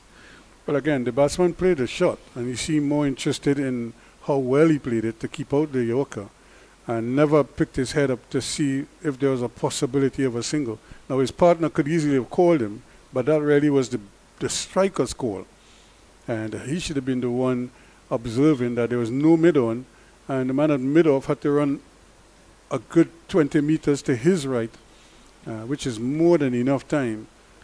for them to probably squeeze a single. We have a change in bowling here. Isaiah Graham now to come in from the Well, southern end. Isaiah Graham was he was the same one who was bowling, so he was bowling from this end and had all sorts of problems with the wides, and so but this is Samuel who has come into the attack now to pick up proceedings here and try his best to see if he can't stem this proliferation of wide. Is Samuel Stewart, the top scorer. Yes, Samuel Stewart did magnificent with the bat. Can he do the same thing with the ball? He put his team in a very good position to get a 263. And let's see if he defended for his team with the bat. Let's see if he can do it with the ball. Short ball pulled away, but it's in the air, but it's going to drop safely. And they're able to get away with the single. But again, you could see the batsman, it's almost like he's a compulsive hooker. He can't resist the short ball.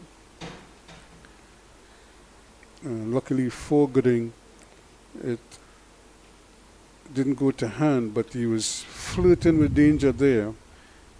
Yes, and they need to be very, very careful with how the bowlers deliver those short balls. And it will cost you if you make the wrong play. So again, changes because the right-hander is there's no fine leg, so you can't bowl down the leg side. That's the first thing. You can't even bowl short on the body. So there's just a mid-wicket and a mid-one. That's the onside field. Everybody else is on the offside. And once again, the batsman not really taking advantage. That's an easy delivery on his body. All he has to do is turn it on the onside. You could turn it to square leg and take a single instead of trying to play it with a full face of the bat. Yes, and that way, by doing that there, it will give you the opportunity to take that single easily than before when they fail to take the single. And here goes Stewart again. Comfortably in behind it once more. But this is, well, the sun continues to bathe the ground here at the National Cricket Centre. But it's a critical time of the game here because South are trying to keep the North batsmen honest. And remember, South, they have a proliferation of spinners.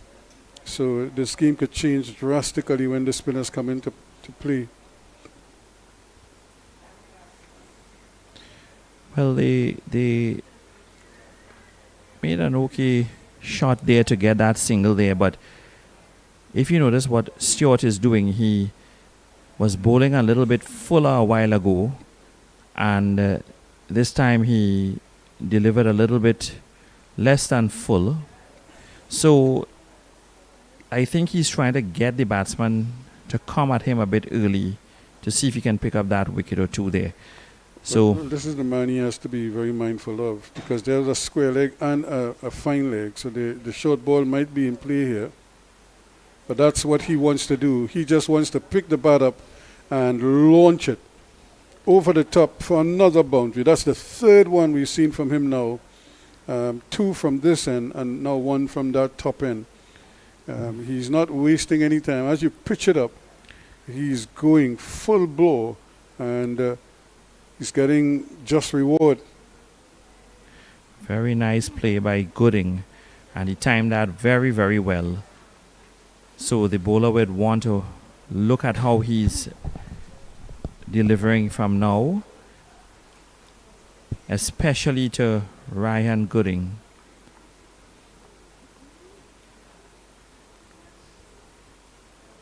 Again, they decide against it, and he's able to get. He's out, run out. I think it's run out. He's gotten run out. Well, I thought for a moment he had made his ground. You could see the batsman standing there as if to say, not out, because I thought he was right there watching the bowler should have thrown the ball. Instead, he tried to run back with the ball. And look at the batsman. Initially he's back in his crease. Let's Then he decides to oh go when the dear. call came. Oh dear. But then oh look at dear. how he's quickly back in. They made the change. Now the bowler should have thrown the Oh, ball yes. here. It- Actually, he's out run out. He should have remained out run out. He never grounded the bat. Now the umpire gave him out and then changed his mind. But he really, if you look at it again, he really should be out, run out. Yes, it looks like a clear run out, but the umpire there would have overturned, as we say, the decision there because he did originally give out.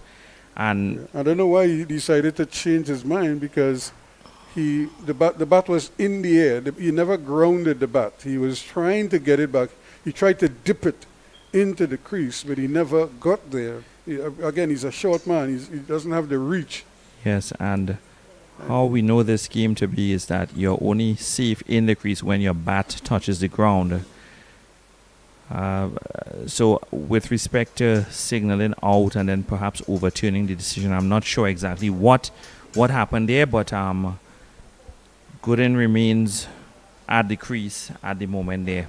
But then, and I noticed after that, the umpires had a little discussion, and I suppose they agreed that, okay, we'll leave it as is, 30, without loss now after 6.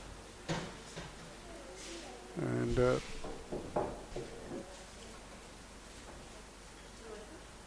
Ramki soon it is who's going to continue from that top end. He's been bowling well. Starts with a wide. We've seen quite a bit of this in this match so far. Some bowlers, in fact, the first 3 runs for South all came via wides when they started their innings, and already in this innings we've seen a proliferation of wides. We had one over where I think there were like 3 wides and a no ball from Graham, and now Ramki soon joins the party. And this one is pulled, but that's down behind square. They go for 1, and that's good attacking play there, not allowing them the opportunity of a second run. Not in control at all there was Castillo, but I think Ramki soon may have delivered us a little bit slower on the ball, and the batsman Gooding was unable to get hold of it properly to send it into the gap there. But he has to be careful because the bowler wants him to attack. You know, Ruskin, as you made mention earlier, that, you know, not being a very tall man and so on there, at the crease there, you have to ensure that when you get to that crease, that your bat of all is touching that ground in the crease there. And if you know that you're not that to get the bat at length's worth, you have to make sure that you're inside there with that bat on the ground.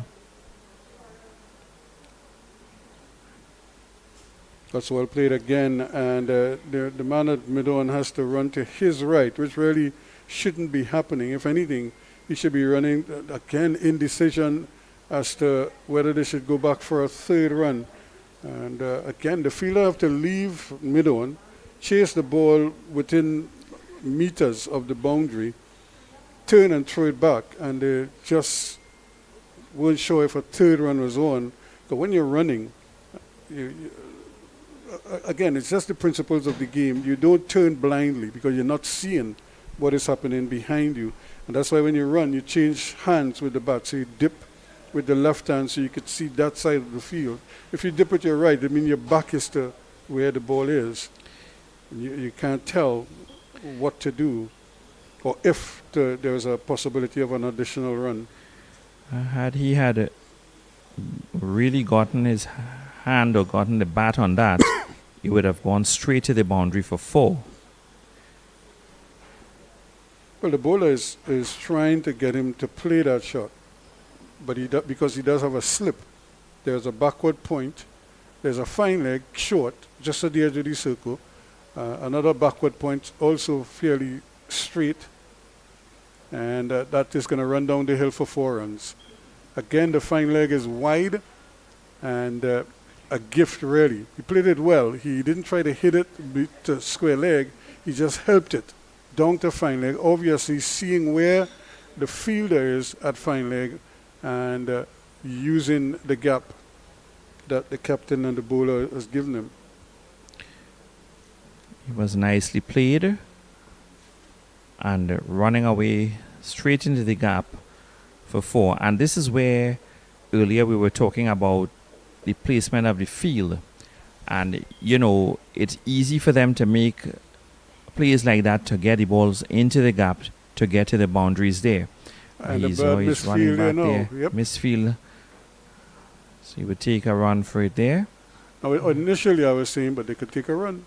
As the ball was really just ambling to the fielder. They didn't, but the fielder bailed them out because for no reason whatsoever, the ball just seemed to elude his grasp and went right through him. So they did, in fact, get the single. 39 now without loss as we look to close out over number 7. Remember, the target is 263, so this is a pretty decent start by these two. And again, really, he's trying to cut the ball, but he's not trying to cut it, he's trying to chop it more than anything else. So that's not the first time he's played that shot and missed outside the off stump. And at the end of it, it is 39 for no loss after 7 overs. Yes, and that last delivery there was a good one. And the batsman there, as you said, tried chopping the ball instead of hitting it, and you know, he has to be very, very careful there with doing that, because it will cost you there your wicket if that is the case. But that's a delivery that is kind of tailor-made for somebody his height. To him, that's a fairly short ball, and all he has to do is make contact with it. He doesn't have to hit it hard. Just cut it anywhere in that arc between point and third man. Pulled away again, but again the fielders somehow not able to corral it. And when the ball is coming straight at him, it was hit hard, yes, but still, you want to stop those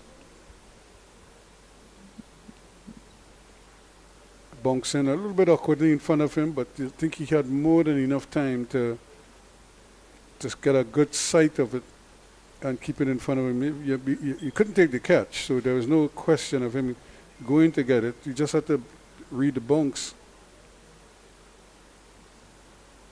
and that's better.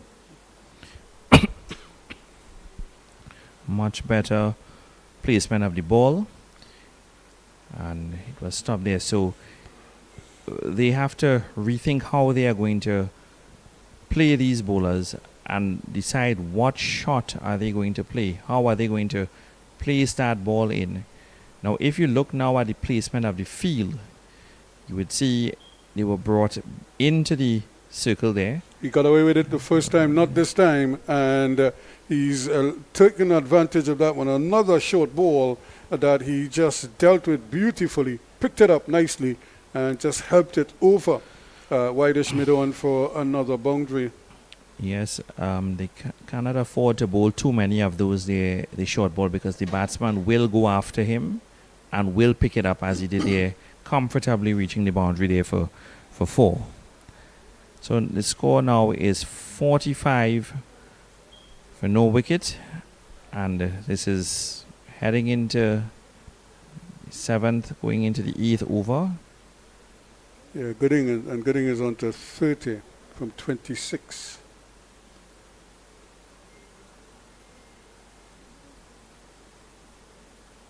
A slower delivery, but you can see the ball it's like a sinker ball. It was just dropping on him, and he picked it up on the toe of the bat. That could so easily have gone under the bat. But if he had made a quick adjustment, maybe just by chipping into it, or at least lengthening that front foot, that stride, would have gotten him closer to the ball, so he could have really attacked it. But he just seemed to plant that front foot and then brought the bat down just enough to stop it rather than hit it. Edged, that's going to run down the hill, and that's going to be 4 more. There's no third man, or at least no third man on the boundary, I should say, and that's 4 more runs. So he's living a little bit of a charmed life, but he's still scoring and keeping the scoreboard ticking over quite nicely. That's a good delivery. It was very good, but I think with regards to the field placement, they need to re-examine how they are placing their fielders in the areas to plug the gap there. Well, remember, the constraints that the captain has, they're still in the power play. So you only allow 2 fielders out. And this time, Gooding is watchful and allows it to go through to end the over 8 completed. It's 49 without loss.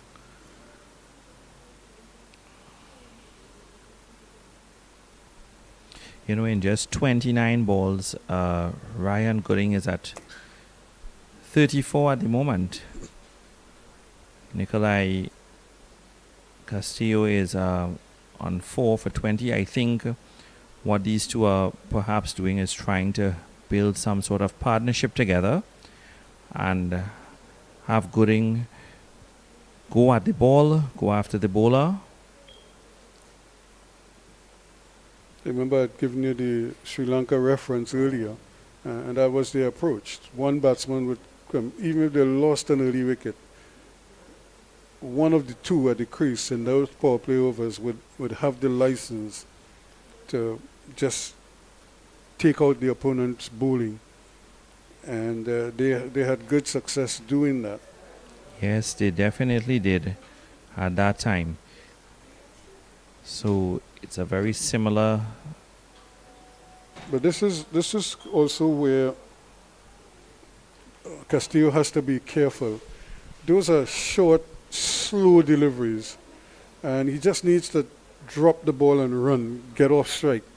You don't want him like using up deliveries. Those deliveries may come in handy later on because you don't know how the game would change. Right now it's going good, 49 without loss, and they're now starting over number 9, but it could all be turned around. So he needs to find ways to just keep the scoreboard ticking over. More like that. He's trying to play that shot for a long while. Eventually he gets it right, and that's 4 runs. And like I was saying earlier, he doesn't have to hit it hard. He just needs to make contact. That's tailor-made for him. Just outside the off stump, just about stump height. And that's at a good level for him. And as a small man with a low center of gravity, that's right up his wagon wheel there. Yes, it was nicely placed into the gap there for 4. And we'll see how Ramki soon delivers this one. And again, trying to maybe bump him out there, which to mix it up. Good thinking on the part of the bowler, and a well-directed bumper, because he didn't bowl it down the leg side. He bowled it on about the off stump, just outside. So he had to kind of reach for it and try to get on top of it. And I think that's what he's trying to do. See if he get lift so that it can make life a little bit uncomfortable for the shorter Castillo.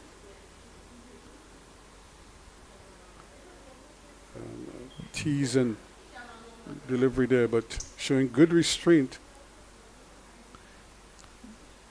Castillo decides to just let it pass.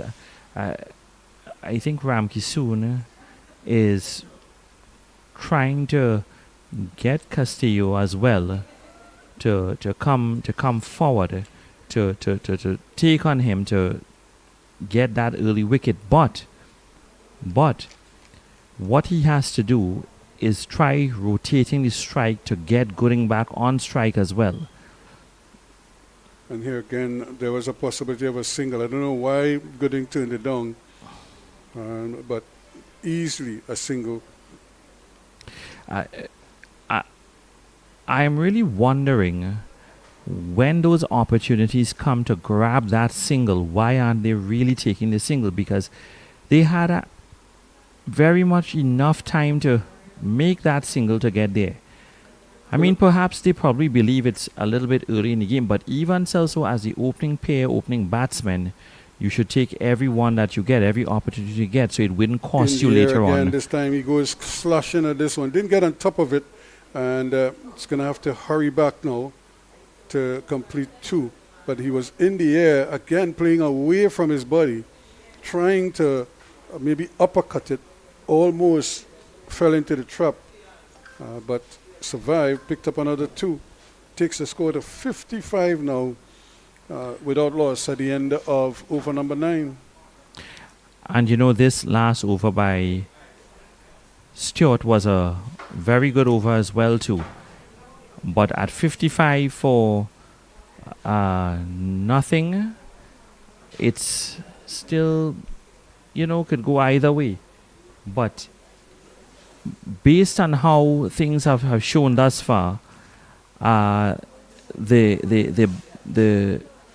opening pair seems to have, you know, the advantage, but they just have to be careful how they play, because it's a little bit early in the game, but it can go either way.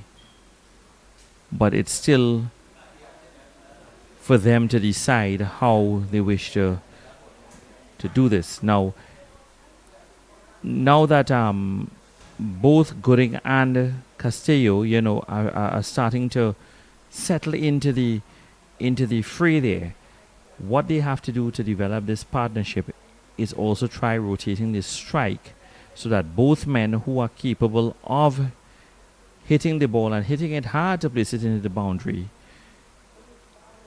Here goes there, very nicely delivered by Big play and a miss Stewart there.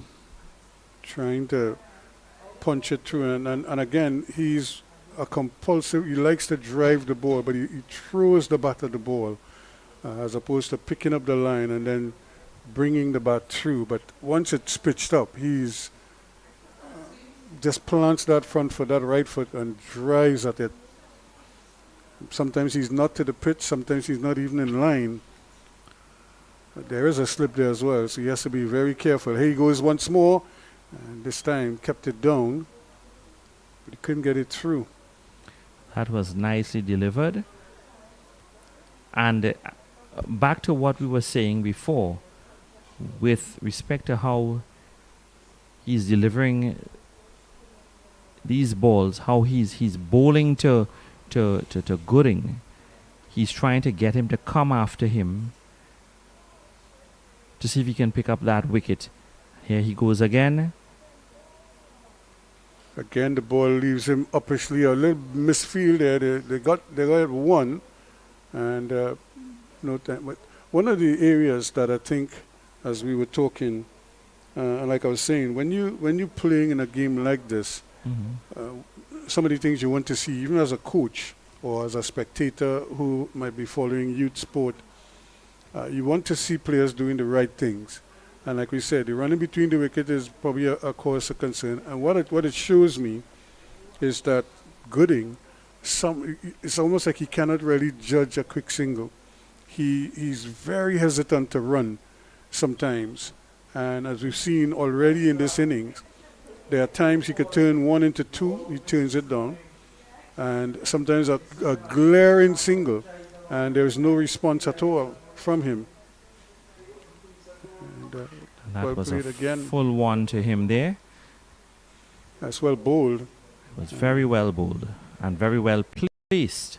And I don't think the batsman was able to read this one and knew where he was coming from there. Well, if again, you look at Castillo, he just played in his crease. He never went forward. It was a full pitch delivery. Never went forward because he's been so used to playing on the back foot now that once it's pitched up, he's, I'll just say he's as square as they come. And there he is again. This time it's closer to the stump, so he doesn't have to go very far. The one before was just outside the off stump. And look how square he ended up. And he rehearses it in that square position. So it means the bat now, instead of coming through like that in a straight arc, it has to come around the pad. And that's how sometimes batsmen get trapped in front trying to get the bat into position because his leg is in the way because he's so square. And that's better. Stay side on and play the bat next to the pad as opposed to across the pad. And it was nicely placed, nicely bowled, but he was able to play on to So get the ball out of his reach, but couldn't make a run. But good over nevertheless, and nicely played. So 10 overs completed, 56 without loss. North replying to South's 262 for 9 in their 50 overs. And just to do a quick comparison, at the end of 10 overs, South with 27 for 2. So North miles ahead, and they haven't lost a wicket. So this pair, they've done a magnificent job laying a foundation for the Northerners to try to just get to their victory target. But it's still a long way to go. But this is a very good start for them. It's not perfect, but it's a good start. Yes, very good start, and I still think that the batsmen, they have the, still have the way at the moment. But this is where things could change once the spinners come into play. And this is Sukhdev. Mikhail Sukhdev coming in from the introduction of spin from the northern end. And yes, as Ruskin said, that things could change because the spinners in the first innings had been very successful. And it's interesting to see, I think he dropped it, it went straight in and he dropped it. That was a it was a mistake sharp on his chance. part, It was yeah. hit hard. And he got his hands down to it, but he couldn't hold on. Yes, and as we were saying there, the spinners were very successful there, and it's going to be interesting to see how this pair plays the spinners. And this one is hit in the air again, but it's going to drop short. And so once again, it's a bit of a charmed life here for Gooding. And he's presenting opportunities, or at least close shaves so far, but he hasn't been punished just yet. What Mikhail Sukhdev may want to do is bowl a little bit full to Castillo at this time and see if you can get him to come after you there. But so far he has been good for his first over there, and he's bowling very, very well, and it's interesting to see how Castillo plays his, and he's playing very well for now. But the thing is with Castillo, because he wants to sort of feel the ball on the bat, he is the type of batsman who will soak up a lot of dot balls. Once it's on spot, here he is now trying to get the screen. Might actually get a boundary here, and in fact it will be a boundary. it is a boundary indeed, comfortably straight to the boundary there by Nikolai Castillo. But that ends the over. That's the first over from Sukhdev.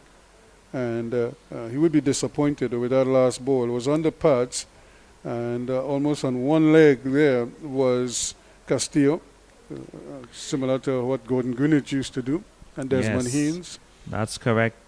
Greenwich and Haynes, the two top men on that team of West Indies back in those days. I mean, Ruskin perhaps was a little boy, but I don't recall, but it's only later on then you learned about the actual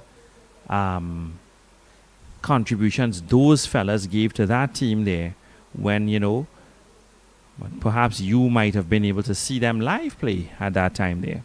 Well, we remember the West Indies dominated cricket for quite a while, but even before that, West Indies used to play good cricket. And this is I suppose, the issue with recording West Indies cricket history. It wasn't like we weren't playing good cricket prior to the dominance. It's just that Australia was a stronger team than we were.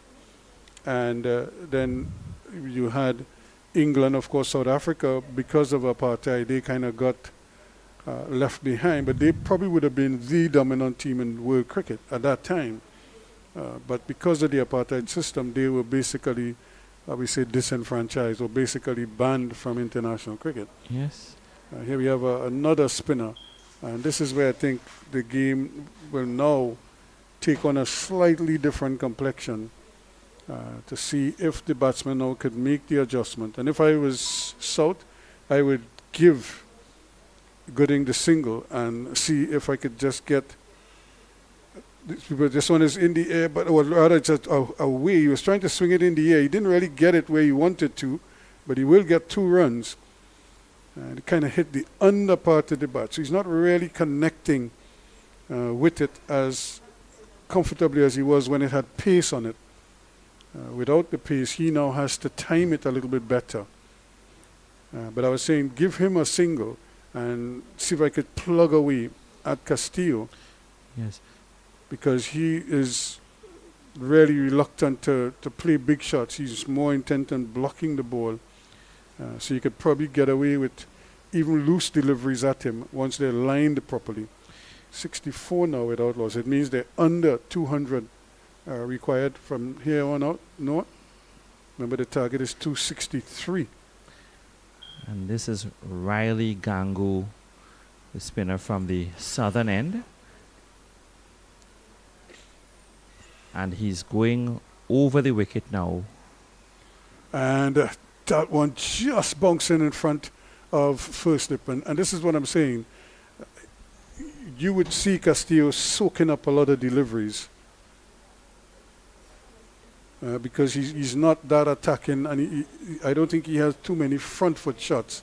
So he's not going to come onto the front foot. He's going to wait on the back foot and just block the ball and play. So you could basically wheel away at him and keep him quiet. And that is going to put pressure now on the batsman at the other end, because he may feel he has to score heavily every time he comes on strike, and he could very well make errors with that mindset.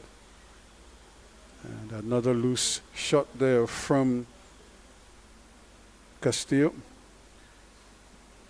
A very good over from Riley Gangu. And, you know, just his first over there. And just 3 runs conceded from it there. But with spin from both sides of the divide there, you can tell that now that it could be a changer for the game there. I mean, it's starting to change different. The batsmen are now going to have to re-examine how they play forward, how they attack, how they go after the spinners.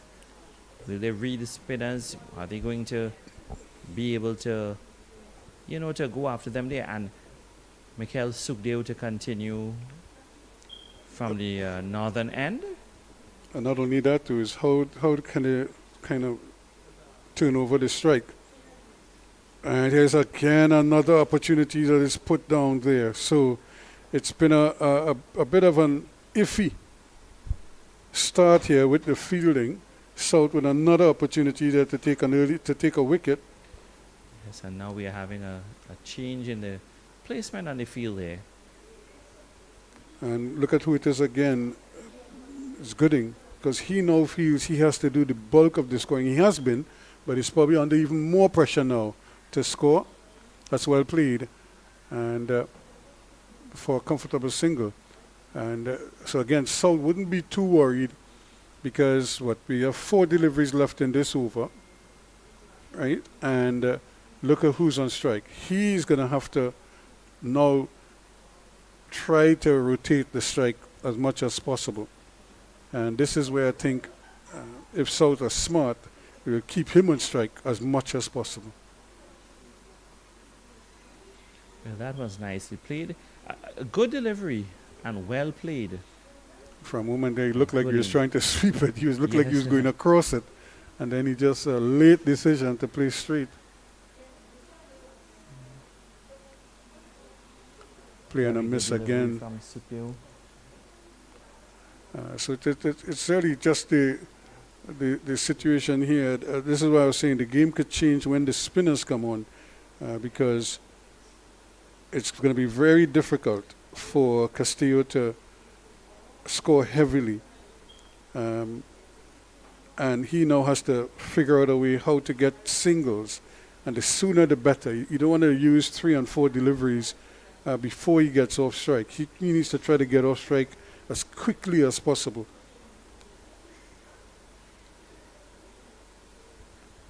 Yes, and this is where the single comes in there. I think they had an opportunity to perhaps go for another one, and they didn't. They decided to stay. But as you said there, that he needs to get off the strike. So a good over from Mikel Sukdeo at the moment there. But 13 overs gone, 67 without loss. So they're not going along quite nicely. Their big thing is, like I said, is to weather this early period here with the spinners. So hopefully the batsman can kind of come to terms with the amount of spin that the bowlers are imparting on the ball, and then try to counter that as much as possible. This is the man, though, that I think South will be anxious to get rid of. I think Riley Gangu to continue from the southern end. But spinner Mikel Sukdeo, who is also the captain of the North under 19. The South team. So Yes. yeah. Well, he would have made the correct decision or a good decision then to bring the spinners on, including himself, into the attack there. Because as you rightfully said, Ruskin, that you're seeing a change now. The game has slowed. You're seeing the change in the strategy there with the spinners, as opposed to when the fast bowlers were at the helm of the ball. Yeah, because I don't think the quicker bowlers were consistent enough with their lines to, as I say, keep the batsmen quiet.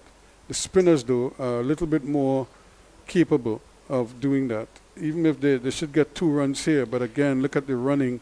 They refuse to take that second run there, and I am again, trying to look at where Gooding was. Gooding was looking at the fielder down here at long off, when in truth and in fact he needed to look at his partner, because Castillo had already made the call and he started to come down the wicket, but Gooding was still busy watching at the ball, and by the time he looked up to see where his partner was, Castillo had already changed his mind and was going back. Yes, and his partner did indeed make the call, and I think it was safe for him to take that run. But as you said there, he looking at the ball and didn't bother to make the run there. So, you know, when you look at how this thing started there, you would have seen that several times a run or two could have been taken, and they just refused not to.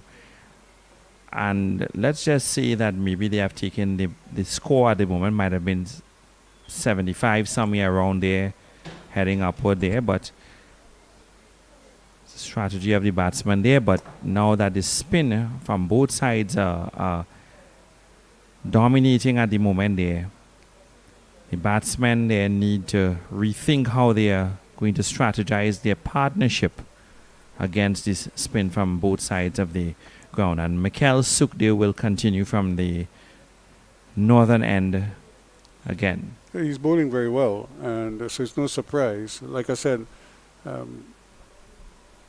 he may think that he will have to remove one of these two very soon. But even if he doesn't, he's bowling well enough to keep them quiet and maybe just feed them singles more than anything else. That's a good turn there. He left that one alone, and you could see how that ball came back, and it came back a long way and almost clipped the off stump on the way through. Yes, the batsman had not the slightest clue as to what happened there, but here he goes again. Now they will take the single. Again, a little bit of indecision.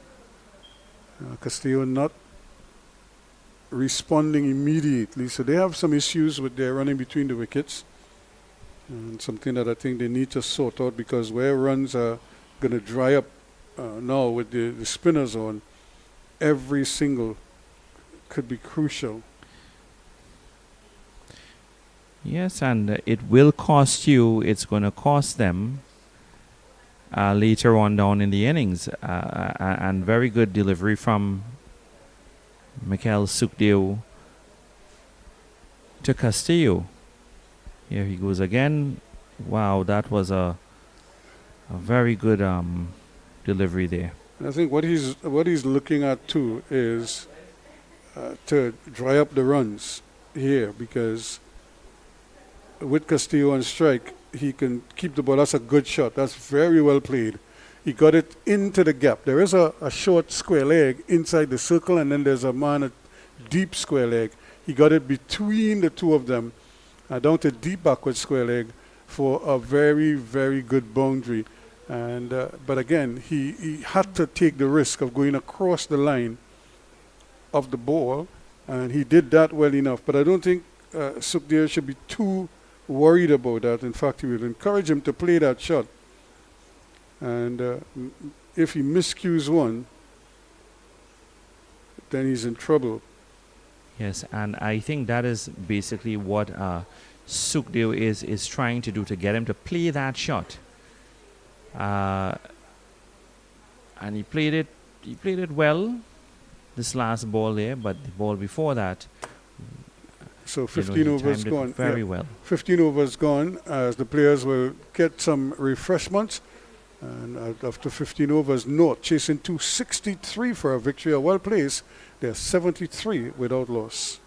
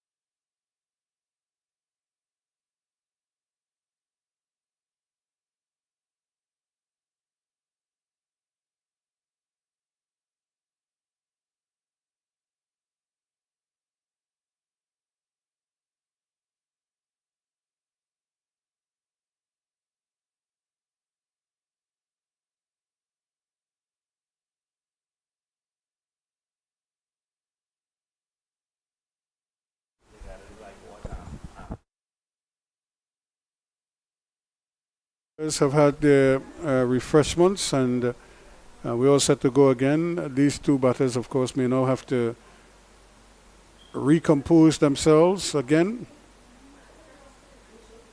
and continue from where they left off. But this has been a good opening partnership, 73 without loss.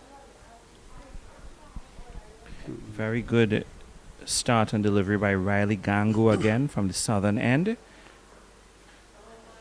And he is bowling a little bit fuller at this last delivery there. Gooding is on strike at the moment. They're facing him. And Gooding is on 43 from 48 at the moment.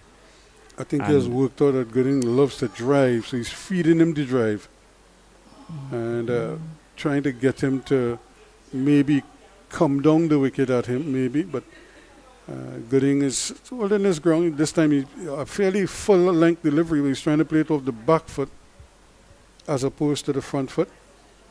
Here again, driving nicely. We'll get a single. Might get 2 runs if they hurry. And again, they just seem disinterested in coming back for a second run.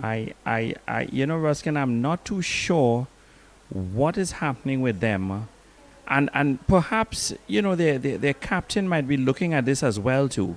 That there are several opportunities that they could have taken to get that extra single.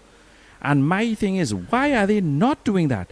I mean, as you rightly said there, that you want to get those things as early as possible so that you don't fall short later on. And those things do happen in these kinds of things, especially with the change in spin. And the spin bowling seems to be working much better for them. And it was a good strategy. So I'm not too sure what is really happening with this pair at the wicket there. Well, I think they're having difficulties judging the singles or second run, as the case may be. And while we always see, in terms of cricket, it's not just going into the net and batting and bowling. There are other aspects to the game that you have to work out and you have to develop as cricketers. And this is one of those areas where they have to learn how to judge singles, how to run between the wickets. But you could only do that by playing or by practicing it. And so as a coach, you probably take notes and say these are areas that you're going to have to, both teams. We saw it in the first innings as well, and we're seeing it here also, that some of the batsmen, they have real difficulty judging singles and trying to figure out when to run, when not to run. Yes, I believe that is it there, because they have to work on that, because there were several opportunities missed with those singles. Yeah, there could have been another 10 runs ahead. Yes, where they are now. Yes, at 74 for no wicket at the moment, they could have been at least 84, somewhere within that vicinity there for no wicket there. But it is something that they need to look at, and I believe really need to work on, because there was enough opportunity there to take that other, and they just didn't. We have a change in bowling, and Sukhdev has taken himself off. I don't know why, but he's been bowling beautifully so far. His 3 overs have only cost him 13 runs. So I don't know why you feel the need to take him off. In fact, if he continues to bowl, they could probably squeeze the bat in. And the first ball is carted away. This could be 2. It should be 2. And they're going to come back for the second run quite comfortably. This looks like, Sukhdev has taken himself off and introduced Jaden Jagnanan, it seems like. And Ruskin made a very good point there that Sukhdev was bowling marvelous. I'm not sure why he removed himself to bring and introduce Jaden Jagnanan on at this point. But very good start thus far from Jagnanan. You know, I always learn something. For example, as we were talking about the West Indies and so on there, back in the days of Brian Lara and so on, I think it was against perhaps it was against South Africa at that time when it was here in the Oval and I was there and enjoying the game and stuff there as normal. But when you looked at what was happening, I believe that, people were shouting from the crowd that the bowler is bowling well, let the bowler keep bowling. I can't remember, I know it was Weevil Hines and somebody else there. So it's a similar thing here there that, you were bowling well and was tying down the batsman to struggle to hit, and you made the change there, and I mean, thus far, so good there, and That's a good hit. that's That's a going to very go, good hit. it's in the air again, but it's going to go close to the boundary, and only one run. Again, you wonder why it is that they can't seem to judge that is easily 2 runs, because from the time the ball leaves the bat, you're running. And so by the time the ball even touches down on the ground, you should be touching down at the non-strikers and then turning to come back for a second run. Instead, they just stand there frozen and then decide to take the single. By that time, any thought of a second run gone. Yes, I think that is something they have to work on tremendously, because it will or will not, we cannot say, but it could cost you later on in the innings. And as the old folks would tell you, the early bird catches the worm first, and that's what you want to do, get as many runs in as possible in these early times so that it doesn't haunt you, as I say, later on down in the innings. Yeah, because it's 77 now without loss. The runs have basically dried up significantly. They were going along at a rate of knots at one time, but now they got 5 in the 15th over, and it's been 3-2-1, and 3 in the last over. So it's not been heavy scoring. I believe this is Riley Gangu with spin continuing from the southern end, and a run picked up there of the first ball of this over. And South has to be careful here, because if they don't get a wicket, it'll just give the batsman even more confidence, and that could make life very difficult. Even though the bowlers are showing promise of getting through, they haven't really been able to break through just yet. And the longer it stays this way, is the greater confidence that these two will get. And perhaps, just perhaps, maybe Mikel Sukdeo, the captain, may have been just testing the waters before he took himself off and introduced the other spinner onto the other side there, which is Jaden Jagnanan. Well, I think these are the 2 wrist spinners, and so he's probably going for his attacking bowlers now, and seeing if they can't prize out a wicket or 2 for him. And right now, but because they're not being attacked, both bowlers, in fact the 3 spinners that we've seen so far, have just been winging away, and they haven't been going for many. He had 3 overs for 9 runs. Here we see in he's in his 4th over for 6 runs. And so they've really dried up the runs significantly now. 78 without loss after 18, 1 run in that over. And a couple of overs ago, as you rightfully said, that the spinners now will change the coordination and the direction in which this game is going. And you're clearly seeing it there at the moment. And you have to watch and see, because as clearly the batsmen aren't really going after them, is what we are seeing there. Well, I think what is happening here as well, like I said, if you could keep Castillo on strike, he isn't going to attack the bowling that much. He's just going to defend. This is the batsman who is more likely to attack, but he's so committed to just driving a wide signal here, just driving at the ball. He's just throwing the bat at it. So he will give long off and long on opportunities because he will drive at the ball and drive hard at it. As this is the case here, there's a man coming in at long on and he takes the catch. He was just, you could just see it happening.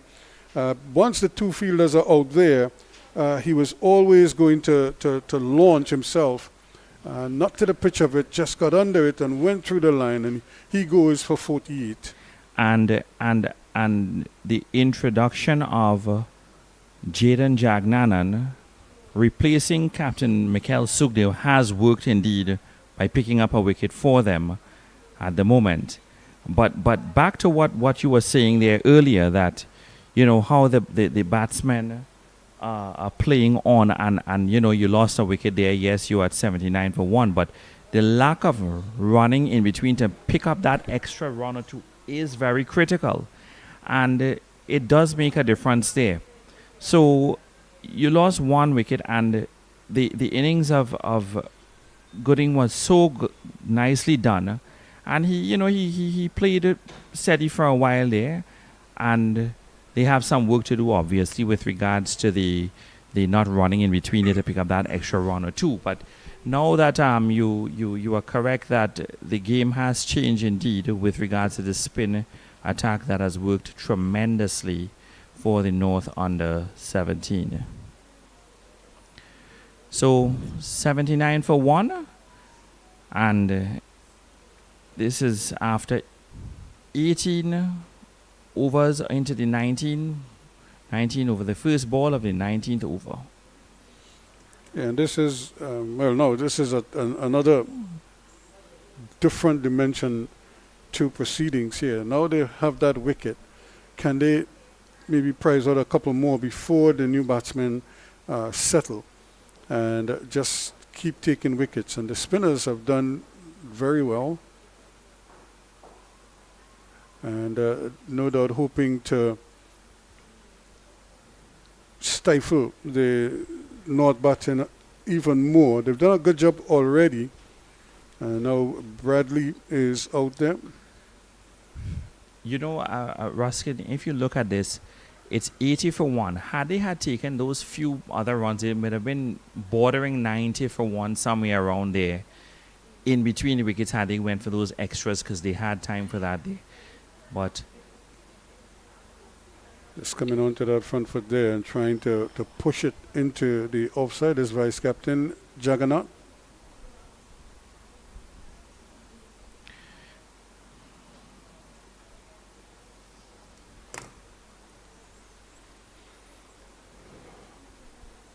He has to be careful because there is a slip in place, and again, he looks like he likes to drive at the ball.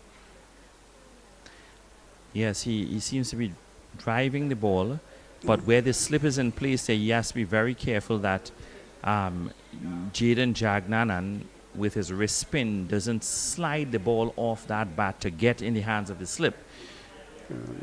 There was a good quick single taken there, and that was well done. All you need to do is see a little bit more of that.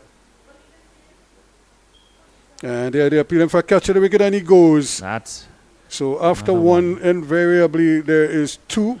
So it's now 81 for 2, and 19 it is to Castillo. And Jaden Jagnanan, the wrist spinner, has struck again, picking up his second wicket in this over.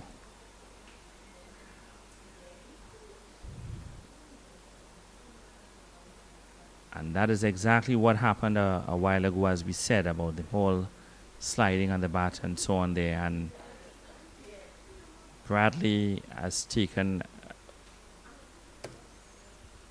Jagnanan has taken another wicket.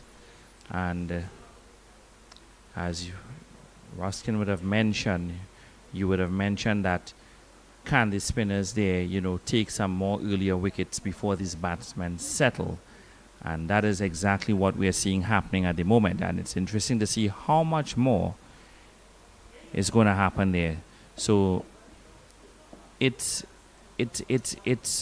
very, very interesting that the strategy by the captain, that's Mikhail Sukdev, of bringing in the spin early, it has indeed worked.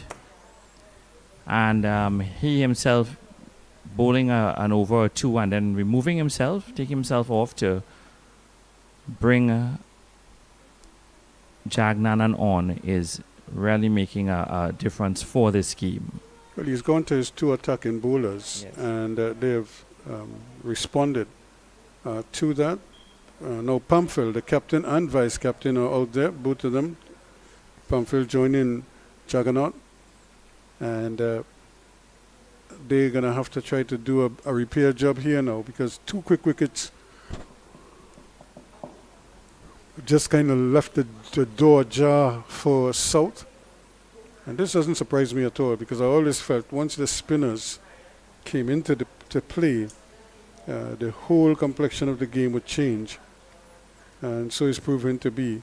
And don't be surprised if they prize out a couple more quick wickets here. North will really have to react to this. And here goes Riley Gangu from the southern end.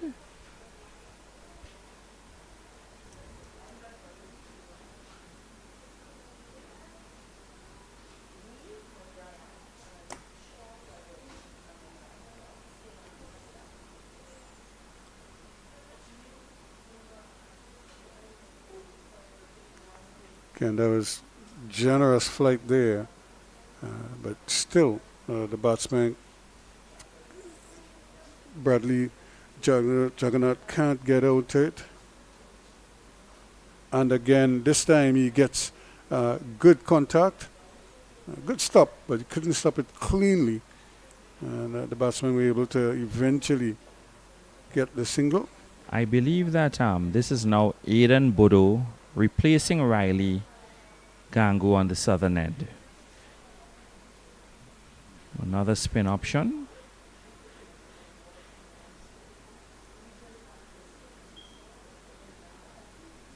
Bodo again, who was second highest scorer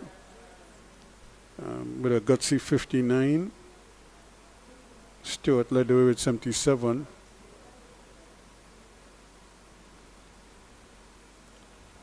And you see, this is the period here where North would have to consolidate, so South can get their if they can get their spinners to just wheel away and just keep things tight, frustrate the North batsmen, and maybe force them into error.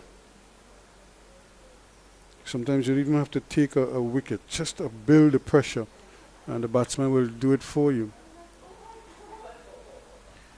Yes, that is the bowlers are starting to mount some pressure onto the batting side at the moment there.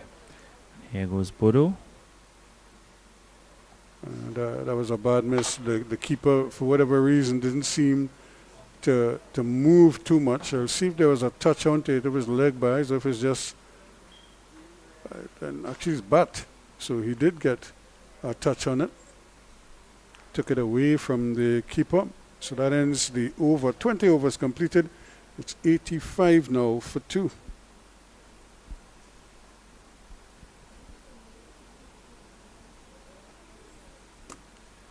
And if you do a little quick comparison, the game has sort of leveled up in terms of where South were in their first innings. They were, after 20 overs, they were 82 for 2. And now North, in their reply, they are 85 for 2. So not much between the two teams at this same stage of the game. The difference here is the bowlers are the ones who are dominating right now. When North were batting at this stage, when South were batting at this stage, they were building a big partnership. Here, the bowlers are the ones who are starting to tighten the screws.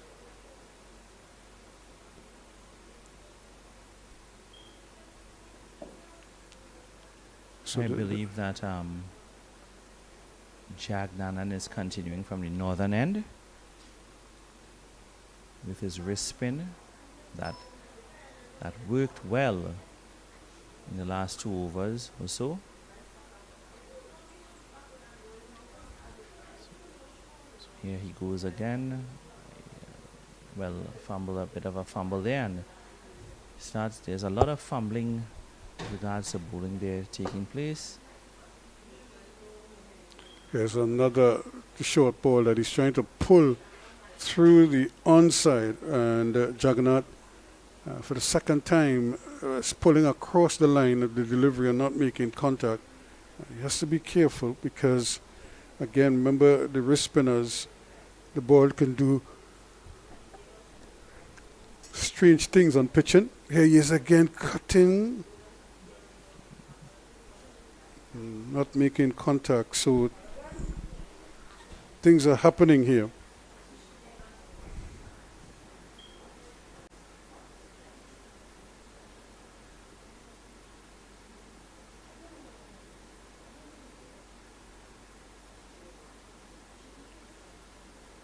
And he's getting through his overs fairly quickly too, so he's keeping the pressure on the batsman all the time, especially if they can't score. That was a great delivery. So pressure starting to mount and build here on the batting side.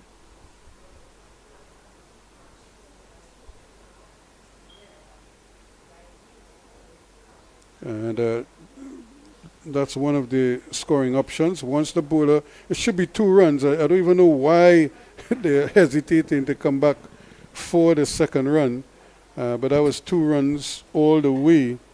And but Pamphil just seemed a little bit reluctant to go for a second run. And eventually he did it. There shouldn't been any hesitation at all to take that second run, as we've been seeing from the start. But later on in the innings, then they will realize that they should have taken those runs handsomely. Yeah, because if you lose the game by 10 runs, you'll look back and you'll try to figure out where you could have made up those 10 runs. That's a big hit, and that's going to go all the way to the boundary. That's a very good hit indeed.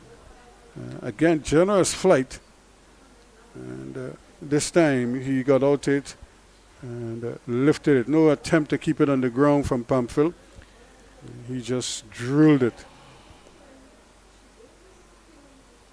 Now if you know the Pamphils, especially the older Pamphil, who was a wicketkeeper with Police, he was a vicious striker of the ball.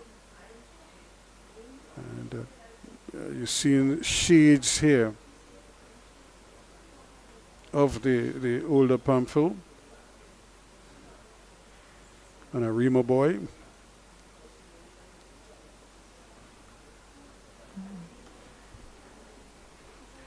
And then there's the other Pamphil who was at Queen's Park. So he was like a councillor in the Arima borough.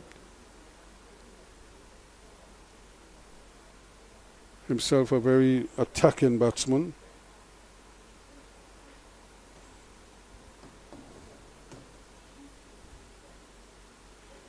Here he goes again, trying to get on with things. They go for 1. There should be a second, possibly even a third. No, they'll settle for 2. As the ball doesn't make it all the way to the boundary. Leg byes. Leg by is being signaled, but they took this second run. I think they hesitated to take the second run as well too, but they eventually did.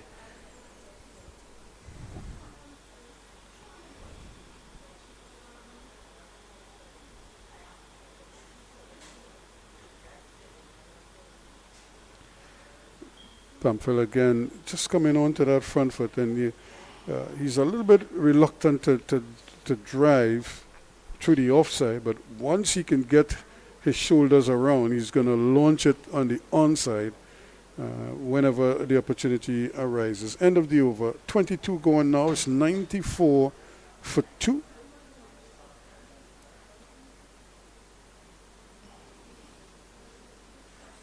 And again, at this stage, South were 96 for 2. So they would have now taken over the lead. And that's again because of the introduction of the spinners. They are really keeping things very tight indeed. So when they were trailing by 30 runs early on, now things have tightened up significantly with the introduction of the spinners. Yes, and thus far it has worked very, very well. This one is spoon in the air, and he might get a run out, and he misses. Well. Jagannath had given up. He basically thought he was out caught. The ball dropped, and then he just jogged. Watch this here. He thought he was out, so he never bothered to run, and then he just started to jog, and the throw, he gave up. He never even tried to get in. And luckily for him, the return missed the stumps, and he had a good view of all three. Yes, and Jaden Jagnanan is exceptional at the moment with the ball. But as you said there, that Jagannath gave up thinking that he was having gone, but he got back in and he got away with that. That was a big life there for him, because again, to lose a wicket now really would put, as they say, put the cat among the pigeons, so to speak. So they have to be careful. A wide signal there. That's a googly going. Just lined it up on the wrong line. If you look at the bowling style of Jaden Jagnanan, he reminds me a bit of Samuel Badri. How Badri used to bowl and that's how well Badri played. used to And attack. that one is going to go quickly through the cover region. There is a long chase. And again, the batsman will just amble the second run. And they really need to be a little more aggressive with their running. You want to turn ones into twos where possible, twos into threes, because you're not going to get too many freebies from these spinners. They've already shown that they can keep things tight. And tight is exactly what is happening at the moment. Another googly, but going down leg.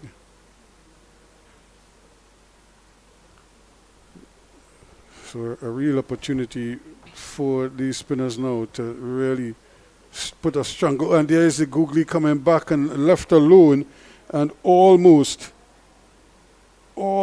creating another opportunity there. So that one came back and almost clipped the stump on the way through, but luckily it didn't.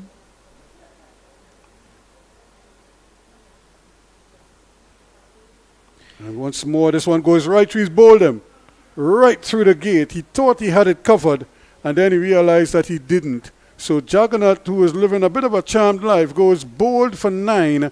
And again, Jaden Jagnanan breaks through. And Jagannath, even Pamphil as well, are having trouble with that googly. And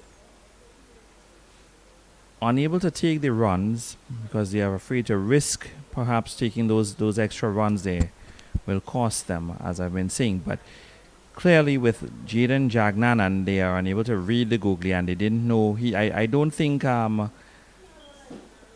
knows exactly what hit him at this time and what happened there because of that googly.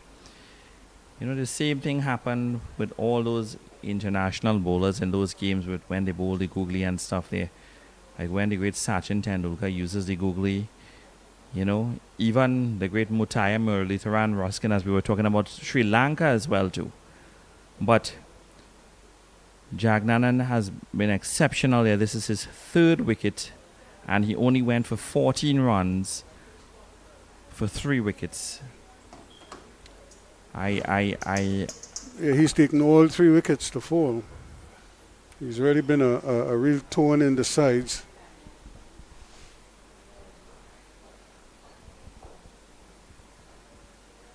He's really been a real handful for the batsmen. And, you know, this is where the game could get away from North. Ashton is the new batsman, Elijah Ashton. What needs to happen now is that, given that early wickets are falling because of the spin attack, Elijah Ashton and Justin Pamphil need to develop some sort of partnership to get going here. Otherwise, if more wickets fall, they will indeed be in more problems. Yes, it certainly will be a Thank you bit of very a much. challenge for them. So this is really interesting here now. And this time he's gone. This could be out as well, and it's taken. And it's taken, well taken. Well. So- And just like that, the game has really been turned on its head here because skipper Pamphil has to go. And it's like a procession now. And that was taken well by Bodo You know, breaks through. Eden Bodo, who reminds me so much of the good top Indian leg spinner Anil Kumble. Trying to get around it and really just spoon the catch to mid-off. And that is the end of Pamphilus. 99 for 4 now. And again, just like we saw in the first innings, they lost 2 wickets at the same score. And things are really starting to happen here again. This is some very good bowling by the spinners, taking the top order batsmen down, and Zion Daniel is into the wicket now together with Elijah Ashton, and both batsmen are yet to get on the mark. And what needs to be done is a serious partnership between these two to strategize to bat the innings out of the spin attack that has been bestowed upon them. Yeah, but it's not going to be easy because 2 things are happening here. The bowlers are bowling at the right speed. So the batsmen are seeing the ball. The problem for them is they're also bowling at a good length. So when it pitches and it moves, most times they're playing down the original line. And they have difficulty reading which way the ball is spinning. Yes, and because of the flight, they have to kind of lift their heads up so it's above eye level. And that also prompts them to hesitate a little bit in the crease. And again, you could see them going, this could be dangerous. If he hits, he's out. And he doesn't. It really was the striker's end, the bowler's end rather, that he probably should have been going at there because Daniel was very, very late.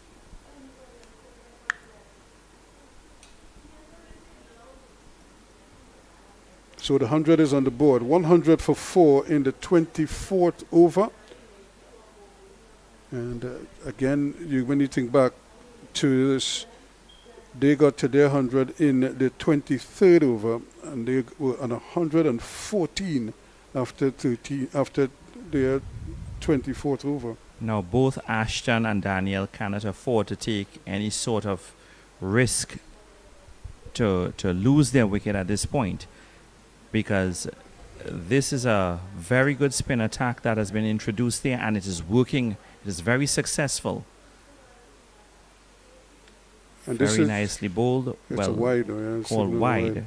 But this is part of the problems that they've kind of created for themselves, because the openers, again, because they used up so many dot balls, now they can't get no sort of freebies, although they can get some misfields. That was a really poor bit of fielding there. You went with one hand. Yes, a bit of sloppy cricket by them on the outfield Is that there. the captain? And it looked like the captain too, but he's left-handed, so it was going to his right. He really needed to just get his body behind the ball. But look, you know, Ruskin, as we were speaking earlier regarding not running in between there to get that extra run or two there, it is now looking very costly. And you know, it would have made a difference, especially even though the top order falls. The wickets falls from the top order there. it looks a bit very costly, and that's what we've been saying. It will cost them at the end. Yes. So 103 for 4 and 24 overs completed now. And again, as I was telling you, the comparison Yeah. is Listen, don't put any sugar. No, don't even. in working his magic. And the batsmen are having a really hard time negotiating.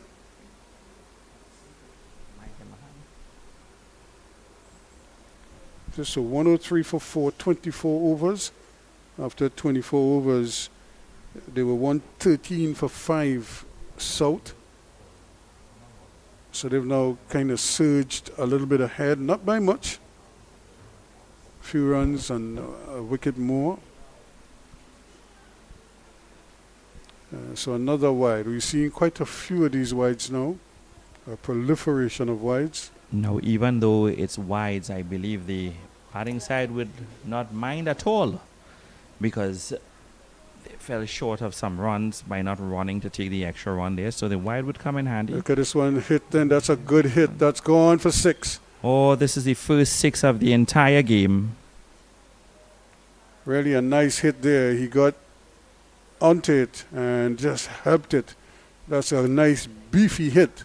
There was a man back there, and all he could do is watch it sail over his head and into the side screen it goes. So Daniel punches one. So he's probably decided he's going to fight fire with fire here. Yes, and he needs quite a few more of those at the moment. But it was lovely done there. I mean, Jagnanan has been extremely well with the bat. So With the ball, and here he goes again. Another wide. So the umpires are calling it very close now, and they really need the bowlers just have to tighten up a little bit with the line. Ruskin, do you think that given the situation that they're in at the moment, do you think that they should go after the bowlers? Well, one of them have to. So they can't all just sit there and block and block and block. Somebody is going to have to, at some point in time, take the bull by the horn, and hopefully it could go on for a good 10 overs or so, and they get lucky. But right now, this is looking to be a real fight, a real struggle for them to read the spinners. Yes, as you know, the saying goes, the struggle is real, and you're actually seeing it there. The spin attack there really has them struggling outside there at the moment. But as you say there, that one of these two here will have to go after whichever one of those bowlers to try.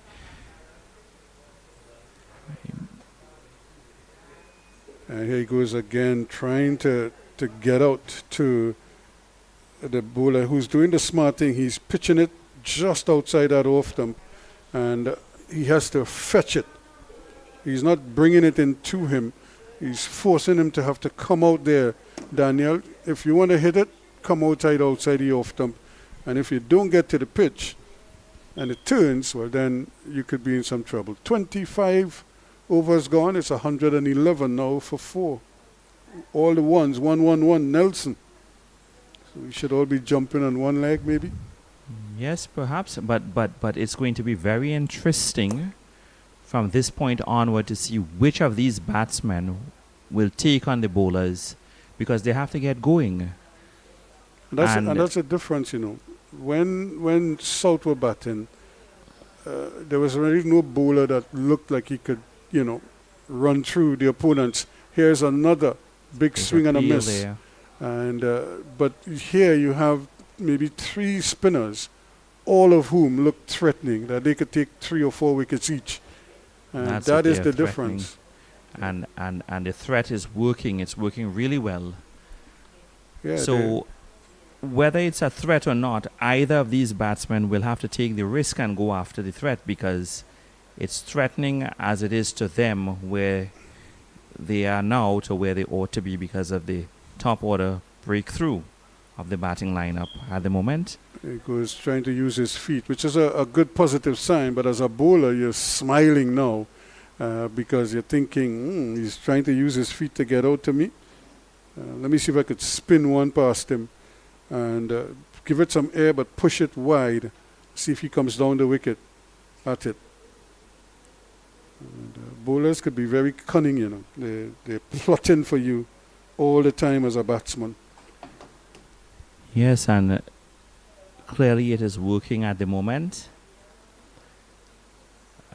Now, those are the type of deliveries that they're going to have to score off of because it was short, just turning into him. But he, instead of trying to place it into the gap, he just nudged it on the onside. You have to score off of any opportunity that you get rather than just block the ball. But right now they're having a real hard time getting the ball off the square. The end of another over, 111 for 4 after 26 a maiden. That was an excellent over there. And as you said there, that the batsmen need to get that opportunity to go after these bowlers, because the spin attack is it's crumbling. It's looking like it's crumbling them down, the top order batting. So let's see how they play from here. But one of these two needs to go after the bowler. Here's a challenge they face. If you have 3 frontline spinners, that's 30 overs of spin you're going to be facing. And I am not sure they could bat out 30 overs of spin. That is a very good point there, because 30 overs of spin is a lot. And it's not just spin, it's a spin attack that is working. It's very effective and successful. And this is what the batsmen have to bear in mind, because they have to go after it. Yeah, you can't play out one and say, well, you block one and, you know, you're waiting for a weaker spinner. Correct. The next spinner is just as correct. just as interesting. And then with the lack of running to make that extra run or two in between the wickets there, that is working also against. Yeah, it was always on the cards. I remember South, they won the under 15s, they won the under 19s, and here they are threatening the under 17s, and another spinner is introduced. Another Chinaman googly bowler is into the attack. So the other Jaden Sadafal, the opening batsman,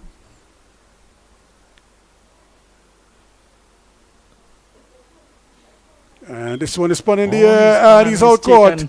Well. Another one that jumped at him there, and Daniel goes for 7. Now North is in a lot of trouble right now. They're in a lot of problems there against these spinners. The interesting thing is to see what are they going to do, how are they going to, but it's just not happening. They're crumbling right before your eyes. And it's the wrist spin of the introduction of the wrist spin of another Jaden Sadafal. On his first over into the innings there, he has taken a wicket there, caught and bowled by spinner Jaden Sadafal. So it's going from bad to worse for North here. They're really up against it. And you know, Jaden Sadafal's style of bowling reminds me of Wakar Salam Keel. I believe it's Afghanistan or so that he plays for when he plays in the CPL and the T20s and so on there. And whatever he's doing there, Sadafal there, it worked very, very well in this over. Is it because of the afro? More like Malinga than anything else. Oh, right now, I think I don't think that North needs Malinga. I think they need Sangakkara and Jayawardena and Dilshan. They need Lara. Oh yeah, they need Lara. They need Bravo, or they can even send down to Ghana to get Chanda Paul as well to join. And Pollard. Bring Polly in. Why not? They need Pollard in a situation like this. Somebody who could just take the ball in by the scruff of the neck. That's right. Or even get Dre, the great Dre Russell. Somebody. One of them boys can do this. There goes. Again, because they're not Sadafel reading the again. spin. Yeah, they don't know the spin. Aidan Chun is out there.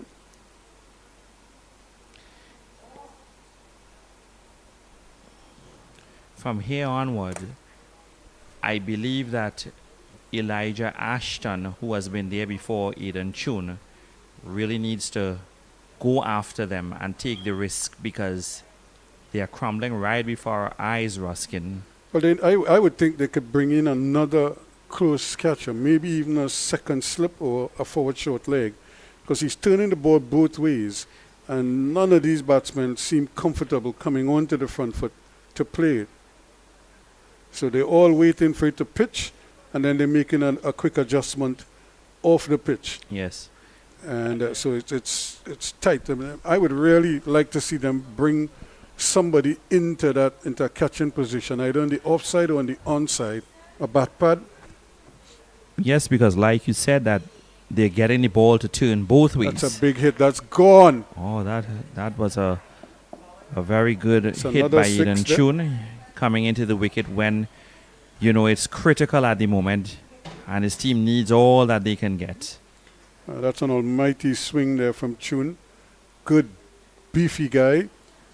When they went out to do the toss and the players were out there in the middle, we were saying, this is an under 17 tournament. When they saw Chun out there, they say, but he looks like he is like, you know, he can play the under 19s or even the under 23s. But then I had to make the point, when I was his age, I was that big as well. So I shouldn't be poking fun at him because of that. But he did look so much bigger than everybody else, you know, and you saw why. You look at that beefy hit there. Ruskin, I'm sure back in your time that you were just like that and you were an attacker with the bat. No, I wasn't. I was never really that big hit. I mean, I could hit the ball, but that was never really my strength. I tended always to play on merit, and I was one of those batsmen that would pick up line early. That looks like the second Another leg attempt spinner. there. Yep. Mhm. So you're seeing another leg spinner being introduced now. After 27, it's 117 for 5.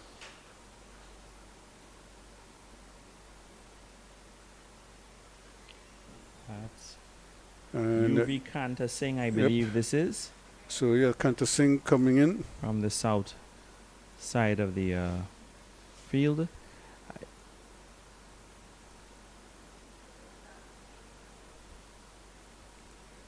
Presentation College of Shogunas.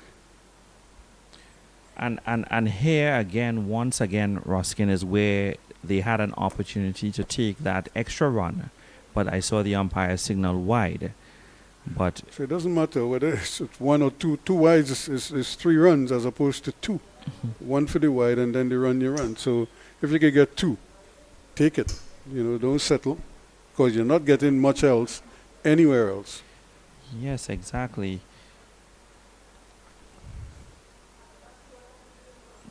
And he goes again. This Yeah, is another another wide wide one. Yeah. You could, and again, look at how casually Oh, they and run it has it. gone straight to the Yep. boundary. So that there is 4 and 1 for the wide, which is 5.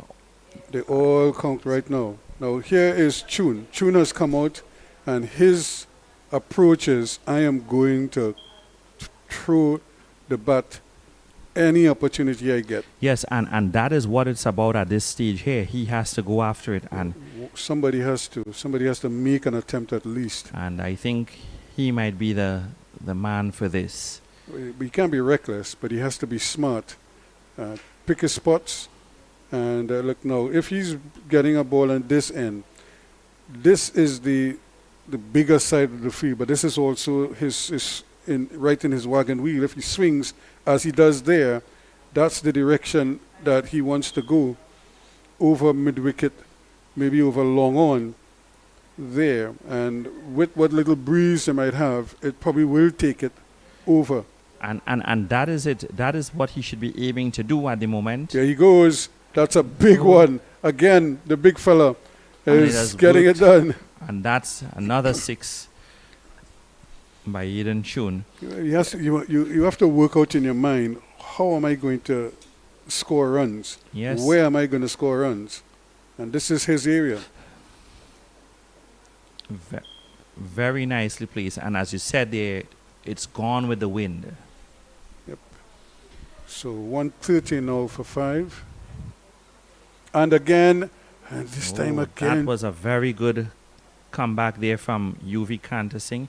You know, UV Kanta Singh has a similar style and disposition to that of the great Imran Tahir of South Africa, who is usually the captain for the Guyana Amazon Warriors. Here's another bullet that just seems to pass through the fielder. And that is what it's about. That Chun said, listen, you know what, be in a position, let me just go after him. Whatever happens, happens. And that's the idea at the moment there. So very good strike from Eden Chun.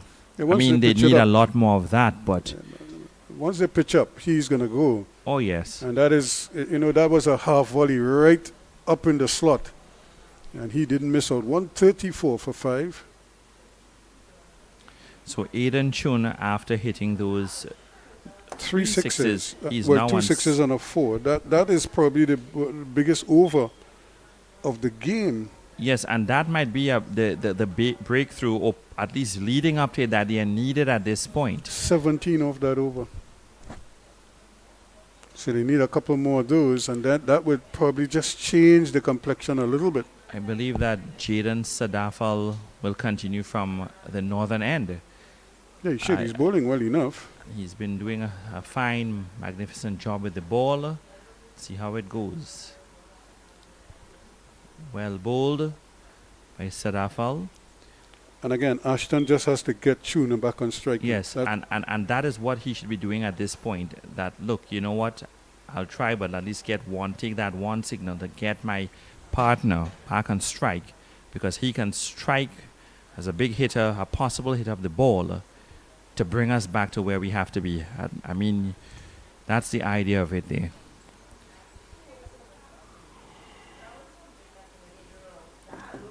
Well, so we were talking about in the Champions League, and I was telling you all that I hope it was not another 9-goal fest. Well, you have 8 so far, but this is over 2 games. The Arsenal ladies beat Leicester 7-0, and the men are leading 1-0. So we only have 8 on the day. But this is an away game for the Arsenal men, so this is a good result if they can hold on to it in the first leg of the Champions League. Here he goes again. This time he could be in trouble, and it is taken. Very well taken. I believe that, Eden Chun, you have to give him some credit there for going after, as we said, trying something by not doing at all. And Jaden Sadafal strikes once again. But credit to Eden Chun, and I think that, his team would appreciate, the little valiant effort that he made there with those couple of boundaries and those 2 sixes, where the team needed it most. And he did his best there, and he was caught out on the field there. He goes for 16, and like I said, he looked like he meant business. Unfortunately for him, he picked out the man at the long on, who just taking 2 really good catches out in the deep there now. And he now would want to, that would look at Ram Kisoon out there taking that catch. Now that, North is in a lot of problems here right now. They're in deep trouble at the moment. Having lost that little glimmer of hope in Eden Chun at the moment, they're in deep trouble. Their top order has crumbled to the effective and successful spin of the opposition team that they are facing at the moment. Yeah, well, we said this early on, that the spin was going to be the deciding factor in this game, and the South spinners haven't disappointed at all. So Suratan is out there. Jaden Suratan.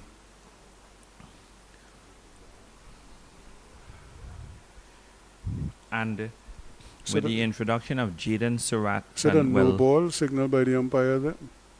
the introduction of Jaden Suratan to the wicket with Elijah Ashton, the same thing that happened with Aiden Chun, going after, one of them will have to do that as well. Question is, are they capable of doing it? Because you don't want to just jump down the wicket and swing wildly, as they say, head in the air. It's going to require some level of expertise and practice and confidence. Still not able to get the ball away. And another fine over, 136 for 6 at the end of it.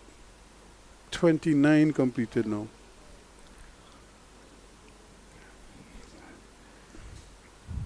See, North is in under 17 is in a lot of problems. They are in deep trouble at the moment there, and as you rightfully said, you know, is which one of them will be capable of doing this, going after the bowlers, because the UV Kanta Singh is back into the attack. He's back into the attack again, and he will deliver his first ball to Elijah Ashton. His one over went for 17 runs, but that Yes. was Chun swinging away.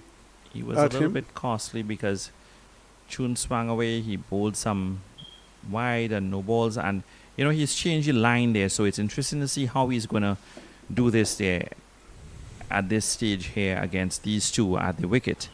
Well, Ashton has been there for 12 balls now. He's been there for a while, couple of overs. He needs to get going at this time here, Yeah, I because he was in the wicket previously before Aiden Chun came in, and Chun just took it over and decided to go after. So Ashton needs to perhaps follow suit if he's capable of doing that, and Well, if it's practical. it's a leg by. They go for one, and they decide very belatedly to come back for a second. I am actually surprised that they didn't do what they were doing all along and not taking the second one. It's good to see that they did, but they delayed in doing that as well too, Ruskin. So whichever one of them here and whomsoever is the bowler, they need to get going. Here comes Kanta Singh again. But one of the best ways to get started would be to start taking singles. You know, try and get the ball into the gaps and rotate the strike quickly. Not everybody is capable of making the big hit. And this one went right through him. It might go close to the boundary, but again, they're just jogging. They're not pushing. And they need to become aggressive, but it eventually ends up going for 4. Oh, it has gone for 4. Some batter's luck, I guess, but as you said there, that There's 4 byes. It went right it's through him. byes, 4 byes, Yep. yes, went straight all the way down. But as you are rightfully saying that, look, it's too many dot balls here. You all have to at least hit to get at least a single to rotate your strike, to try something there, and that would help you tremendously there. And it's interesting to see if this is what they will do or not, or are they just going to play on, block on, and just, you know, take it as it comes. Because if you're not that capable of hitting the boundary and the 6 and so on there, that's how to play at this innings of the game, this time of the game. That's a good stop there, keeping the pressure on, not releasing anything. Now they kind of get out of jail shot for most of these batsmen is that big swing over mid-wicket or a sweep to square leg. And this is where they have problems because they can't judge the singles very well. Again, the batsman got a standing on his bat at the non-striker's end and not able to respond to an early call. 143 for 6 now after 30 overs.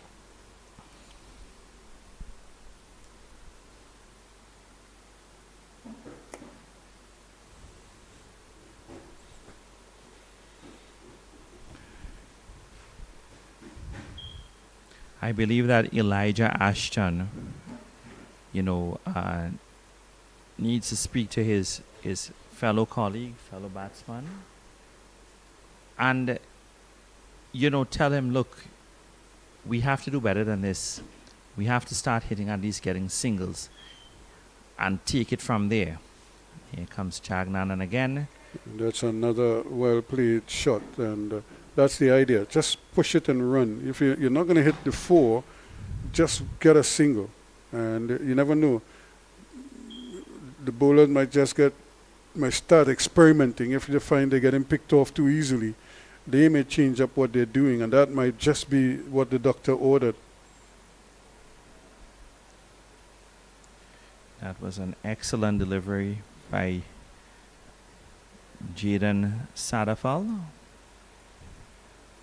Yeah, he won't mind that if the batsman just keeps coming forward and prodding and pushing defensively.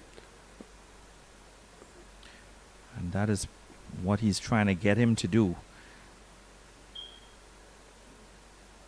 And that's kind of like it, but again, excellent fielding, can't get it through. And they give the single away this time, but they're still not interested. You know, at this stage of the game, I don't know why is it they are not taking the singles, because that is what their aim should be, to be playing like that, to take the single. They had a good opportunity there to take that single to add to their tally, because everything counts now. And again, they can't make the connection. That was a loose ball that they couldn't punish. And so it's getting really, really tight now. 4-0. They can't seem to get the ball off the square. That time they do get it through, and that's more like it. And Sadafal straying outside the off stump once too often, and made a pay there. That was a good strike there. They need a lot more of those at this time. And you would hope that they realize that, to try to make an effort to play like that, to get the ball into the gap, down to the boundary. So very good effort. Yep, Shiratan is doing his part here. Let's see how well how long he can persist. And once again, a well set offside field, and nobody sweeping outside. But the batsman still can't get it through. End of the over. 31 completed now. It's 148 for 6.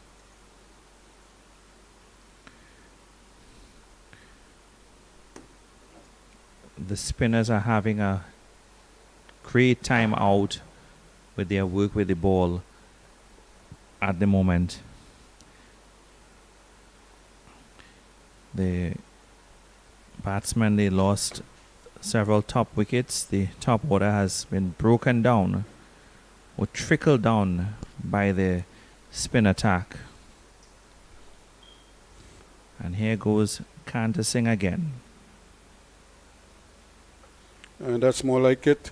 But it's just going to bounce, and all they could get from it is a single. But that's kind of like the get out of jail shot here. A sweep or a slug sweep.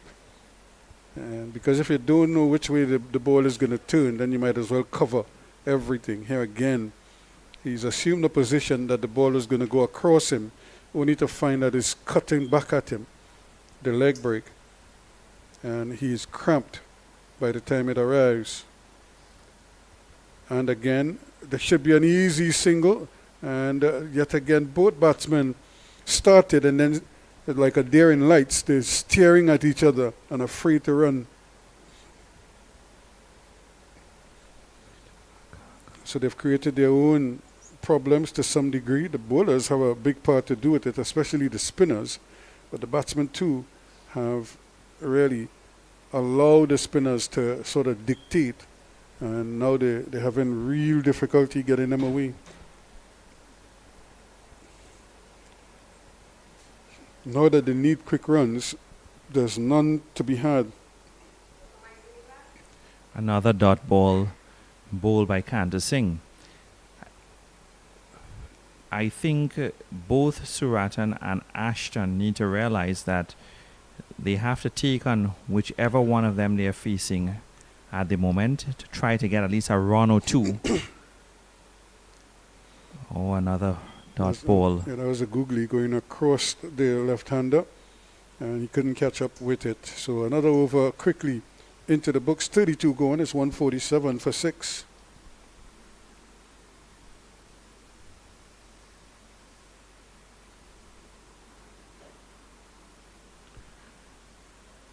And both batsmen are having a chat now to perhaps tell each other, hey, listen, we have to take on somebody. We have to try. We have to at least get a single or two in each one rather than just playing off the receiver dot ball. What they have to be thinking is getting a boundary off every over. That should get them started. And it will help very well to their much needed tally. I think Jaden Sadafal is to continue there. There was another fumble there. There were a lot of those taking place during the day there, and I'm not too sure what's happening, but here he goes again against Ashton. And that's well played, but there is cover on this occasion. So again, South doing the smart thing. They have their boundary riders strategically located, and they're just making life as difficult as possible for the North batsmen. Hoping the pressure is what works against them in the end, and they get themselves out. Because like you say, they might be thinking we have to get on with things, but they have to be smart about it. A 4 is a 4. If you hit it on the ground, and it goes to the boundary, it's still 4 runs. You don't always have to hit it in the air. And as you said there, at least a boundary an over so could get them started. It's going to help, but at the moment that's not happening. Sadafal continues to Suratan. And you know, he needs to look at where he could score. He could score by the umpire. If he just stays in line with the ball, and as it turns into him, just turn the face of the bat and roll it by the umpire, that's an easy single. If he plays it into the offside, it's more difficult for him because it's a well-set field there. And he's not going to get it through like that. So he's just soaking up dot balls there. The one that came on the pad was the one he needed to turn to square leg, to pinch a quick single. And once that didn't happen, well, here we have another over coming and going past him quickly. Can't get that one through, so another over comes to an end. 1 run from it, 148 for 6. That was an excellent over by Jaden Sadafal, and the batsmen are really, really struggling at the moment, and they just can't get going. Guess you would probably have a refreshment break there.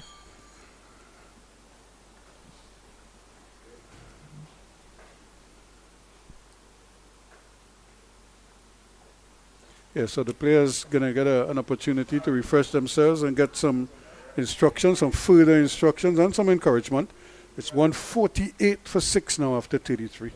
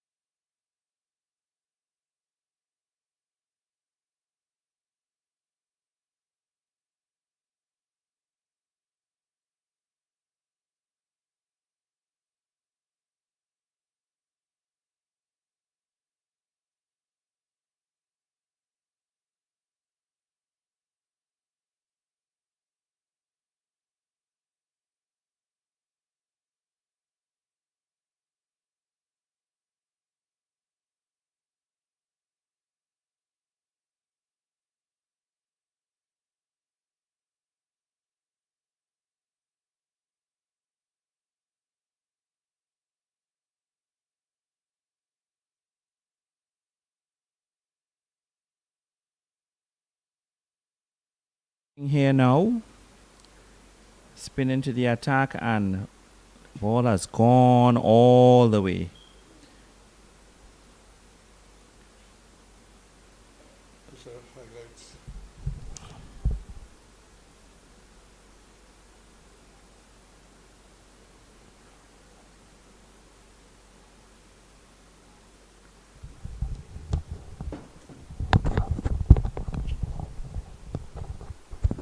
So just to give you an update here that the Trinidad and Tobago Leeward Islands game ended in a draw.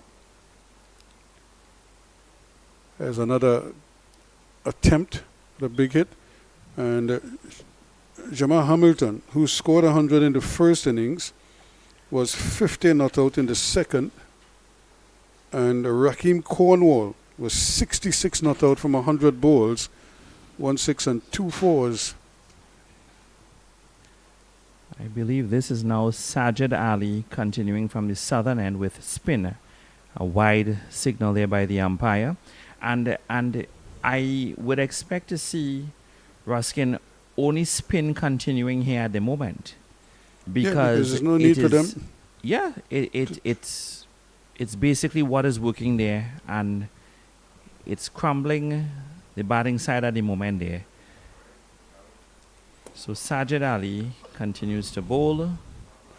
So it's a heavy spin attack, and the slower deliveries are causing real problems for the batsman. Here he goes for an almighty hit.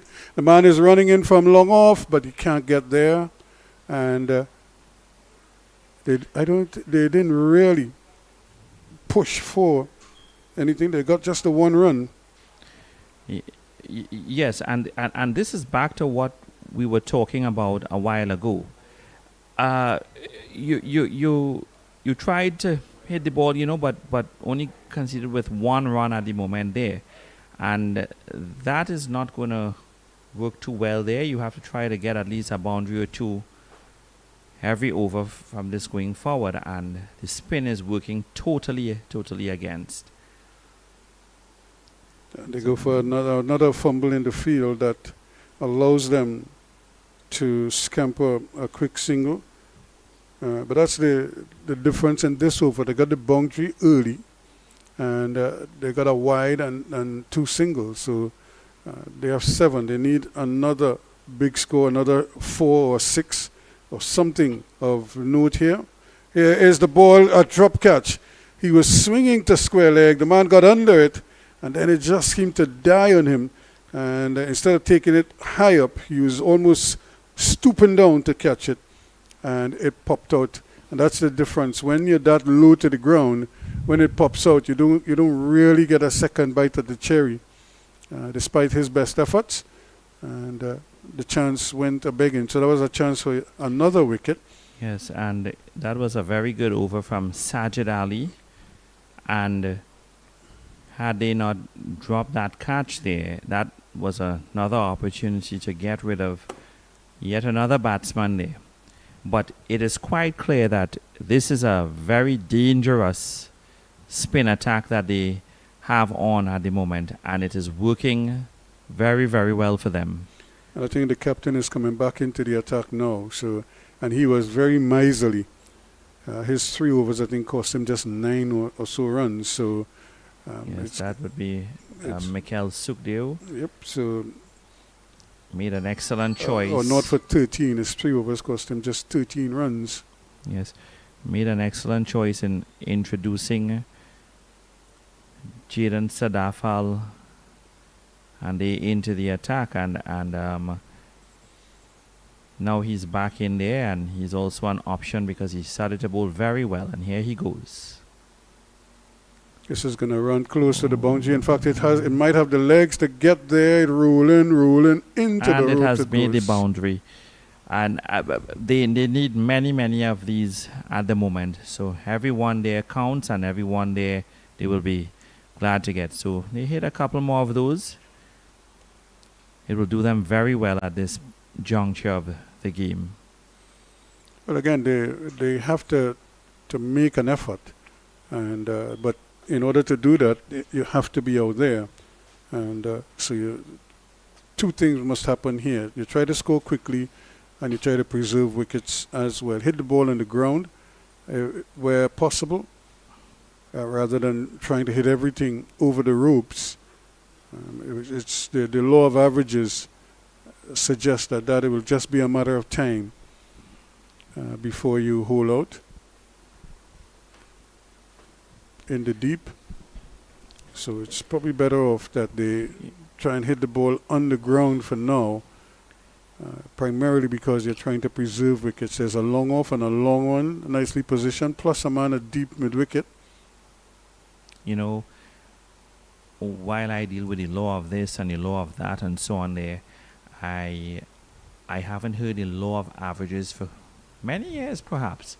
And when we were back in those days back in school, when you talk about that, we used to take that for granted. We used to think, well, you know, what is this about and whatever. And today, after all this time, you're seeing outside there where the law of averages are really making a difference out there on the field.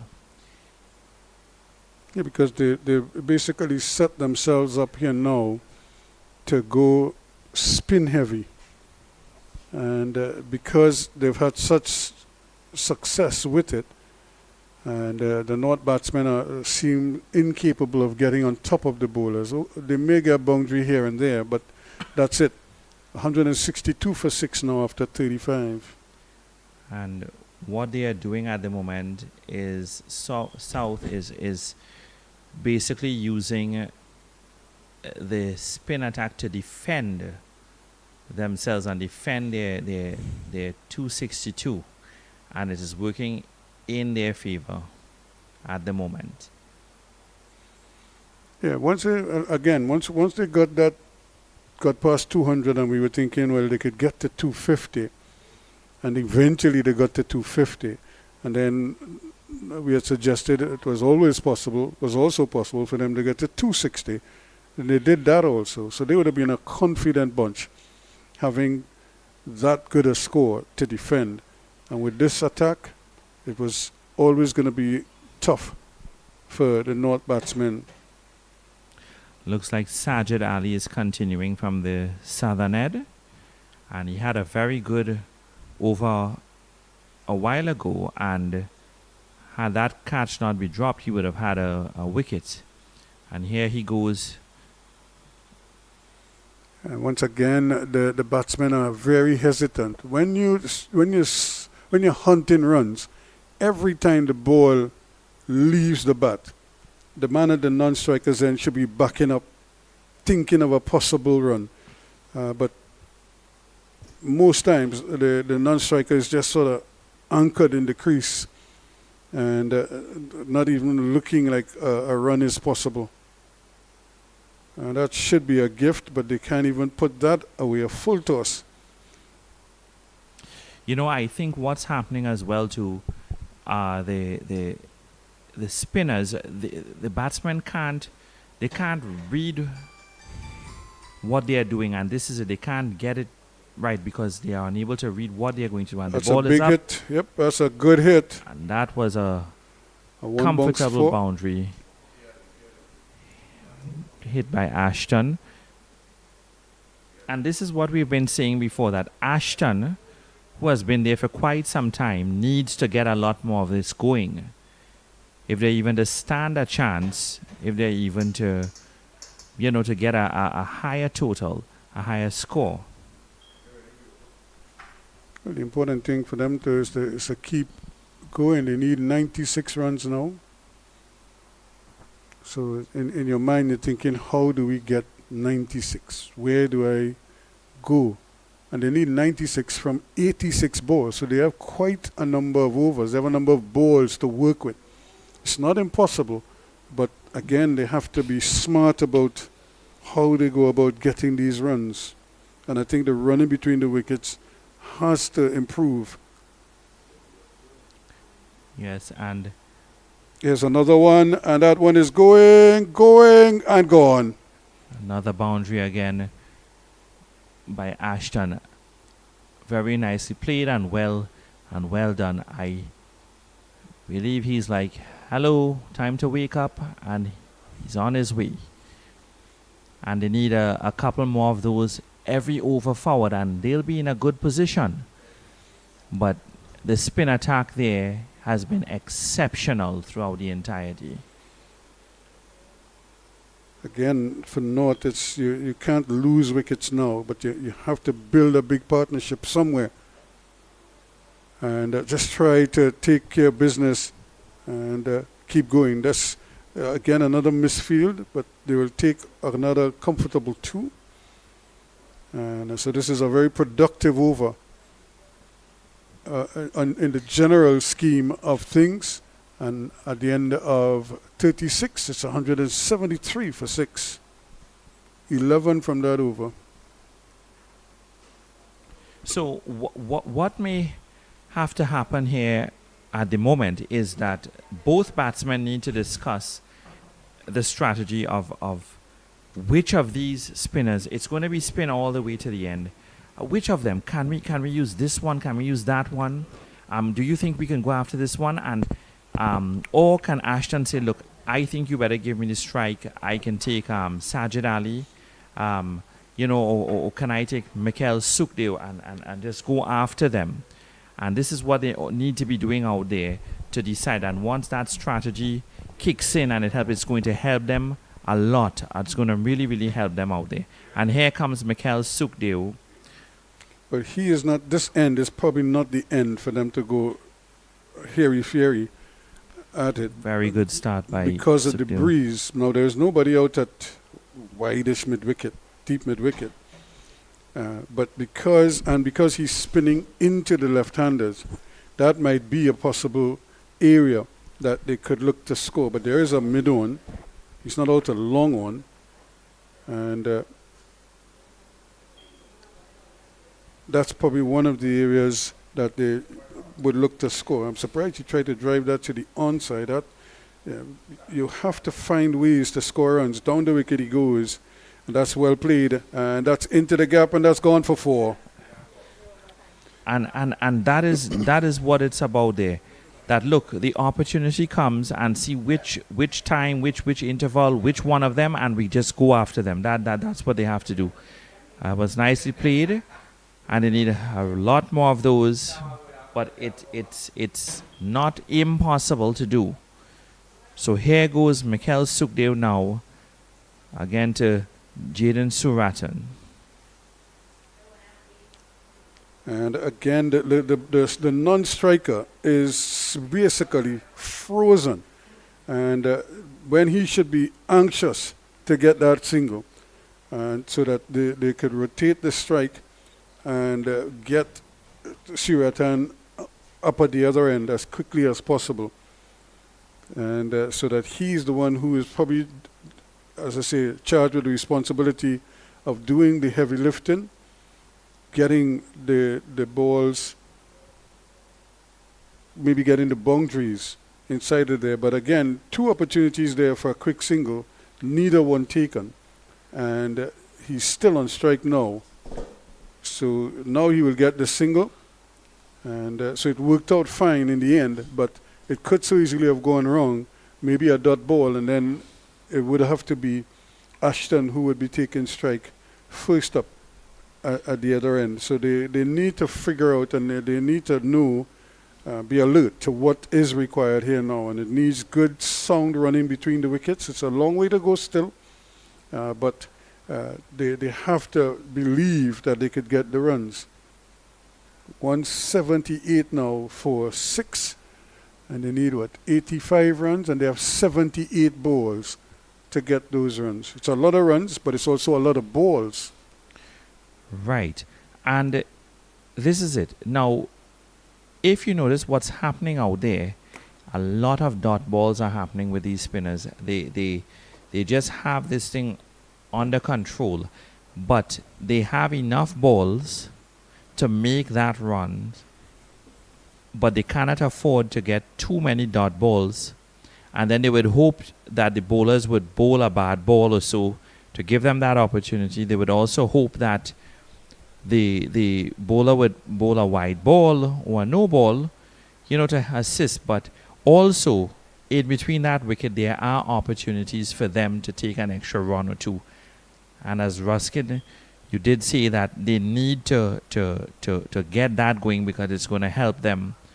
But they have to recognize that, look, it's coming to the end here and we have to do something there.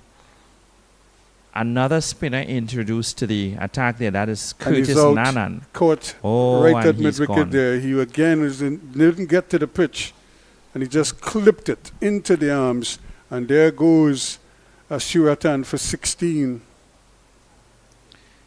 So another spinner, Curtis Nanan, on his first over has taken the wicket of Jaden Suratan goes for 16.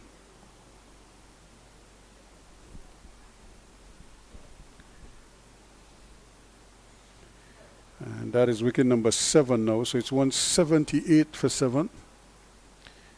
Now everything now is going to fall on the shoulders of Elijah Ashton, still remaining into the wicket there, but he's struggling, really struggling to get going, to try something,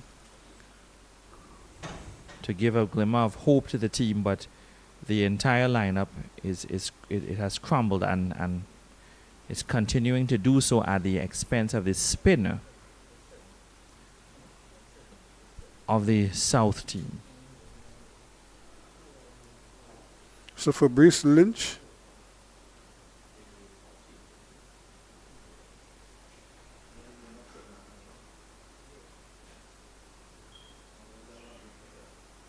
is the new batsman, and the rule is the same. Somebody is going to have to take the lead here. If Ashton is going to be the anchor, then Lynch is going to have to get into scoring really quickly. Or they may have to change rules a little bit and let Ashton take over the bulk of the scoring. But he hasn't been able to do so just yet. So Fabrice Lynch.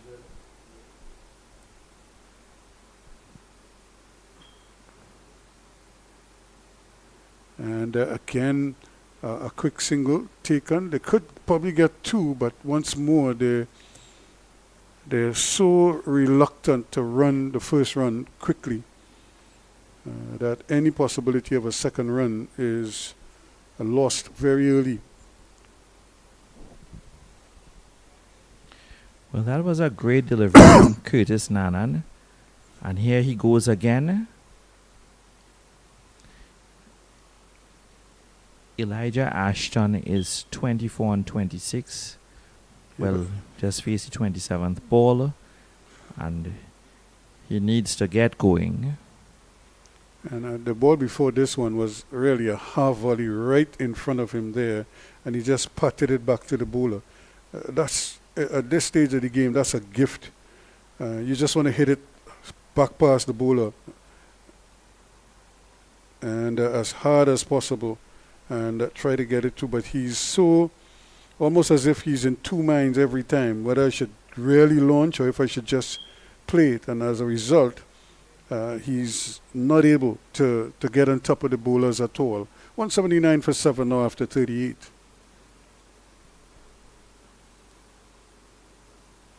And again, another miserly over, just the 1 run in it.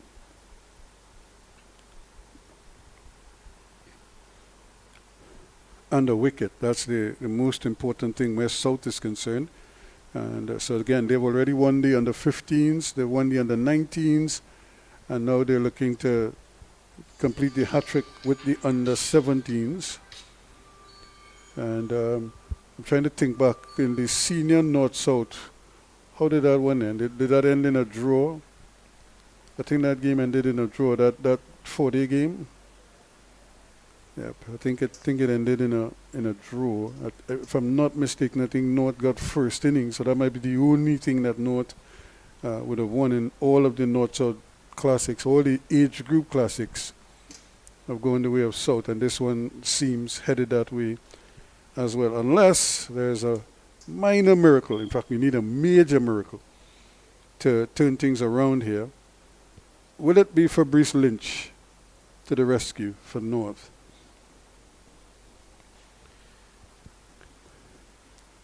Ashton in his familiar pose, just leaning on his bat at the non-striker's end, watches.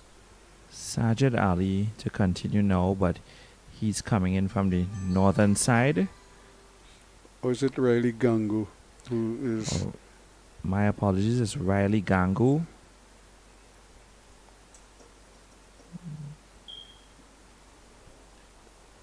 And he has bowled very well. His 4 overs prior to this cost him just 6 runs. He's yet to get a wicket. That's the only thing that he hasn't been able to do. And again, they can't get it. Now he has to make up his mind that if he gets a delivery, a loose delivery, he's going to have to put it away. That's really the mindset that he has. That's well played. Into the gap it goes. And 2 runs comfortably. And that's how he has to approach it.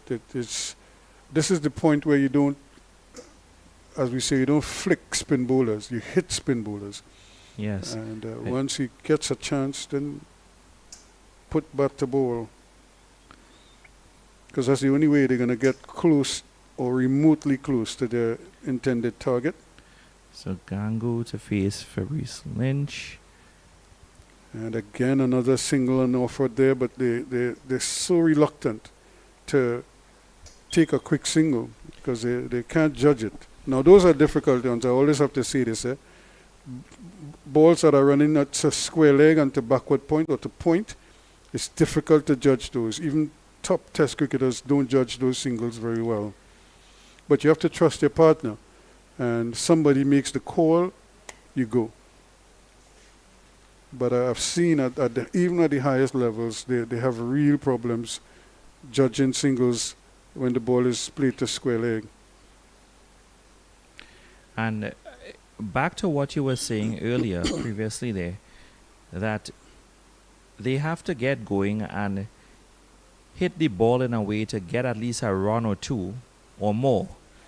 But with this attack, this successive attack of spin that they have introduced here, one after the next, it's a bit difficult for them to pick and pinpoint there how are they going to play.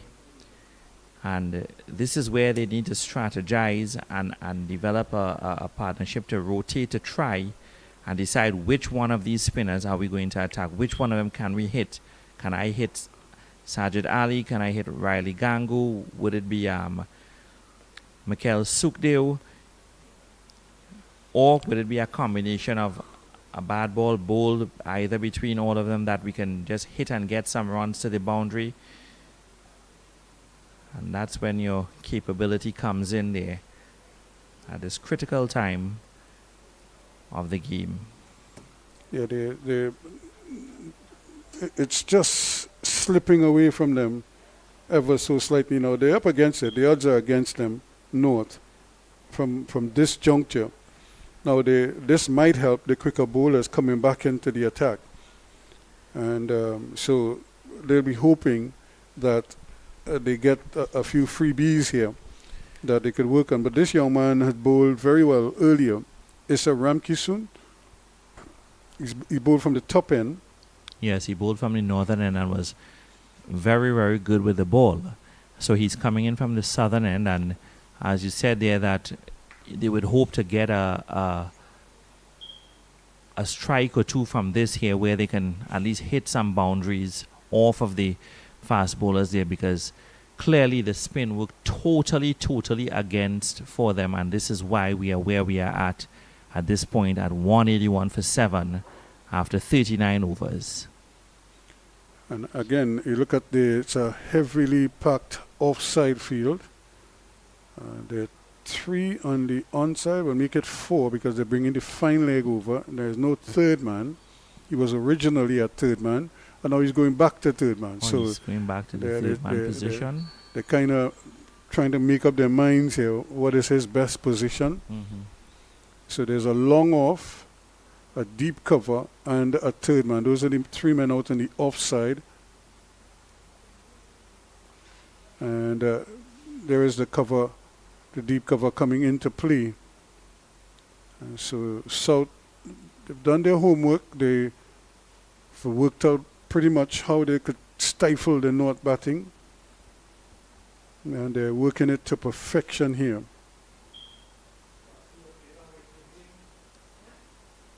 Given the few sort of slip-ups in the field with the catching, they obviously would love to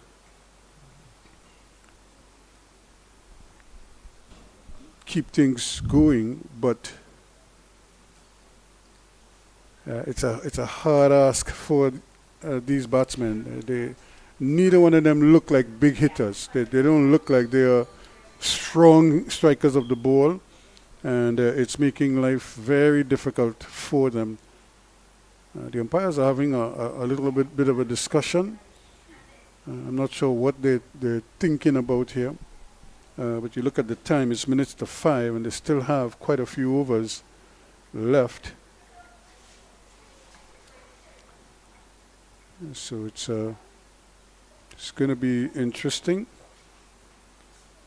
Now they're bringing the player inside the circle. That was a 6th player outside.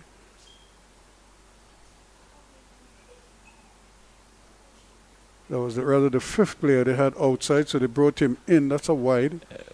Ramkisoon starts off with a wide. Now, Fabrice Lynch is facing Ramkisoon, and Elijah Ashton is on the other side. So it's interesting here to see what is he going to do at this point. Another wide. Wide signal again. Yeah, they all count. Now the question here is, where is he going to get his runs? And I would imagine that is the question that he has to answer in his mind. How am I going to get 6, 8 runs and over? Both batsmen would be thinking that, no, where are they going to put the ball to get the runs?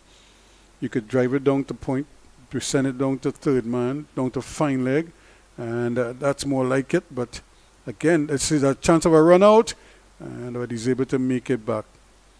That's more. Now the non-striker is saying he didn't hear the call. Yeah, and this is it. You have to be alert out there at this point there, because you didn't hear the call, you didn't know what it was, because that would have been an opportune time for them to take that single there to help the tally, but they didn't once again. There goes Ramkisoon again. That's more like it. That's a good shot. That could run all the way to the boundary. It will, and that's 4 runs. So that's what I'm saying. He has to work out in his mind where he can score runs. Third man and fine leg, those are givens. And he at least he could have gotten a single if the third man was there to cut it off. But he placed it so well that he got the boundary. Fine leg, there's none.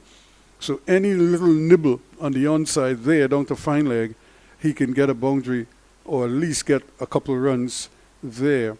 And those are like his principal scoring areas, or just push it in front square, cover region, and pick up an easy single out there. There you go again.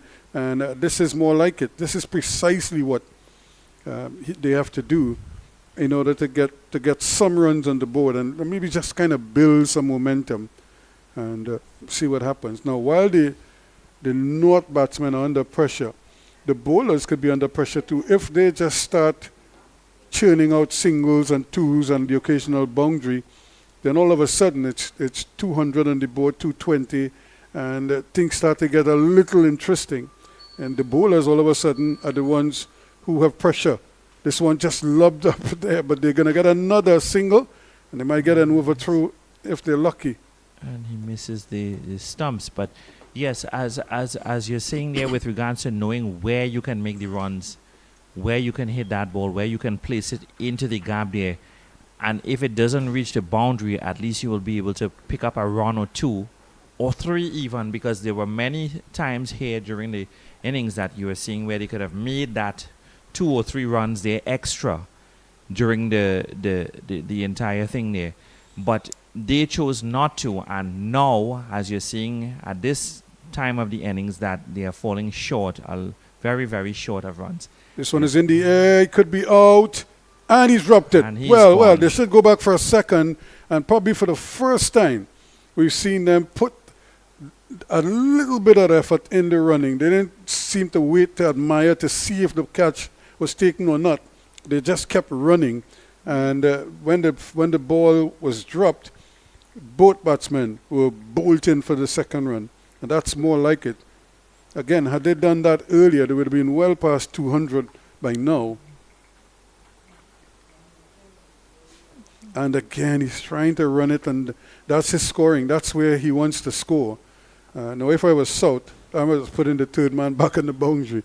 Because if that ball just nibbles wide of the keeper, it could go to the boundary for 4. So you need to have somebody down there protecting that area, because that's their principal scoring area. 193 for 7 now. 10 overs left.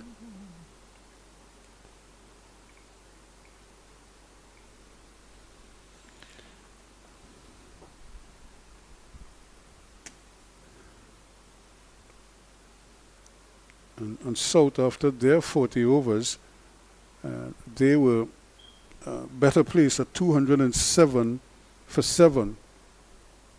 Right now they're 193 for 7.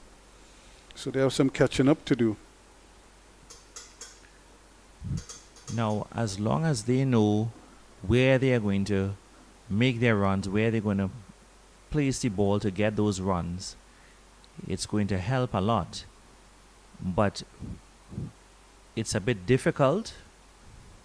You know, given the entire lineup they had that fell at the expense of the spin attack, at this point here is about scoring as much runs, as many as possible, and where you place that ball is going to be very, very important. Well, this is the challenge for them. When the spinners are operating, the whole complexion of the game changes, because now they have to take risks. And I'm not sure if they can really handle the pressure of manufacturing runs here now. Now you look at the field, there is nobody out on the onside, so that's a given. In fact, it's another medium pacer who's back into the attack. And that one is they're gonna get one comfortably. It should be a bye. I don't think he touched it. It is a bye. But that was a gift. That was a full toss. That ball passed him under full, outside the off stump. He missed it completely because he was probably trying to hit it so hard. Lost his shape. So 194 now. Still have plenty of work to do. They need 69. They have 59 balls. So they have plenty balls to work with. Problem is, who's going to get the runs for them? Another full pitch delivery. We'll give them a single. And they're going to go back for the second one they again. take the This second. pair at least look purposeful. That's the second time we see them take advantage of a bubble in the field. One was the drop catch, where they ran the second run quickly, and here now a bubble down at long on. And they were back for a second one, because that ball has to travel so far to get to the wicket. You could more than run a second run there. And A much better ball bowled by Samuel.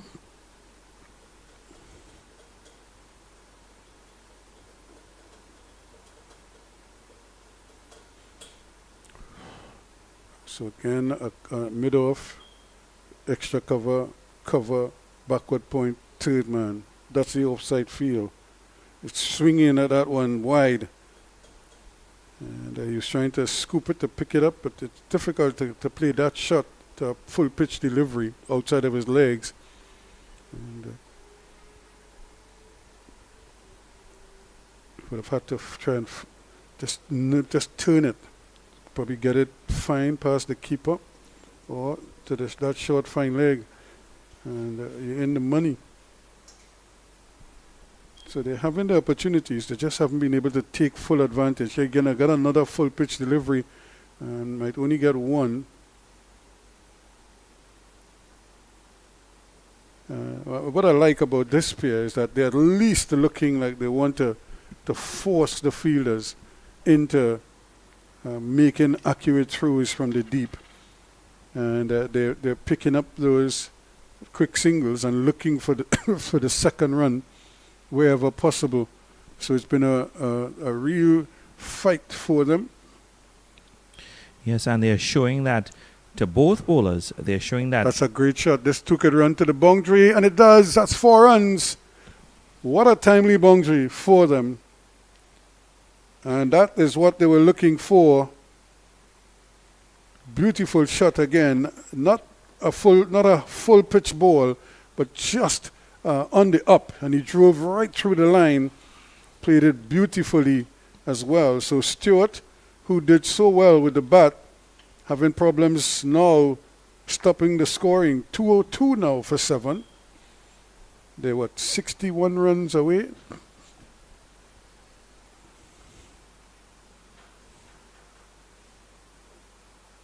And again, there should be another comfortable single. They might get a second if they hurry. Yes, they should, quite comfortably. You know, it's very good to see that this pair out there are actually taking the extra that they can to make it up. And if they keep this up, as well as knowing where to place the ball off of the fast bowlers, the pacers, they would be able to get the run tally higher at this part of the innings. Well, I don't think they're going to get the quicker bowlers for much longer. Maybe 1 over more, or maybe 2 overs more. After that, the rest of the way might just be predominantly spinners. In fact, if the captain wants, he can bowl spinners the rest of the way, because I think they have more than enough overs. Given we saw 6 spinners, given the amount of spinners in the tank. Yes, I believe that it was about 6 of them used, and going forward there, maybe after this one or another one, they will reintroduce them back there. I think the batsmen are more comfortable at the moment against the pacers to make runs. That's again that was a gift there. He really needed to get that out into the outfield deep and maybe scamper a couple if he couldn't get a boundary. But he probably should have really whacked that through the offside.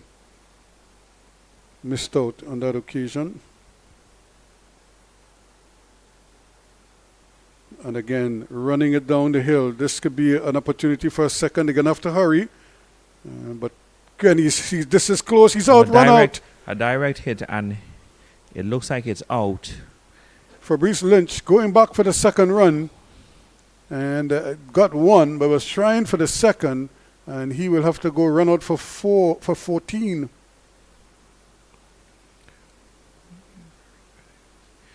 You know, that was a very good effort by Fabrice Lynch trying to do, but he fell short and should have gotten back in there.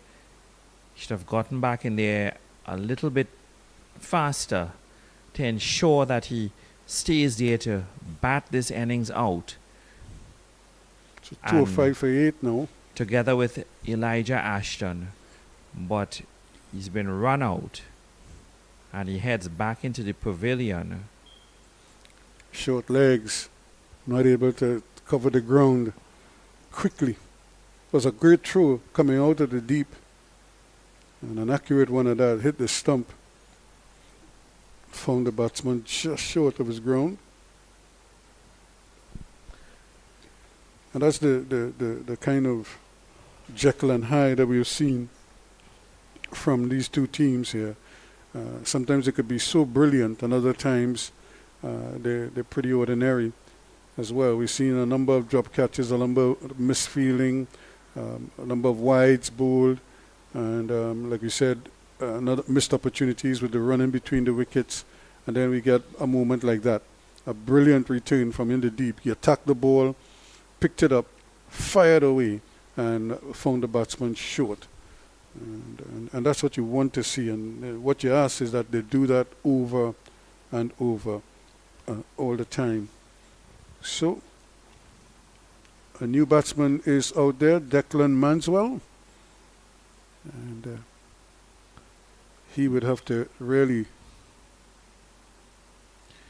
So they got a single off the bowling here of Isaiah Graham.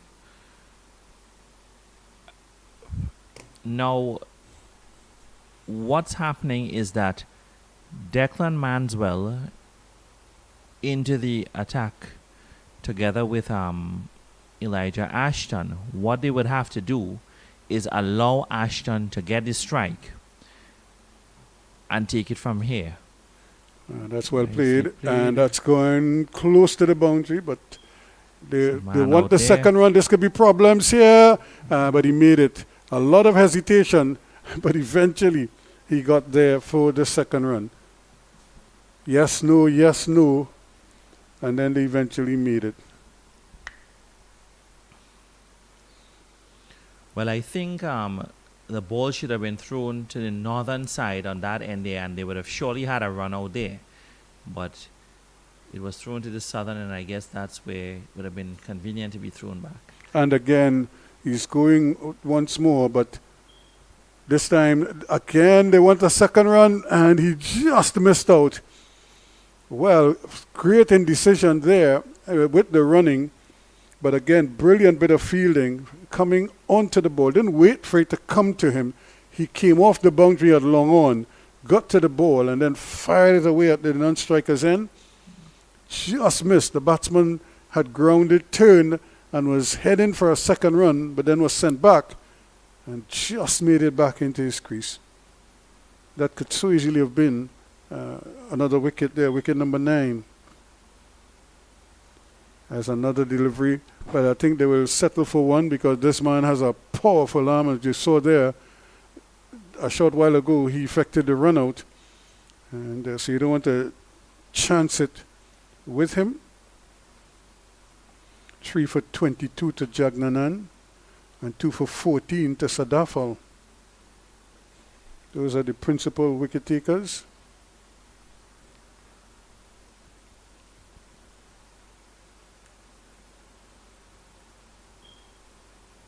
So at the end of that over is 210 for 8. It's 210 for 8 after 42 overs. And it's going to be... So 53 more needed. And there are 48 balls. And so that is possible. The problem is they only have 2 wickets. That's the bigger problem here. Yes, and I believe that's why the fast bowlers were reintroduced there to see if they can take more wickets by bowling at the stumps and so on there. But it was Stewart again. That's a great shot, and he might only get a single, but it's excellent, and they really need to commit to that second run because the return is not a good one, and both of them were, as they say, grand charging a second run. And I think they would have made it had they had just keep going, but they ran back into the crease. But again, if you look at how they grounded, both of them grounded the wrong way. They grounded with their backs to the ball, to where the ball is, and don't have the ball in sight all along. That's when it's in the air, there's a man out there, but it's not going to carry to him. Yeah, because and it's like I say, it's some of the basics with the running. You can't turn your back on the ball. The ball is coming on to third man. If you go into the non-striker's end, you have to transfer the bat into your left hand. So when you ground, you're seeing fine leg, and you know if there's a possibility of a second run. But if you run and then you ground with your back turned, you now have to straighten up, look before you could even start to run again. And it's the same thing for the man running into the crease at this end, where he has to be able to see where the ball is at all times. Very good delivery from Samuel Stewart. I would believe that both batsmen out there would realize that at this point here that, they have to hit some more, get some more. Very nice placement. But you don't want to risk being run out as we saw happen there previously. But at this time here, Elijah Ashton will have to take the lead outside there and do whatever he can to try to make some runs to steer his team to the end. Yeah, they need 50 from 44. But they only have 2 wickets intact. And that's an almighty hit. That's gone. That's a maximum. And what a timely hit indeed there from Ashton.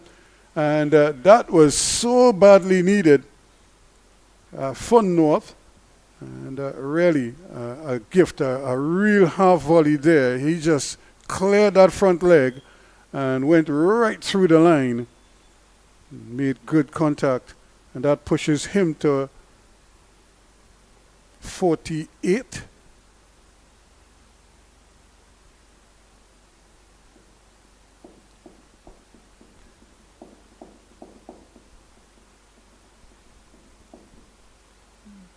And I think the bowler's only just come back.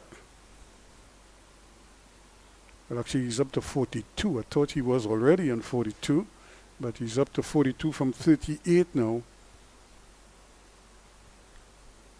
Stewart under some pressure here. Bowled him right up in the block hole. And what a way to respond after being dispatched for 6. He bowled Ashton for 42. It's 219 for 9 now. And that is what they were looking for by reintroducing the fast bowlers, the pacers, to bowl at the stumps to get the wicket. So from here onwards, I believe, well, it's Declan Manswell who has been dismissed there. It's been bowled and dismissed. So Ashton is still in the wicket at the moment, but at this moment it's going to be very difficult if they lose the wicket to make any sort of runs or comeback there. Actually, They no, need Declan 44 Manswell runs is and 42 balls. Declan Manswell is still out there. He's the bigger of the two. So he's been joined by Zaheem Ali.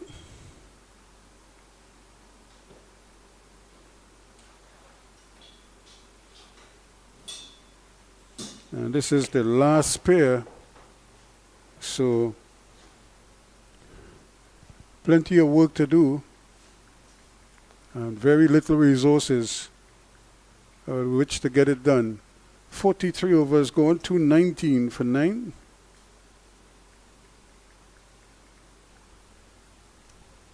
So they have 42 balls and they need 44 runs, but just the 1 wicket.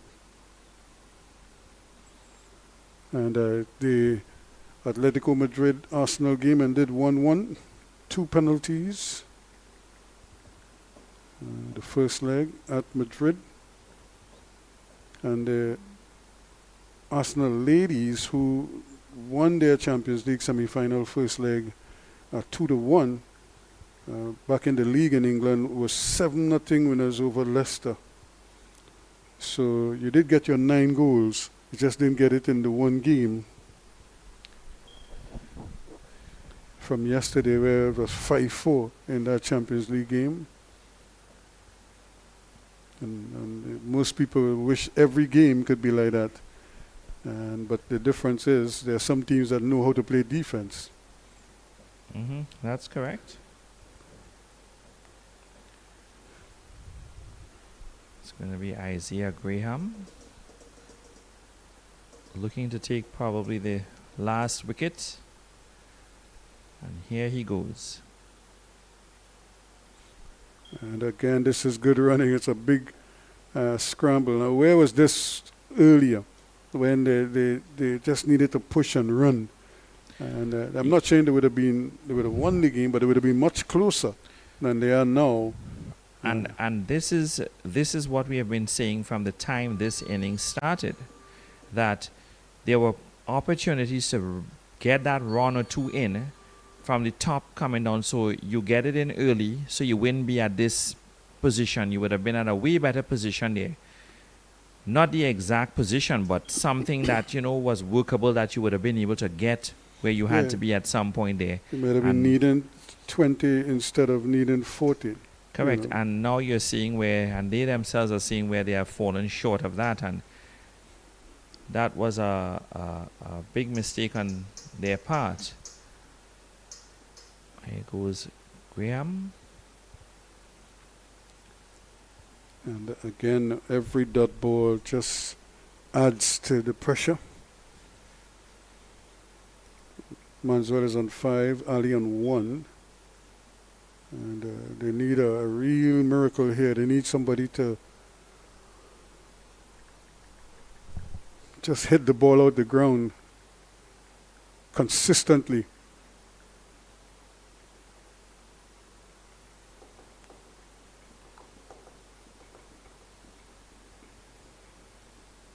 Congratulations also to the San Antonio Spurs and Victor Wembanyama. His first playoff series, he gets a win. And they advance. Short ball, but again he can't take full advantage of it. So just a leg by. So a lot of action there, but not very productive. Because a short ball, there is nobody behind square. Even if he mishits it, he probably could get a couple more than just a leg by. Might have even gotten a boundary. Yes, because on square side there, it was absolutely opened.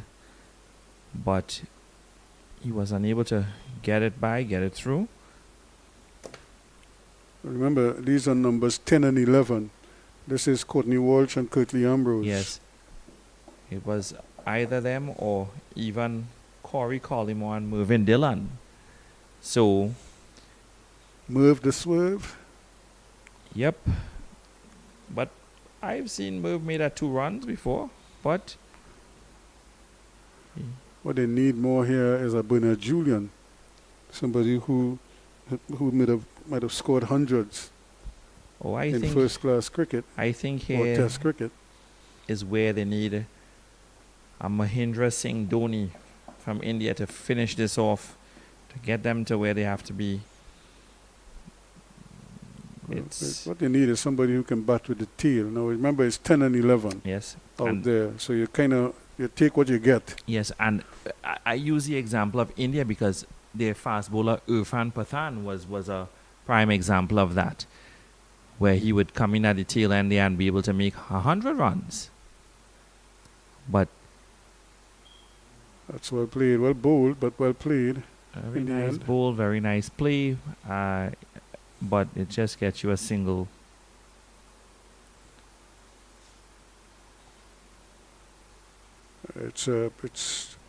I'm sure the players who sitting in the dugout now might be thinking, where could we have gotten some more runs, or where could we have limited South to fewer runs, and that is what kind of haunts you for the next day or two as you try to find answers as to why you would have lost the game or why you find yourself in this situation now.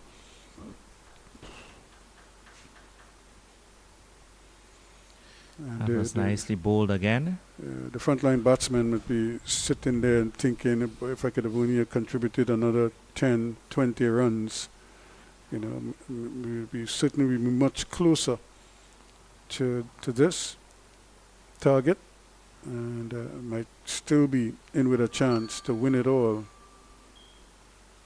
Here it's difficult. They're appealing for a catch at the wicket, and not out, says the umpire. Says no. And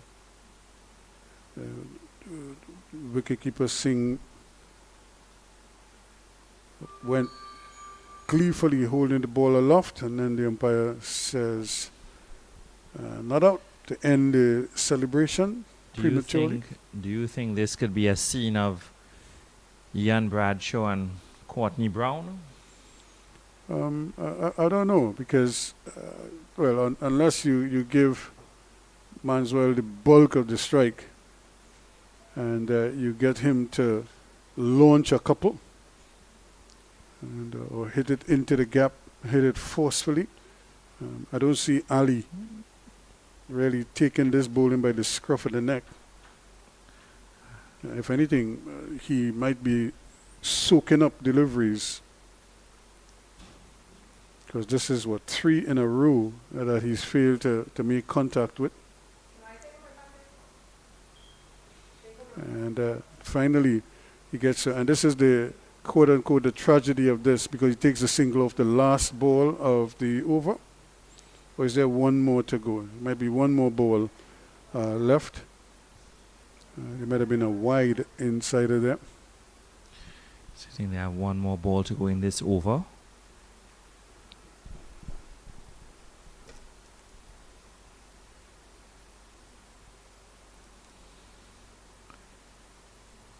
Here's the last ball of the over.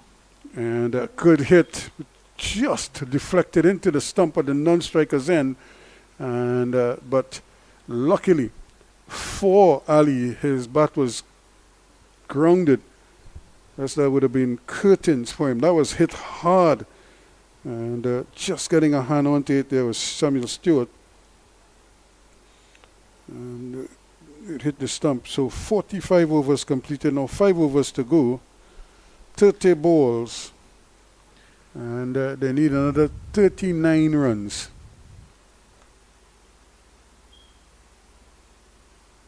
.224 for 9.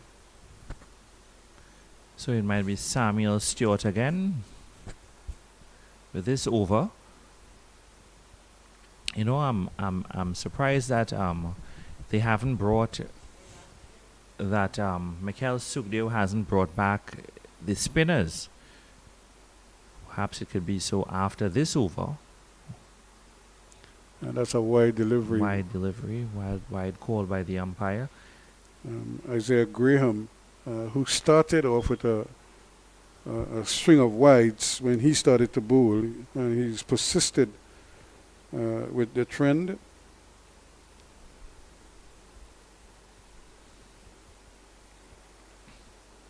One wicket to go.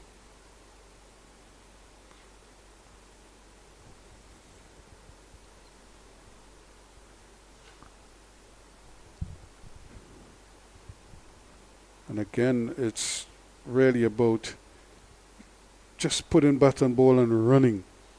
Not because it's going straight to the fieldsman doesn't mean that you can't run. And they just seem to decline those quick singles because it's going straight to the fielder. If the man at the non-striker's end is backing up really well, that's a single. From the time it touches the bat, you have to run.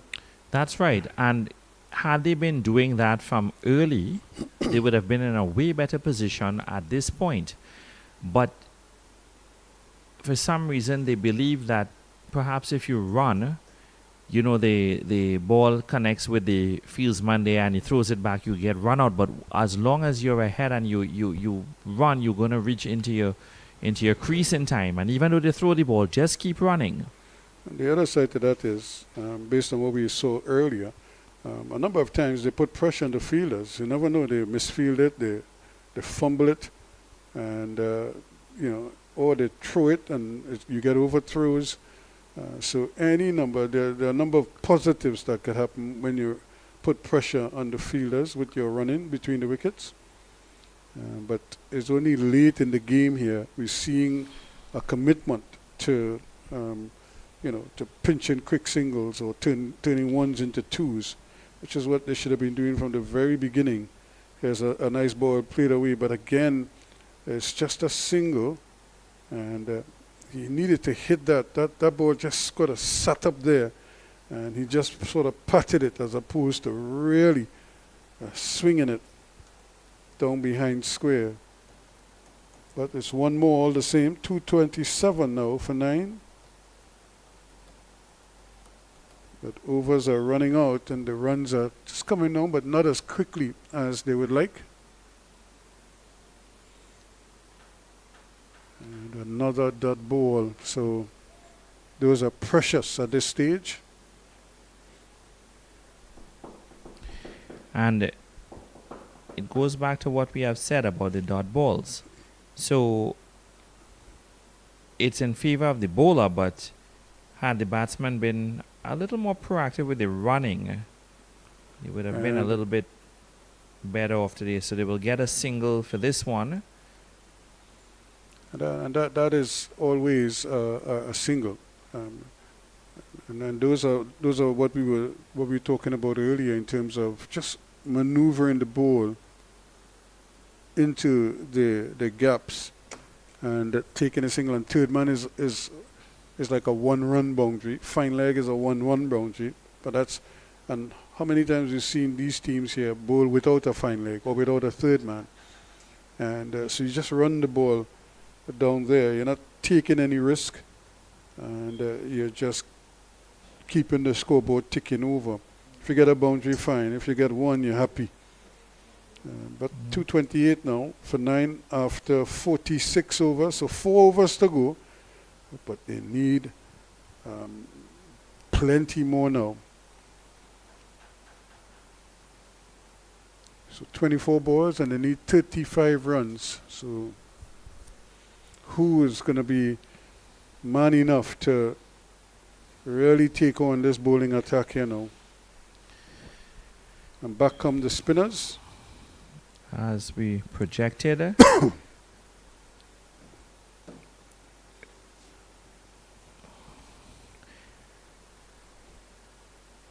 And just 1 wicket to go before it's all over.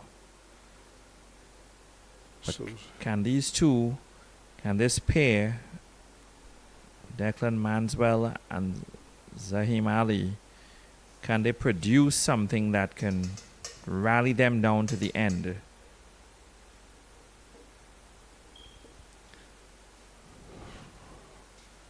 yeah, it's you just have to hold your nerve, you know. You just have to be smart about how you go about getting your runs. You have 4 overs, you need 35 runs.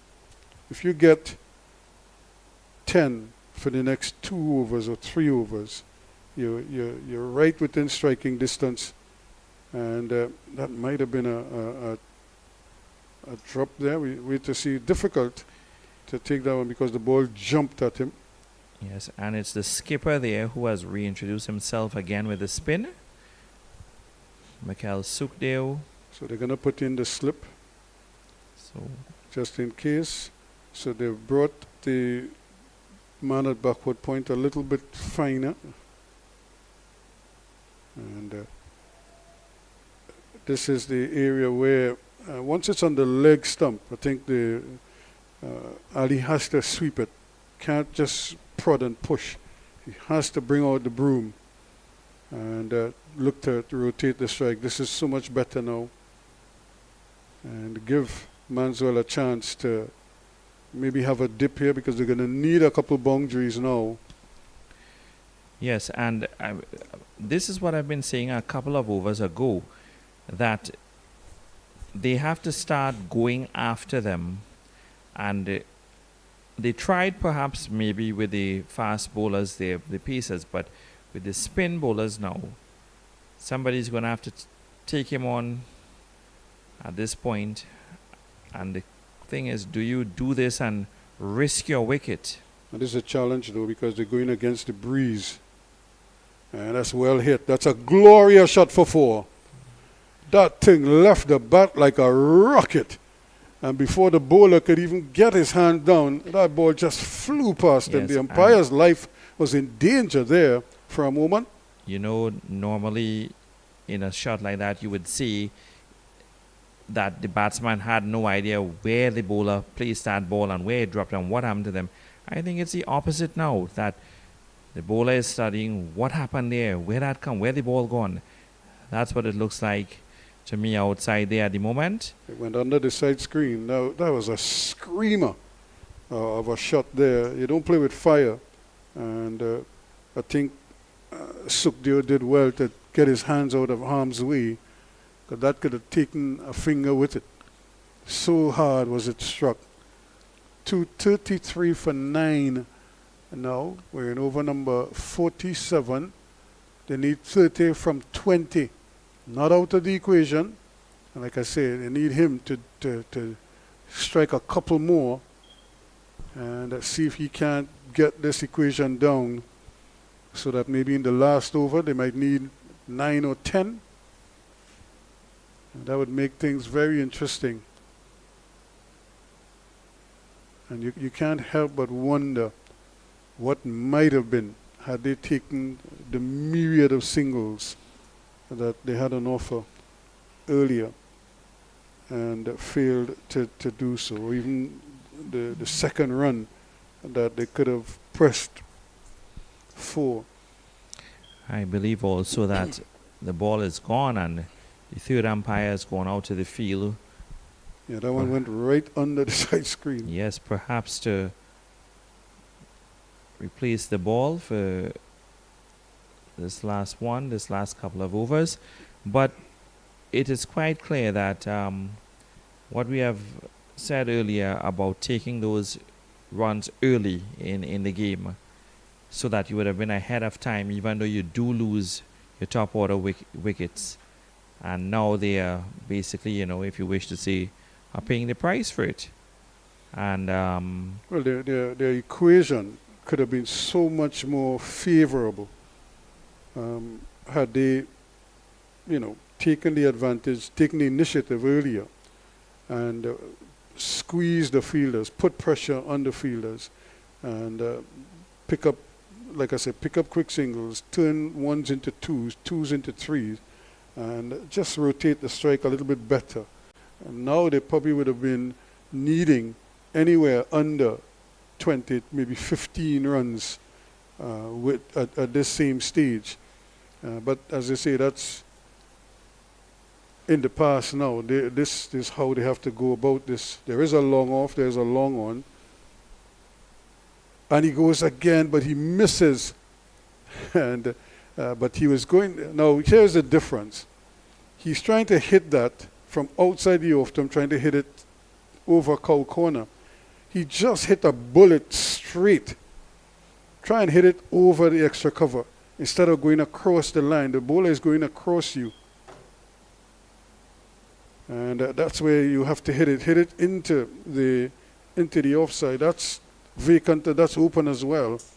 And with that kind of effort there, had he attempted to hit that over extra cover and made contact, and probably would have sailed out the ground as well. The end of the over, 233 for 9. Still, we wait.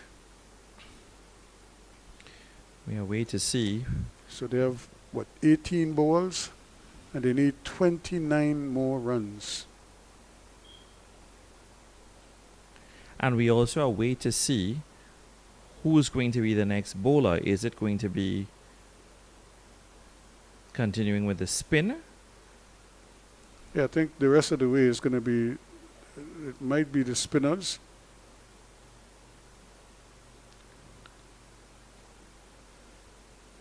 Or they're going to persist with Graham. That might be Isaiah Graham from the southern end. Pace bowling from the southern end. I'm a bit surprised that they didn't continue with the spin.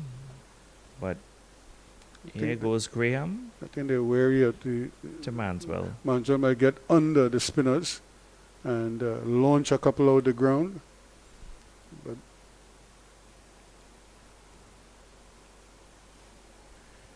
yes, Manswell has what it takes to get under the spinners and launch it out of the ground, a couple of them there. And maybe that's the decision for this. But here goes Isaiah Graham to Declan Mansell. And he goes, that's a big hit. There's a man settling under it. Does he take it? No, he doesn't. He drops it. Now they're going for one. They're going to come back for a second. They're going to have to hurry. And again, they just kind of wasted all that time figuring out. And they come back eventually for a third run. And if they're lucky, they might get a fourth. And they decide against it. And I think the fielder was trying to play a little cat and mouse, what we call bush cricket there. Yeah, and he fumbled up there and couldn't even find the ball. I don't even think he knew he fell at the ropes of the boundary there and couldn't even find the ball, and it was all the way to the But left of him. He probably thought it had gone over the ropes. Yeah. So that's why he just kind of lay there. And he had an overthrow throwing it back to the field there, but At the end of it all, 3 runs. You see, he fell over here. He's not sure where the ball is. yes. And he probably felt it went over the boundary. So he made no effort to really get to it immediately. And that's more like it. And they want a second run, but they have to be careful. The fielders are, as they say, trying to set them up to go back for an extra run. But not for 23 for Graham. Looking for a wicket here. 238 for 9. And that's well played into the gap again, but they will settle for 1. They're going for the second, but the fielder, the batsman at the non-striker's end, just at the striker's end, he's just frozen there. And Manswell was screaming going back up the road. And he would have made it too, because the ball again has to be thrown from way out in the deep. But Ali decided that 1 was all he was interested in. He never moved. Manswell almost ran 2 runs by himself. And again, Bowling by Graham.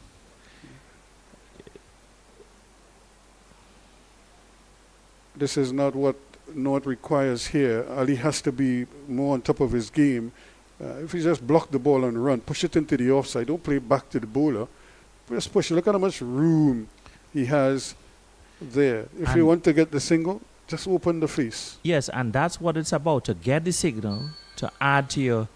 Can't push the ball back to the bowler. To That is add to not your helping tally your there. team. So, another over goes by. 48 now completed. It's 239 for 9.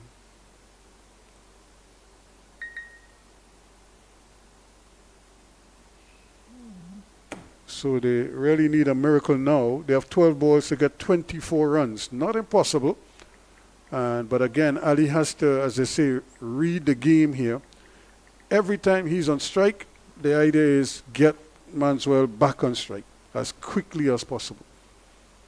So he cannot just push 2 dot balls. Even if he did that for the last ball because he wanted to give Manswell the strike first up in this over, fine, but not in the 5th ball, where you're just getting opportunities to score and not taking them. So now the captain has decided he's going to take himself out of the attack, Sukhdev, after that vicious back drive that almost took his hand off. And, so he's given up that responsibility. Sukhdev is back into the attack now. No, Sukhdev, like I said, took himself out of the attack. That looks like Samuel Stewart. And replacing the skipper Sukhdev on this northern end. And as you said there, I believe he took himself out after having Manswell hit him out of the ground straight over the screens on the other side there. And this one is struck back to the bowler, just past him. They could only get 1. And but again, here is where the focus is on Ali. Can he get a single immediately and get Manswell back on strike?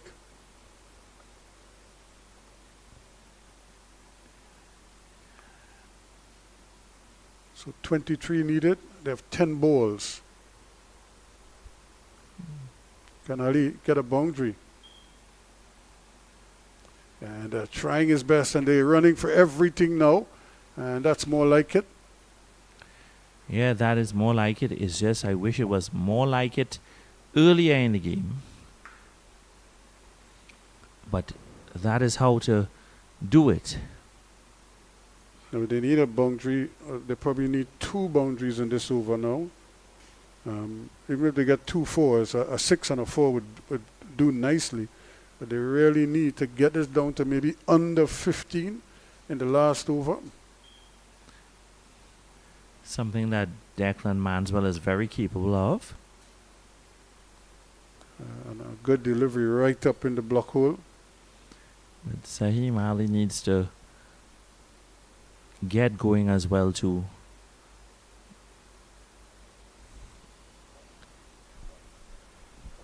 And if you look at Ali now, where can he score?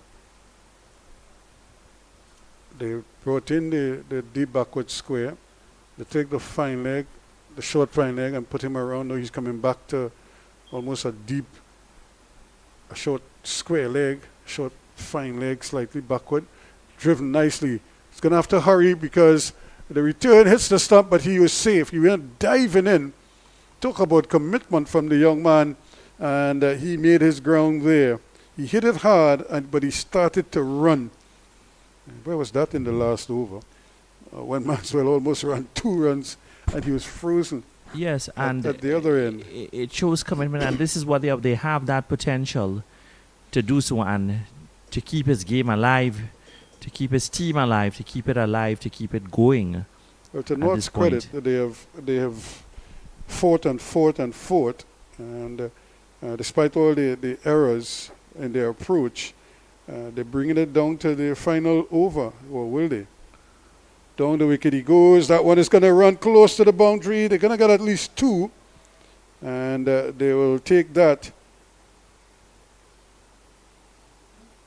And that ends the over. That's the unfortunate thing, is that Manswell is off strike. And it's 2:45 now for 9 after 49 overs. So, 1 over to go. 6 balls, 18 runs. You could do that with 3 sixes. You could do that with 4 fours and a couple singles. Any equation will do. But this first ball, they must get a run from the first ball. And whether or if they get 4, fine. But Ali needs to get Manswell back on strike as quickly as possible. Now, who would have thought that this game would reach to this stage here, where North, despite all the indifference in their batting, would come down to this, where they still have a mathematical chance of winning the game. And Manswell is very capable of hitting the ball hard, getting it over the ropes. Can be done. We just have to see how it all goes. Samuel Stewart. So they need 18 from 6. Here he goes. And that's turned nicely. That's very well done. That's more like it. And now they need 17 from 5. And this is where, as they say, you bring out the whooping stick. You bring the long handle to the party. And because you know he's going to launch. And there's a man at deep cover. There's a man at long off. There's a long on. And there's a deep mid-wicket. Those are the men out. 4 of them. There's a short fine leg and a mid-wicket. That's the only man in front the bat on the onside. Close in. Down the wicket he goes, but he can't score. Really, he was looking to really pick it up, and he just needs to keep his eyes on it. Even though you're trying to hit a maximum, you still have to keep your eyes on the ball. You can't just run down the wicket. And if you run down the wicket, you have to plant, steady yourself, and then launch from a stationary position.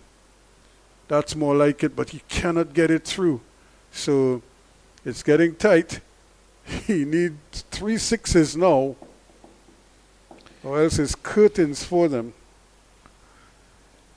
They really need to get it. They still need 17 runs. They have 3 balls. And he needs to hit at least 1-6 No. off of this ball. Yep.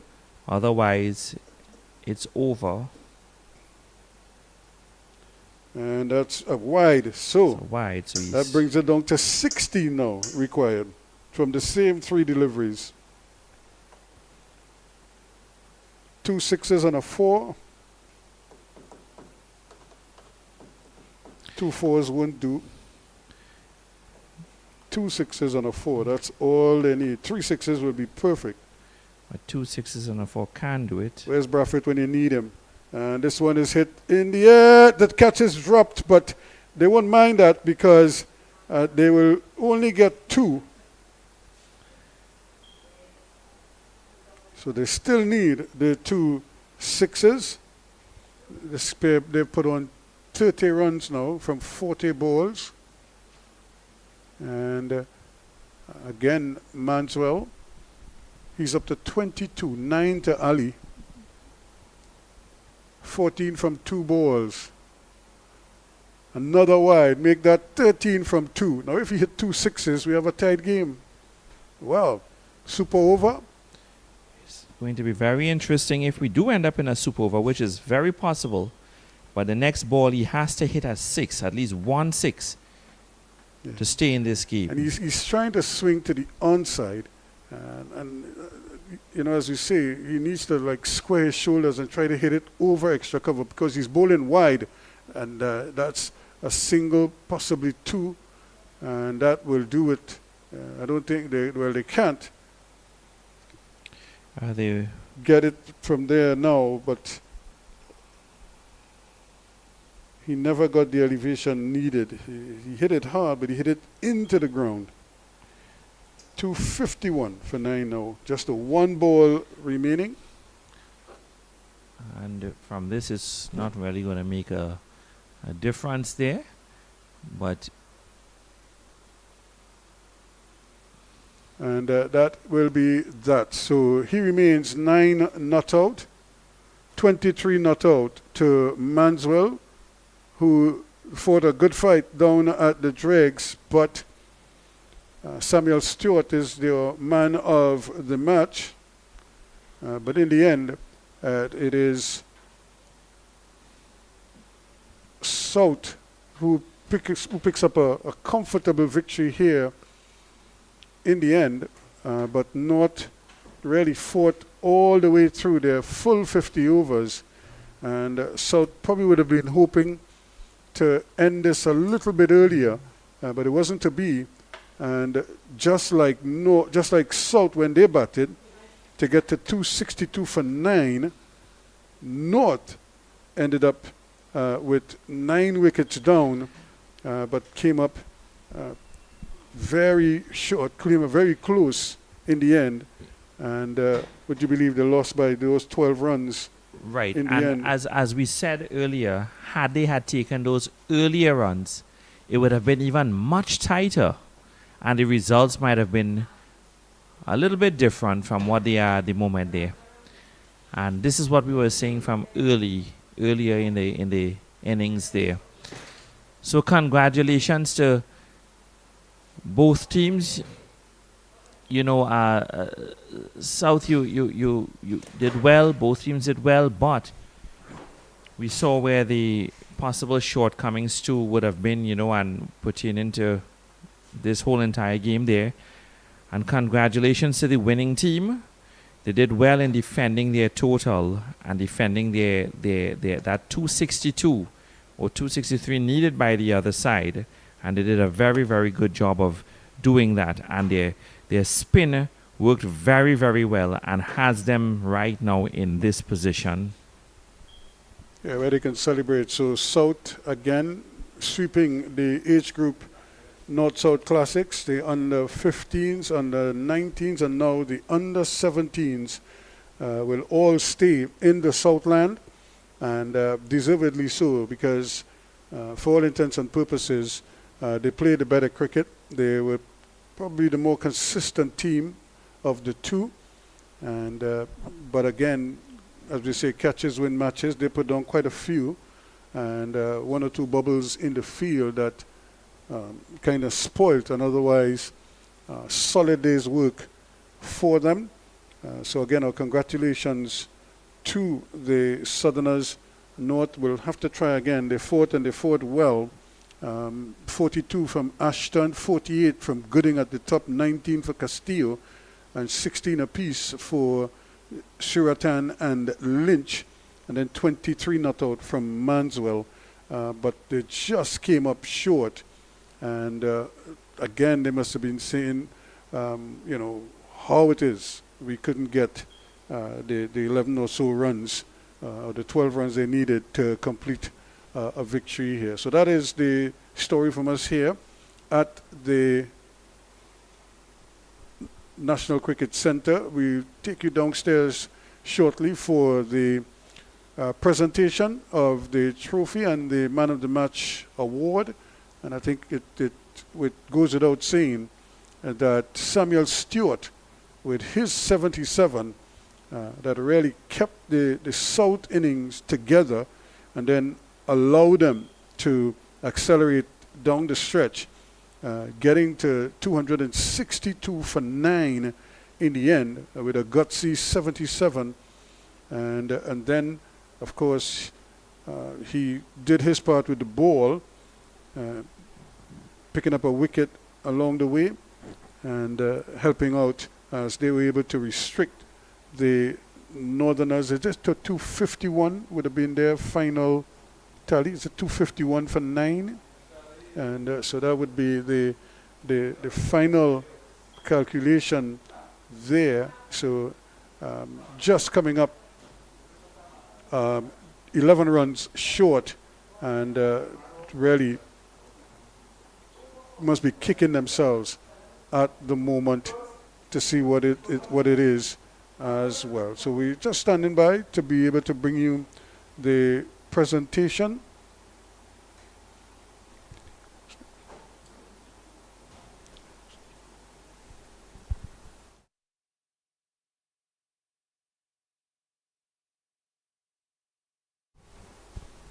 So again, you're looking at the ground staff here, just putting the final touches. I think there are a couple games to come this weekend, so the work continues here at the Cricket Centre. But that's the situation. The next thing you will see is the presentation with, again, the man of the match, without a doubt, is the young man Samuel Stewart for his 77. And despite other useful contributions from Eden Bodo with his 59, 31 from Ashton, from Arjun rather, and then of course a 48 at the top from Gooding, 42 from Ashton, and then an unbeaten 23 from Manswell. But none of that will compare to the importance of that 77 from Stewart. So again, on behalf of Mr. Bagaloo, I'm Ruskin Mark, thanking you so much. And then just stay close. The presentation is coming up next.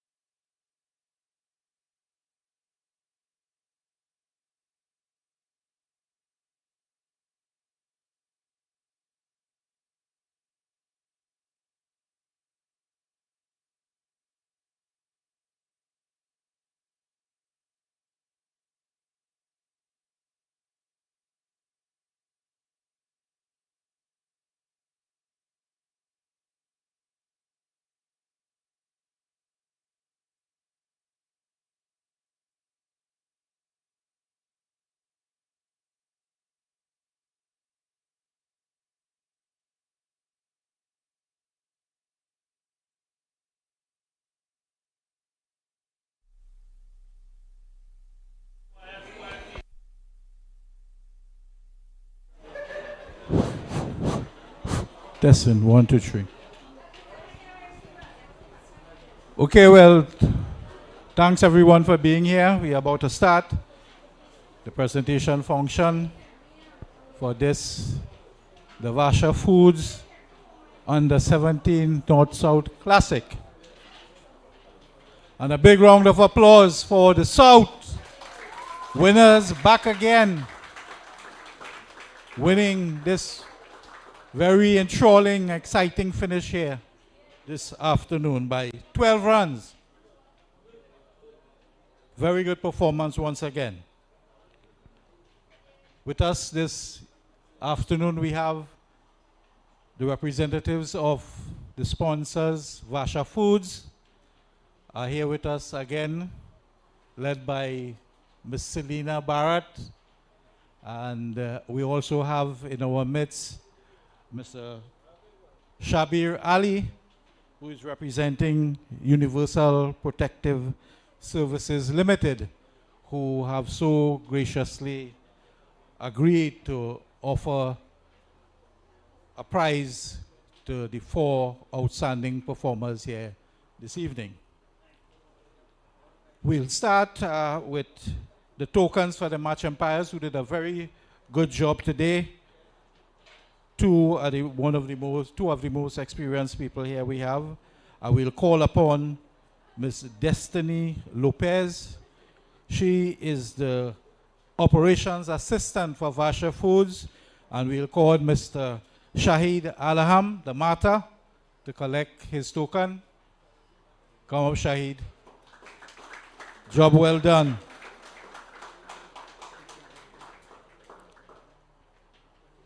We'll ask Destiny to hold on a while. Mr. Clint Samuels, please step up and collect your token.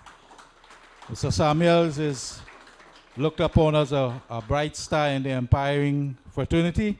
Thanks very much. And Mr. Steve Nandlal, who has been keeping an eye out here in the pavilion all day to make sure.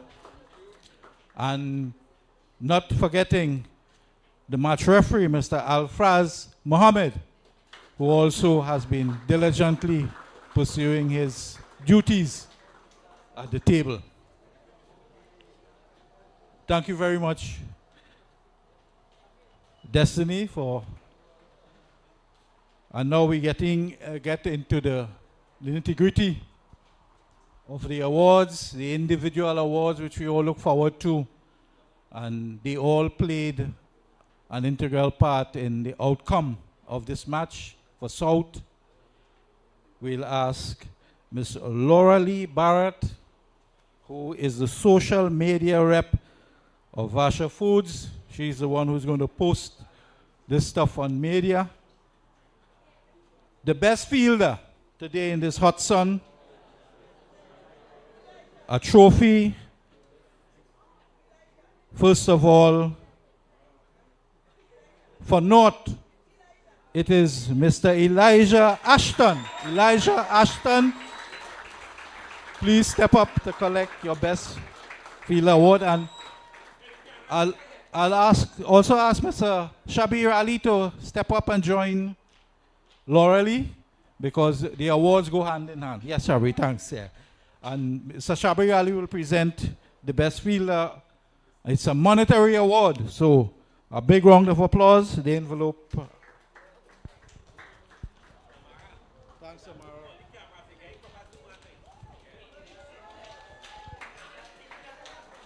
Face the camera so that we will see you all on social media and that sort of thing. Laura Lee back in action again. This time it's for the best bowler.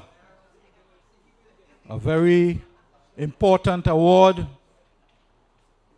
being presented. The figures we have here, according to the scorer, Mr. Ramisa: 5 overs, no maidens, 3 wickets for 22 runs. And it's Jadan Jagnanan, best bowler in today's Vasha Foods Under 17 North-South Classic. Well done, Jadan. And Shabir, he'll present, he has stepped away, so he'll make a return. Mr. Shabir Ali, Chief Executive Officer of Universal Protective Services Limited. And now we'll ask Ms. Selina Barrett, the Marketing Officer, the lady of the moment, to present the Best Batsman Trophy. And that person scored 77 runs off just 74 balls with 10 fours. And he knows himself, I think. Samuel Stewart. And you'll get your monetary award from Mr. Ali. And we'll ask, thank you very much, Selena. We'll ask Mrs. Janelle Jo Ryan, former counselor. Well, it is. Yes, I remember you from the Shogunas Borough Corporation. She is the logistics officer now of Vasha Foods.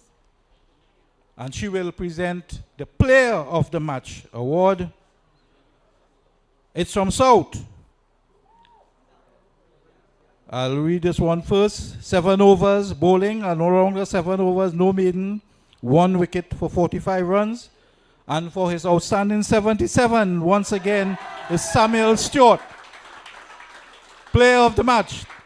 And after that presentation by Mrs. Jo Ryan, Mr. Ali will present the monetary award from Universal Protective Services Limited.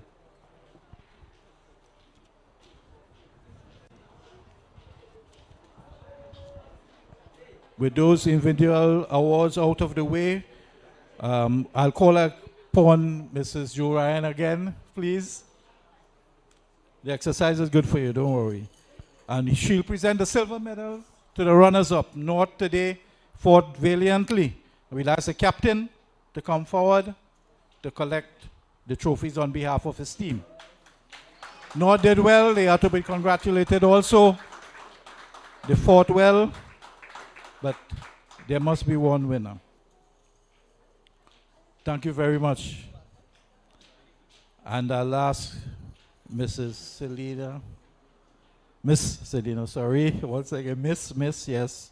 For all those who are listening, it's Miss Selena, the marketing manager of Vasha Foods. She presents the gold medals to the captain of the South team. We'll present the trophy first. Winners, South, let's say a round of applause for the captain who led his team very well today to that victory. And he'll collect the medals also. That's it. Good. And that brings us to the end of our awards function. We thank all the members of Vasha Foods who have been here today to assist us. And also Mr. Shabir Ali from Universal Protective Services Limited, who came in with the monetary awards for the outstanding people. So if the players, the teams would like to take the photos, you can get to at the front of the advertising board so that we can get something for the newspapers and for the social media, and also on a live stream by 360. You guys did a very good job today. Okay, so the formal part of the evening is over, so it's time for the celebration. Thanks everyone for coming and supporting the boys.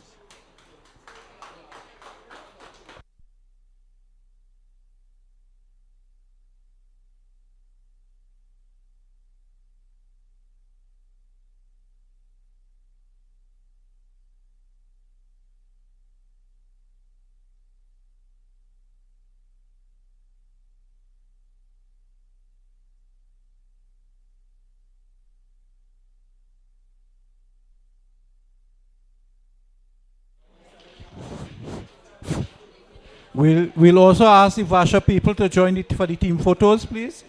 Up first, the South team, is it? You guys know how to get into formation. The taller guys at the back and the shorter guys in front, flanked by the officials, the manager, the coach, and the Vasha Foods representatives also. And don't forget to smile and act as though you have just won the North-South Classic.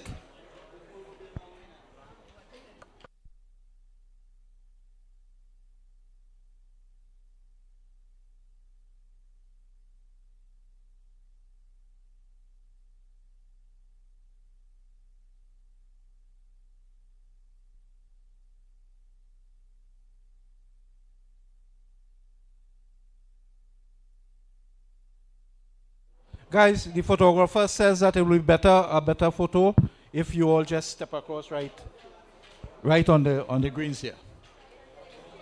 I think that would be better.